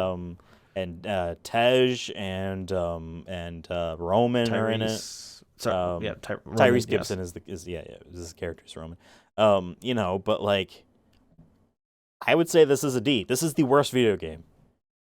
I don't want to give maybe an E. I don't know. No, I like D Assault and Dark had, Athena more. I'm gonna give it a D because it was short and I did have some fun moments with it, but it wasn't like a game I'll play again. It will sit on my shelf. And when my grandkids ask me about the legends of Fast and Furious Crossroads, I'll be like, yes, you can't play it anymore. But you just had to be there. Fun Ethan fact. When I moved back in April, I didn't really have... it was really last minute that I got everything fully packed. And like when family came to help me move, it's like, hey, can we spend 2 hours to help me finish packing? Because like, I had everything kind of packed, really. I just had some big stuff that wasn't movable, you know what I mean? And I didn't really clean much of anything. Any case, clean out my bedroom, cool. Clean out my office, the second bedroom. And I got everything, and we're moving out. And the last thing my brother points out to me, he's like, "Oh, this was left on the floor," and it was the disc to Fast and Furious Crossroads. And for a brief second, I considered leaving it behind. For a brief second, I was like, "No, it's fine. We can leave it." I'm like, "Fine, whatever." It's a dusty disc because it was literally on the floor. I don't know why, but Mine's that's gonna be a relic. Mine's gonna be a relic for Vin Diesel. Y'all can't buy this game anymore digitally. Vin Diesel's performance. I don't think he was bad at it, but kind of sucks that the game's bad. But I don't know how much that's his fault. I say just give him a C. Yeah. Remember, this is where they say they've been working for Interpol, which is hilarious. This might be his best video game performance, though. I think it is his best video game performance, right? Well, out of our rank, out of our tiers, then yeah. We have D, D, and E, so yeah, C is better than that. F9, The Fast Saga. Devin, you watched this film, right? What did you think about it? Man, this was an interesting one. I was not expecting the flashback to young Vin, but it was young Dom. But it was kind of interesting to be like get more context to that one-off scene they mentioned in the first movie. Yeah. And we do get my boy John Cena. I mean, our boy, as kind of so I liked him in it. He was a little bit serious in this film, and they kind of made him more human. I feel like later on, I don't think he was given very much of a script to work with because he's very limited actually in this movie. He shows up when he needs to, doesn't say much, but he does a lot of the action stuff. And one of my favorite fight scenes in all the Fast and Furious was them fighting in the London apartment building or whatever, and they're just doing fucking wrestling moves. Like, and I swear John Cena gets thrown through a wall at least once in all his movies he's ever done, any action movies he's done, which I appreciate his respect to making that a thing. So I love that they kind of throw each other through things and do some damage. I don't know if the whole like I'm your brother thing really resonates or really works for me, but who cares? Who gives a shit? It's Fast and Furious. If this was a serious, like really, I think it tried to be serious. I don't know how much that worked, but if it was like, let's say, if this was a standalone film, I guess rather, and it was trying to be like, yeah, this is personal. Like I wouldn't have bought it. I've been like, no, this isn't working. I think it's just because we're so far into Fast and Furious at this point that we roll. We buy it. Everything. Yeah, it's a soap opera. Yeah, we're okay with it. But some of the stunts were cool. Going to space was great. If anything, that we were almost right on our prediction. I remember we were predicting, we're like, how are they going to top this? What, are they going to go to space or something? And they fucking did. Briefly, there's still the window to do an actual like real lunar thing. Race, or like racing down the ISS. You know what I mean?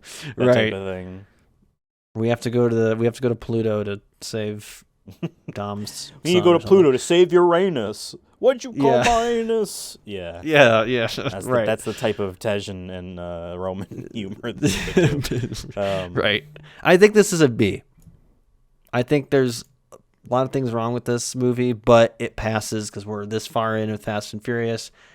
It does what I wanted it to do, which was a fun, entertaining, once again movie. And I did like the kind of twist at the end of we thought Cypher or whatever, Cypher, right, is dead. Because she was piloting the helicopter or plane or whatever. Yeah, I liked that. That was cool. Yeah. I did like the Speed Racer almost inspired truck thing that they had. I like this movie a lot. I don't think it's one of the better ones though, unfortunately, because of the whole like forced he's your brother, it's so blah blah blah. But hey, I like John Cena enough that I'll put it in B. I agree with you 100%. Vin Diesel's performance. I would go ahead and say it is also B. I don't think it really, really, really stands out. Because we joked at the time, but it's still kind of true. The more like really dramatic Vin, more really dramatic Dominic Toretto stuff comes from the flashback where it's another actor. You know what I mean? That's where the real juice is. between Right. them is in the parts where it's not Vin Diesel and John Cena. So I wouldn't give it an A. If it was him and they just, did the old Tron Legacy CG, or I guess Indiana Jones Dial of Destiny de-age him CGI stuff, and it was the two Maybe. of them, then for sure, but like it wasn't. So I would say a B for his performance. Yeah, that's fine. I was thinking B or C, but I'm fine with B. Thor: Love and Thunder, a waiting fucking for mess this of a one. film. I've hated this film more and more. The more you thought about it, as the more you the thought months have about gone it. on. Yeah, The year Um, has gone on. what a just waste of potential.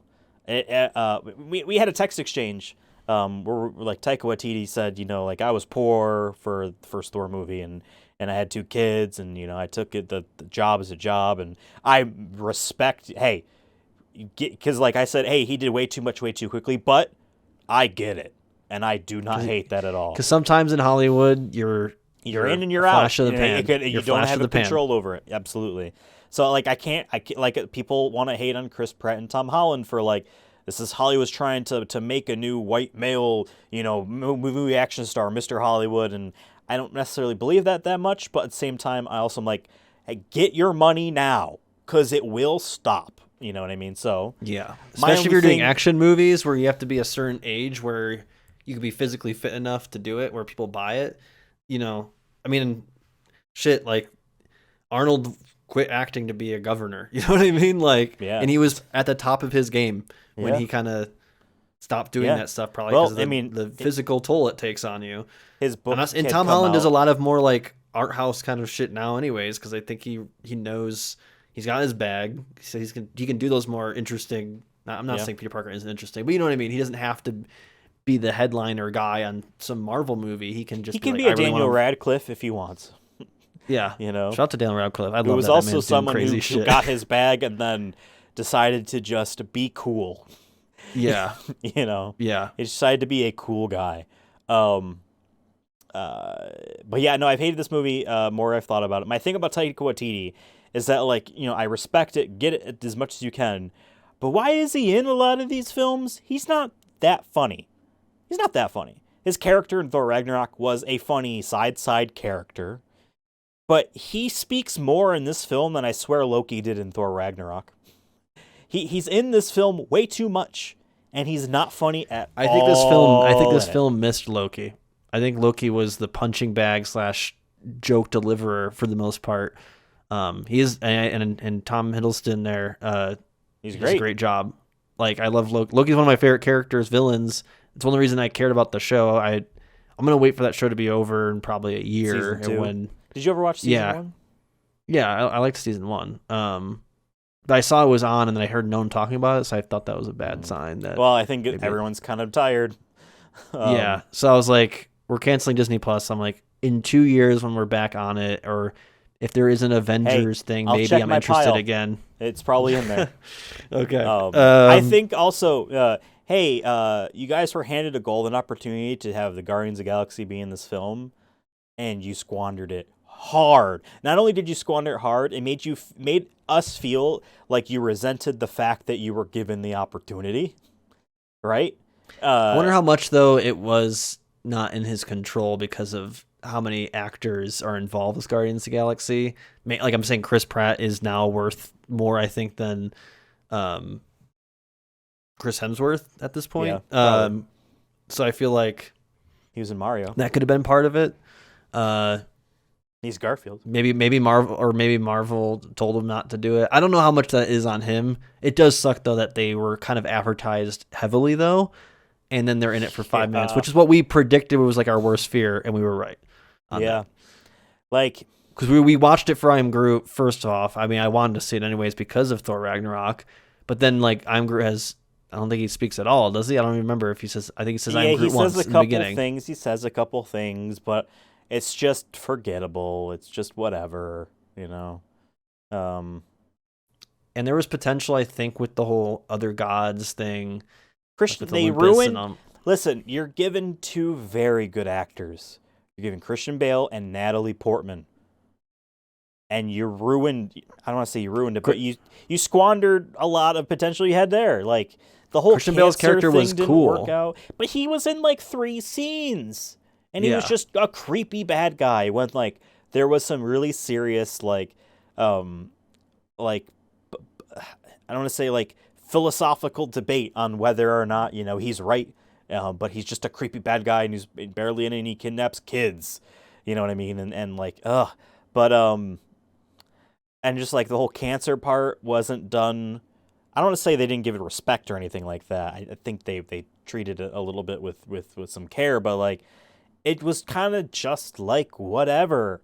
Like I actually read maybe half of the comics that her line as Thor is based off of, where she does have cancer, and like obviously these things are not adapted from the comics at all. They're given story points from comics, and they're told to make stories out of it. A lot of these people, I'm pretty sure, are told to not even read comics, and just write.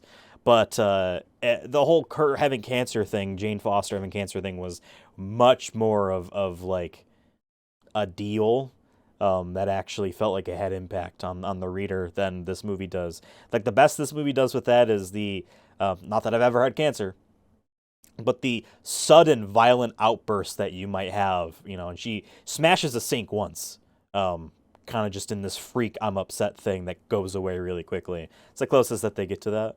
And and then she dies. There wasn't enough, I feel like, movie to either like really emphasize that, or to be fair, we haven't seen her in 10 years or whatever in real life in the Marvel universe to make me kind of care for her in a way too. I'm kind of like, yeah, you kind of ditched her though. Like I thought we were done with her. She was a throwaway joke in Thor Ragnarok because she wasn't going to come back because they kind of screwed her over a little bit. Yeah. My other issue I have is the visual effects are really bad in this film. It will not age well. I'm really pissed off that they like visually added the helmets to all their faces instead of just making fucking props. This is why I'll give James Gunn credit. Going back to James Gunn, he tries to use practical effects when he can, even if it's hard. He in his other movies like Suicide Squad, Scooby-Doo was a real dog.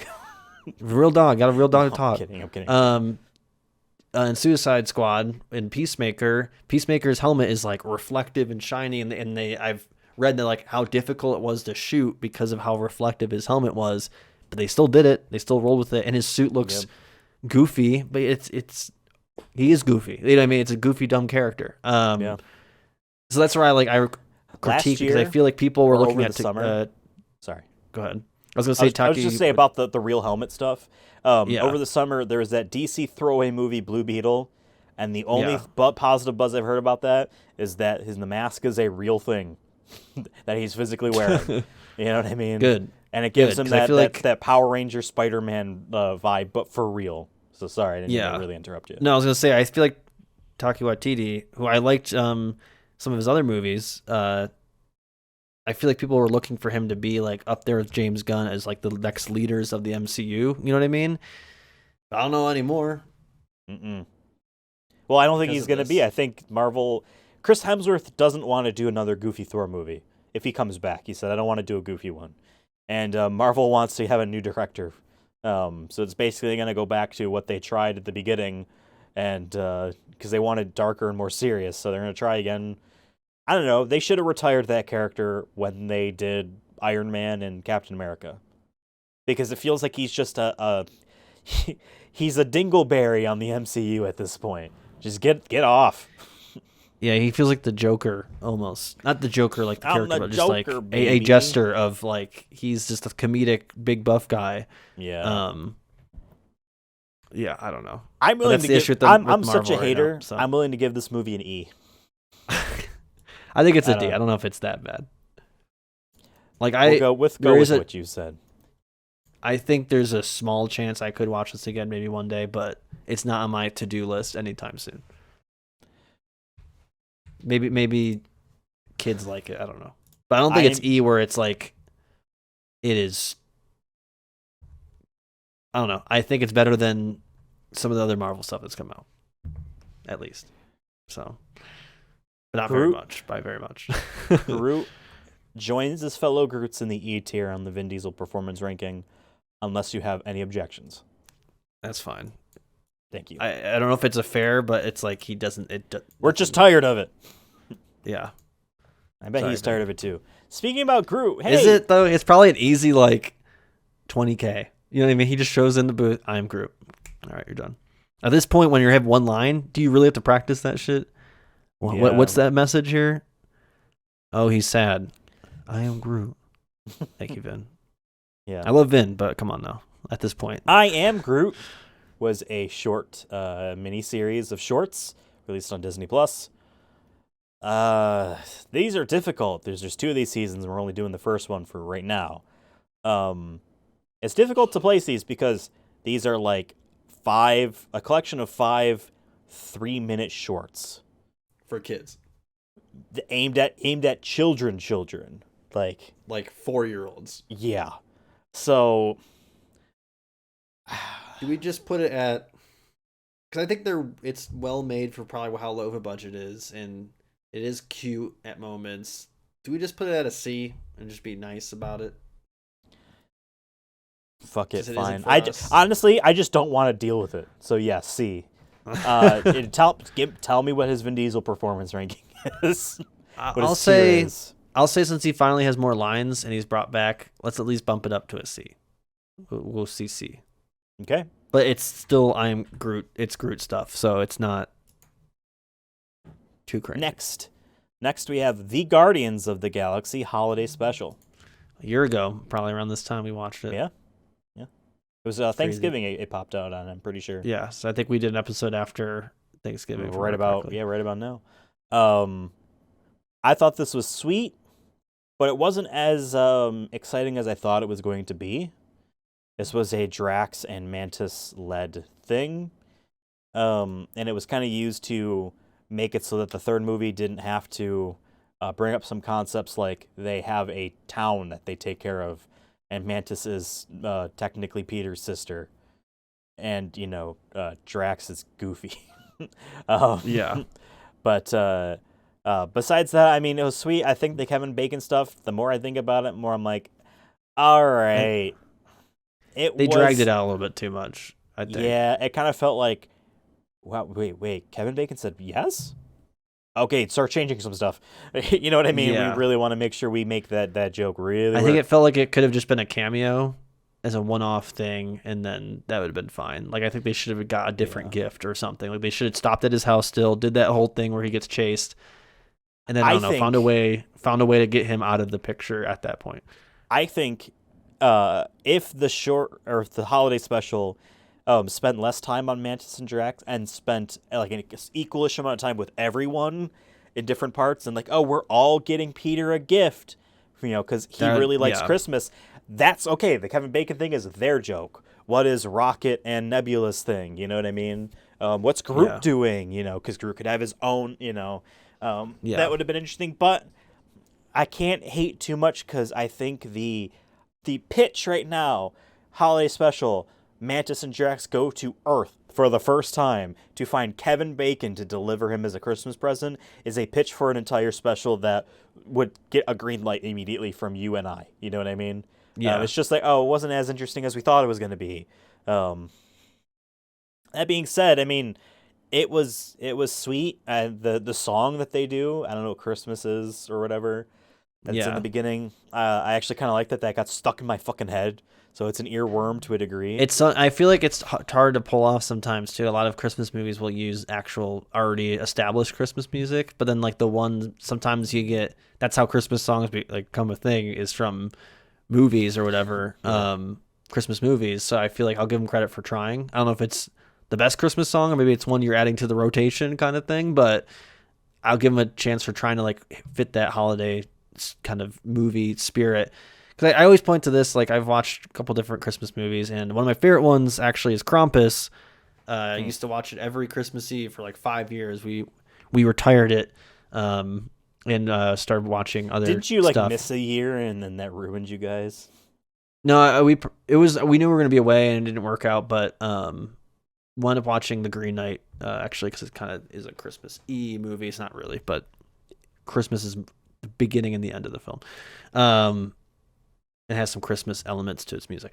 But regardless, I feel like what makes a Christmas movie like a Christmas movie is does it have like the classic like does it have a holiday message, right? Does it have like do you believe in Santa, or it isn't about just Santa, it isn't about just giving or receiving gifts. You know, there's always some sort of message with these movies, or there's some sort of just Christmas motifs, and I feel like this movie does a good job of grabbing onto those and making sure not to break it too much, but still being a its movie, own pal. thing. This is a holiday special. Sorry, special. But you know what I mean, where there is certain rules, I think, when you're making Christmas things. And that's why I'll stand by, like, sure, you can say Die Hard's a Christmas movie. I don't think it is. Just because it takes place during Christmas doesn't necessarily make it a Christmas movie. I just said The Green Knight. I don't know if I would call it a Christmas movie, but at least it has Christmas music-ish stuff in it. But, like, Iron Man 3 or whatever takes place during Christmas. It's like, just because it takes place during Christmas doesn't make it a Christmas Just because movie. Shane Black made the movie doesn't mean... Yeah. There has to be elements of the holidays in it, whether in its message or in its story, for me it to be, or in its plot even, or in its themes to make it a Christmas movie. That's the difference. But I get it. I think it's fun to be like, hey, this takes place on Christmas Day. Let's watch it on Christmas. Yeah, is a fun. That's fine. It's fun. Yeah, I get it. That's why I'm watching The Green Knight again, probably this year.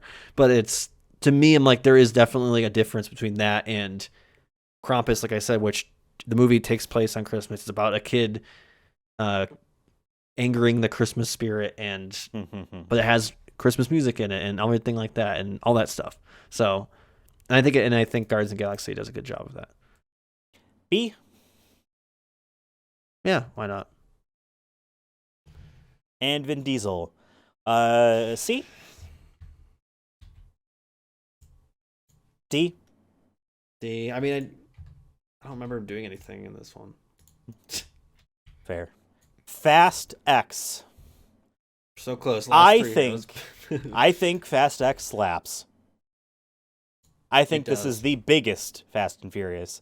I think this is the boldest Fast and Furious. I think this is the most bodacious Fast and Furious in terms of its vehicles. Jason Momoa is the best villain that they've had. All the characters are on fire here. Uncle John Cena was great. Everyone's just great. They let the actors cook. Maybe I think John Cena's character had changed quite a bit since the other one, but who gives a fuck? Because John Cena is arguably pretty funny. So they let him be himself really in this, and I like it. Yeah, I agree that I think there's a little bit of pressure on them going into this movie because of F9. I don't think was as well received as the last couple, or as Fate of the Furious. So you got to make sure you knock it out of the park, especially if this is going to be part one of a finale of the entire saga. You better not let us down.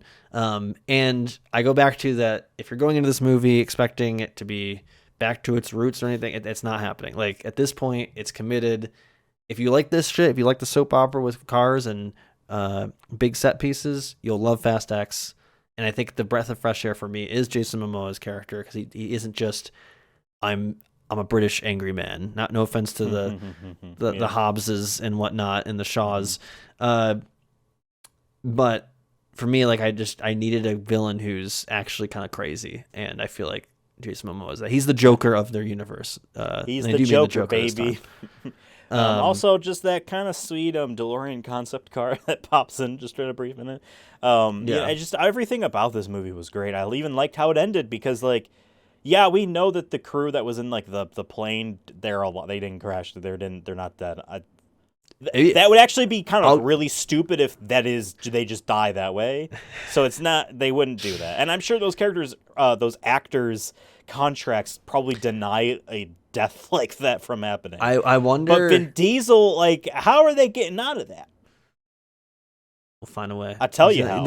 Mr. Nobody's going to drain the dam. And, I think it's. I wonder if they're going to hospitalize everybody. They're going to hospitalize everybody but Vin. Just make it all about Diesel versus Momoa. Maybe. Hey, this is dark. But what if Vin survives but his kid doesn't? And so now he's on I will fucking kill you, like, bloodlust. He ain't playing around no more. It really ratchets it up. And my brother's dead too. Remember, because we both think that no, they actually did kill John Cena. Like, That I don't was want them to. I don't want them to, but I think they finally actually killed somebody. Yeah. But I don't know. It's hard for me to believe that when now you're bringing the girl who ate pavement, probably more than anyone could eat pavement, back. Like, there's no shot that she's alive. Yeah. Unless she's Gal a clone. Gadot's I don't character fucking- Giselle is back. You know, watch them that be the thing. They're like, we got the last of her skin particles from the pavement. We were able to clone her and give her the Mr. same Nobody consciousness. was there too. Remember we said Mr. Nobody was there too. I think this is caught an her. S tier. Tell me you disagree. Why not? Fight me on this. I think this is for the real, like, if you're a diehard Fast and Furious fans. Luckily we are. I can understand if you were like, I like the first movie and I have not liked the other ones. But to my thing, I would say is, why are you still watching this? Yeah, why are you still watching this?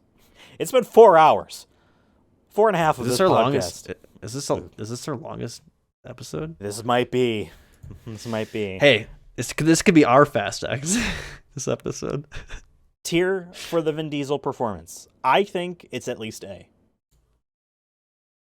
I say A. I think for S for me it would have to be. There'd be something. There'd be a new something because it's still Dom. You know what I mean? But you did a good still Dom. Dom. It's still Dom. Guardians of the Galaxy Volume 3. I've seen this movie again. You saw it twice, right? Yeah. Yeah, I saw it again. And, and I think I saw it, part of it for a third time as well. It's a good film. I remember at the time when we reviewed it, I'm like, I preface this with, I know sometimes I could be hyperbolic, and the most recent thing is the best thing for me. Fast X, still kind of held that way. Guardians of the Galaxy 3, less so. I'm just going to straight up say that I think this is an A tier. I think this was the best that they could do with an original story, with what they were given from the Russo brothers, and Taika Waititi's discarded. Here you go, he's with Thor. Actually, no, he's not. You know what I mean? They managed to use a holiday special to just set up where they are, and then they can go forward. And I think, I think it's a really good film. Despite that fact. I really think Gamora should have been just Gamora, but that's not this movie's fault. It is Infinity War and Endgame's fault. I'm willing to say A tier, but I can see B if you. No, I'm fine putting it Well, at A because I think it's a good movie. I did like the messaging of, like, anti-animal cruelty. I was not expecting that going in. I knew going in there it would be talking about Rocket kind of as like origin, but I didn't think it was going to be pretty much the entire film up until like the last half of the movie, last 1/4 of the movie. So I kind of like that messaging, or like that he brought that in a movie that I wasn't expecting it to. I did like all the other animal critters there. I don't know how much I cared for the villain. Really, I mean, I thought it was cool they peeled off his face though. Yeah. But yeah, I feel like it also still felt pretty small scale though compared to the other two. It felt a little bit tight. Personal though, right? Personal. Yeah, it was a little bit too not as fun and happy, which is fine. But I think that's what I like about the first two more than anything, is that they're fun. You can put them on and entertaining. They have their moments of where it's intense or whatever, but this movie felt more intense and personal almost the entire time. I didn't really get the whole levity of the music playing or like comedic bits as much. I did like some of the even though it did feel small, I did like that one planet where they're all wearing the weird goofy almost say it. Not Tim Burton. What's his name? Who did the original Dune movies? What the fuck is his name? Oh, Lynch. Yeah, like those outfits remind me of kind of David Lynch's kind of weird, goofy. I thought you were gonna say Among Us. Among Us. No. But yeah, I think it's good, but I don't think it's just as timeless and what I think will be one of the going down, like when MCU's over, when like they finally like, okay, we're not doing this universe thing anymore, which I think is coming sooner than we realize. That like when that's all over, I feel like those movies are going to be the ones that really stand the test of time. I don't know how much this third one. I think the third one is a good ending, but by itself and all that perspective, I think it's fine putting it in A tier. Yeah, and I forgot to mention. I forgot to mention in Fast X, by the way. Out of all the Fast and Furious movies we've seen, even Fast 9, whatever, I left a tear on the edge of my seat because of The Rock being back and just like the cliffhanger. And I'm like, that's when you know you're invested. You know what I mean? When you're like, oh my God, you know? So I'll give him credit for that. But yeah, Guardians Groot, Volume 3, A. Groot at the end of this movie says, I love you guys. And I felt that, you know? So we really got to know Vin Finally, Diesel. we got. But I'll give him a C for that.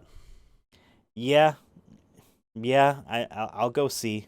Definitely not with B or anything like that. It'd be different if like it was CG applied to his body.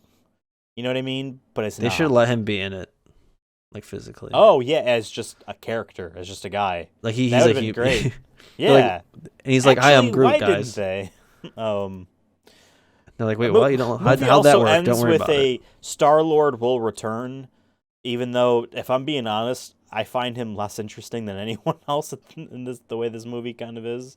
But I'm curious if it sounds like a TV show to me. That's what I think it's a contract thing of like, hey, I need to be in more of these, and Disney's like, out of all the characters, Chris Pratt's the bankable star. We got to keep him in. Sorry, I feel like, James Gunn. I don't know. he needs It to just reminded continue. me a bit of the Peacemaker thing, where I feel like I think he likes that character enough that, and with Peacemaker is much more grounded. It doesn't have to be so big and whatnot. I could see him doing that, where it's like, here's 10 episodes. If it does well, we can continue it. If not, yeah, you'll probably be in another MCU movie in some other capacity. I just won't be involved. James Gunn speaking. Yeah. Cool. Save the best for last right here. I Am Groot season 2. Mm-hmm. C or D? S. No. I'm not even gonna entertain that joke you just I say let's attempted to put do. it C again because I actually liked this one more than the first one because I did like that snow one. Okay, fair. Hey, fair. And his performance, we also going with C again? Yeah, why not? Let's just keep it. Awesome. This one's for the children. C for This C for one's the children. for the children. Hey guys, we're gonna take a quick break. We'll be right back.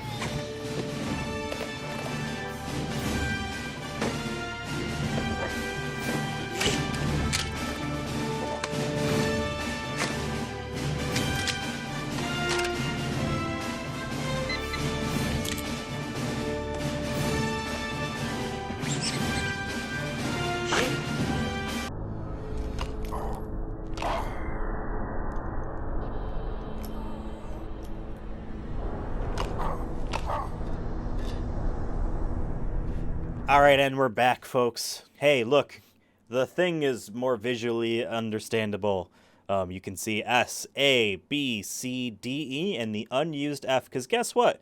Vin Diesel ain't offensive.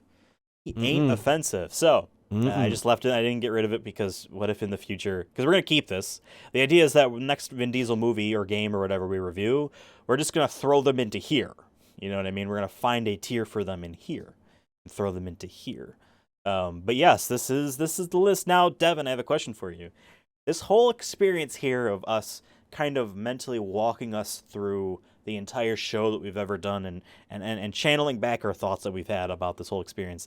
Have you changed your mind on anything significant on just this whole experience here, any of these individual films and whatnot? I think the first thing that comes to mind for me is the clear Marvel hate that we have now. It definitely shows. Yeah.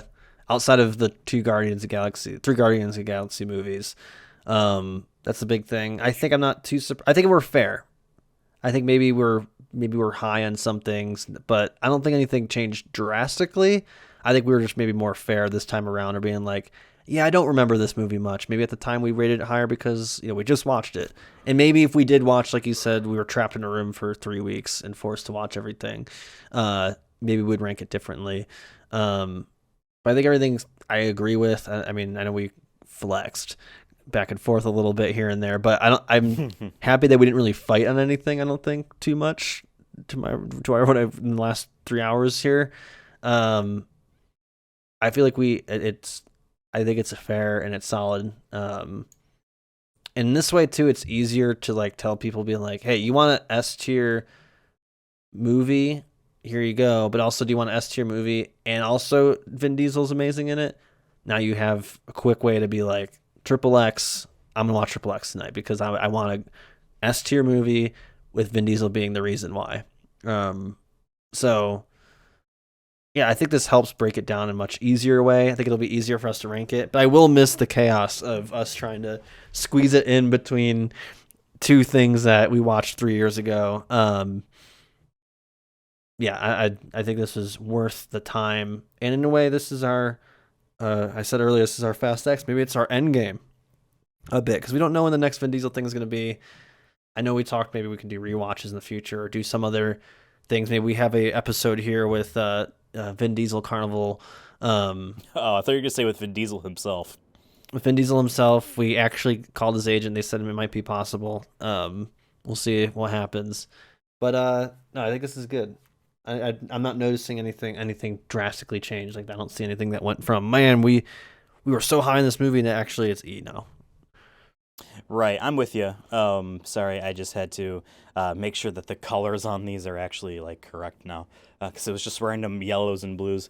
But yeah, I mean, like it's interesting, right? When we started this project, we were like, hey, he's really well known as being this one type of person, but is he a bad actor? Is he though? Let's take a look and let's explore and let's find out. And like, while I think there's definitely roles like Last Witch Hunter and Bloodshot where he can just literally just be that one note person. I don't think Witch Hunter was bad. It was the start of like, oh, I can see it, and Bloodshot was, oh, I see it.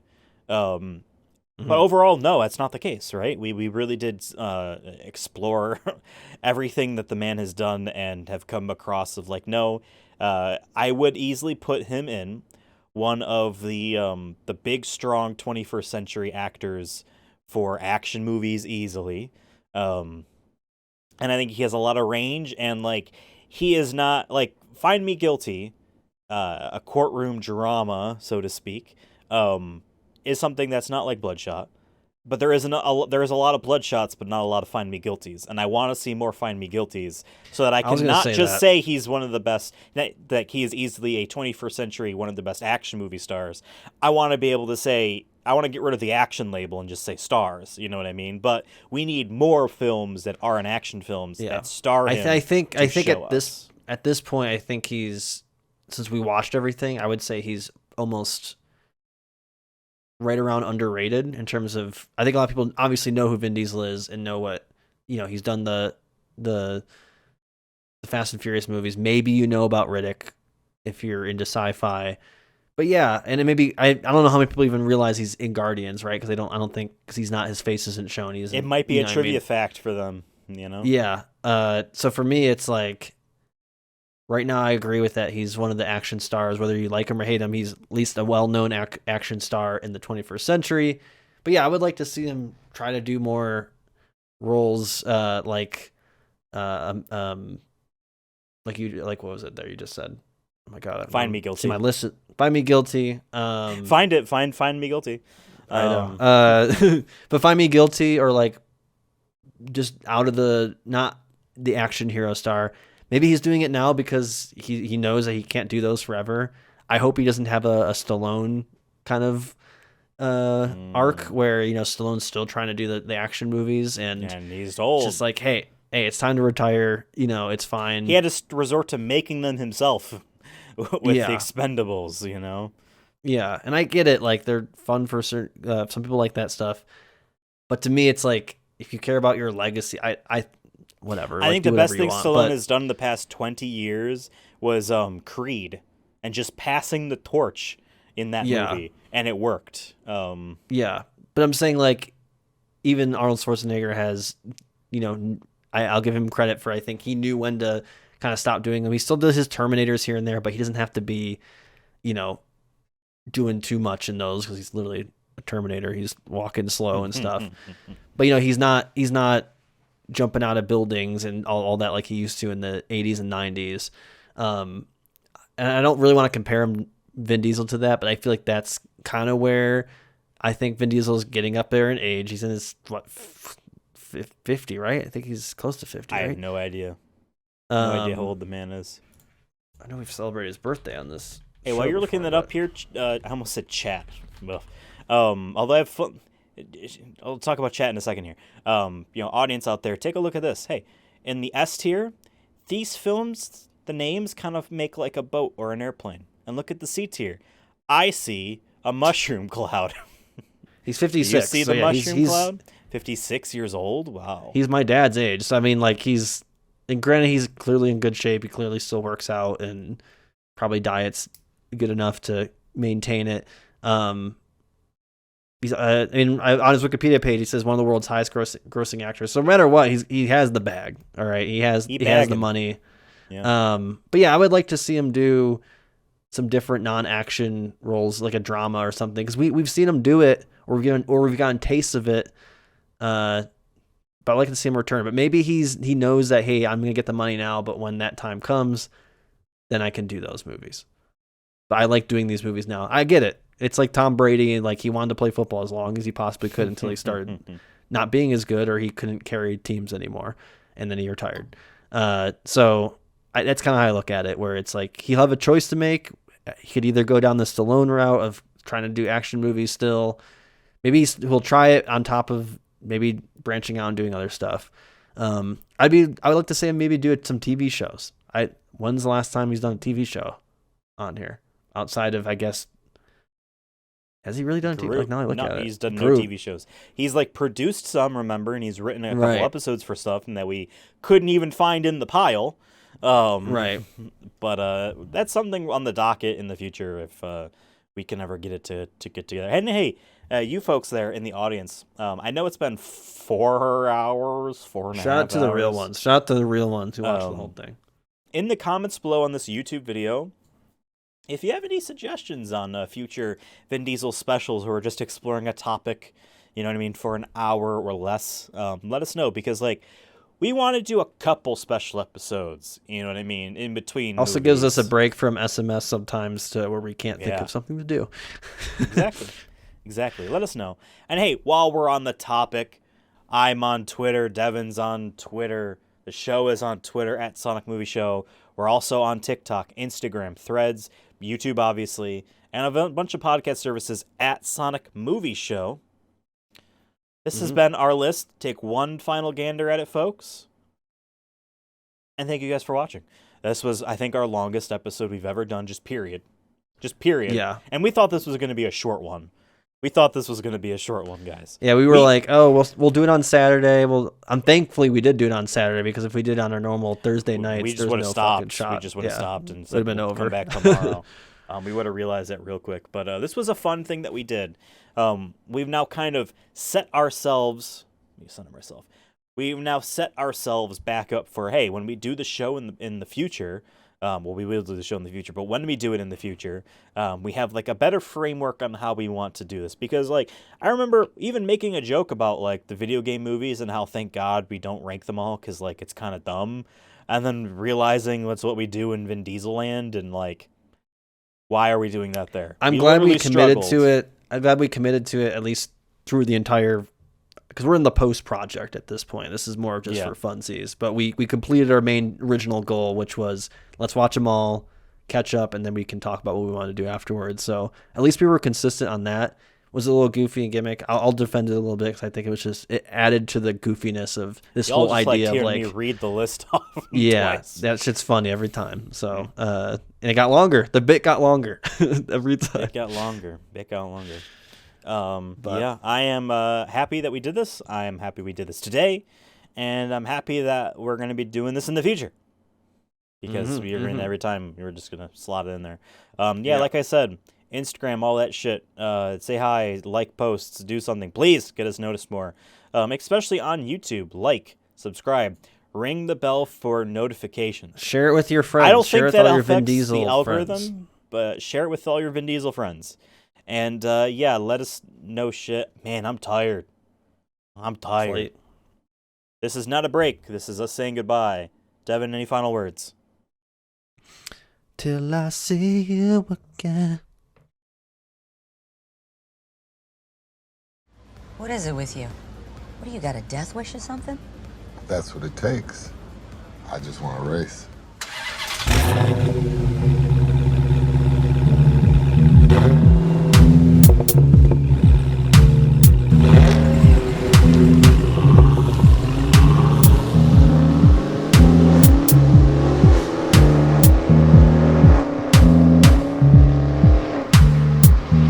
Ride or die, remember?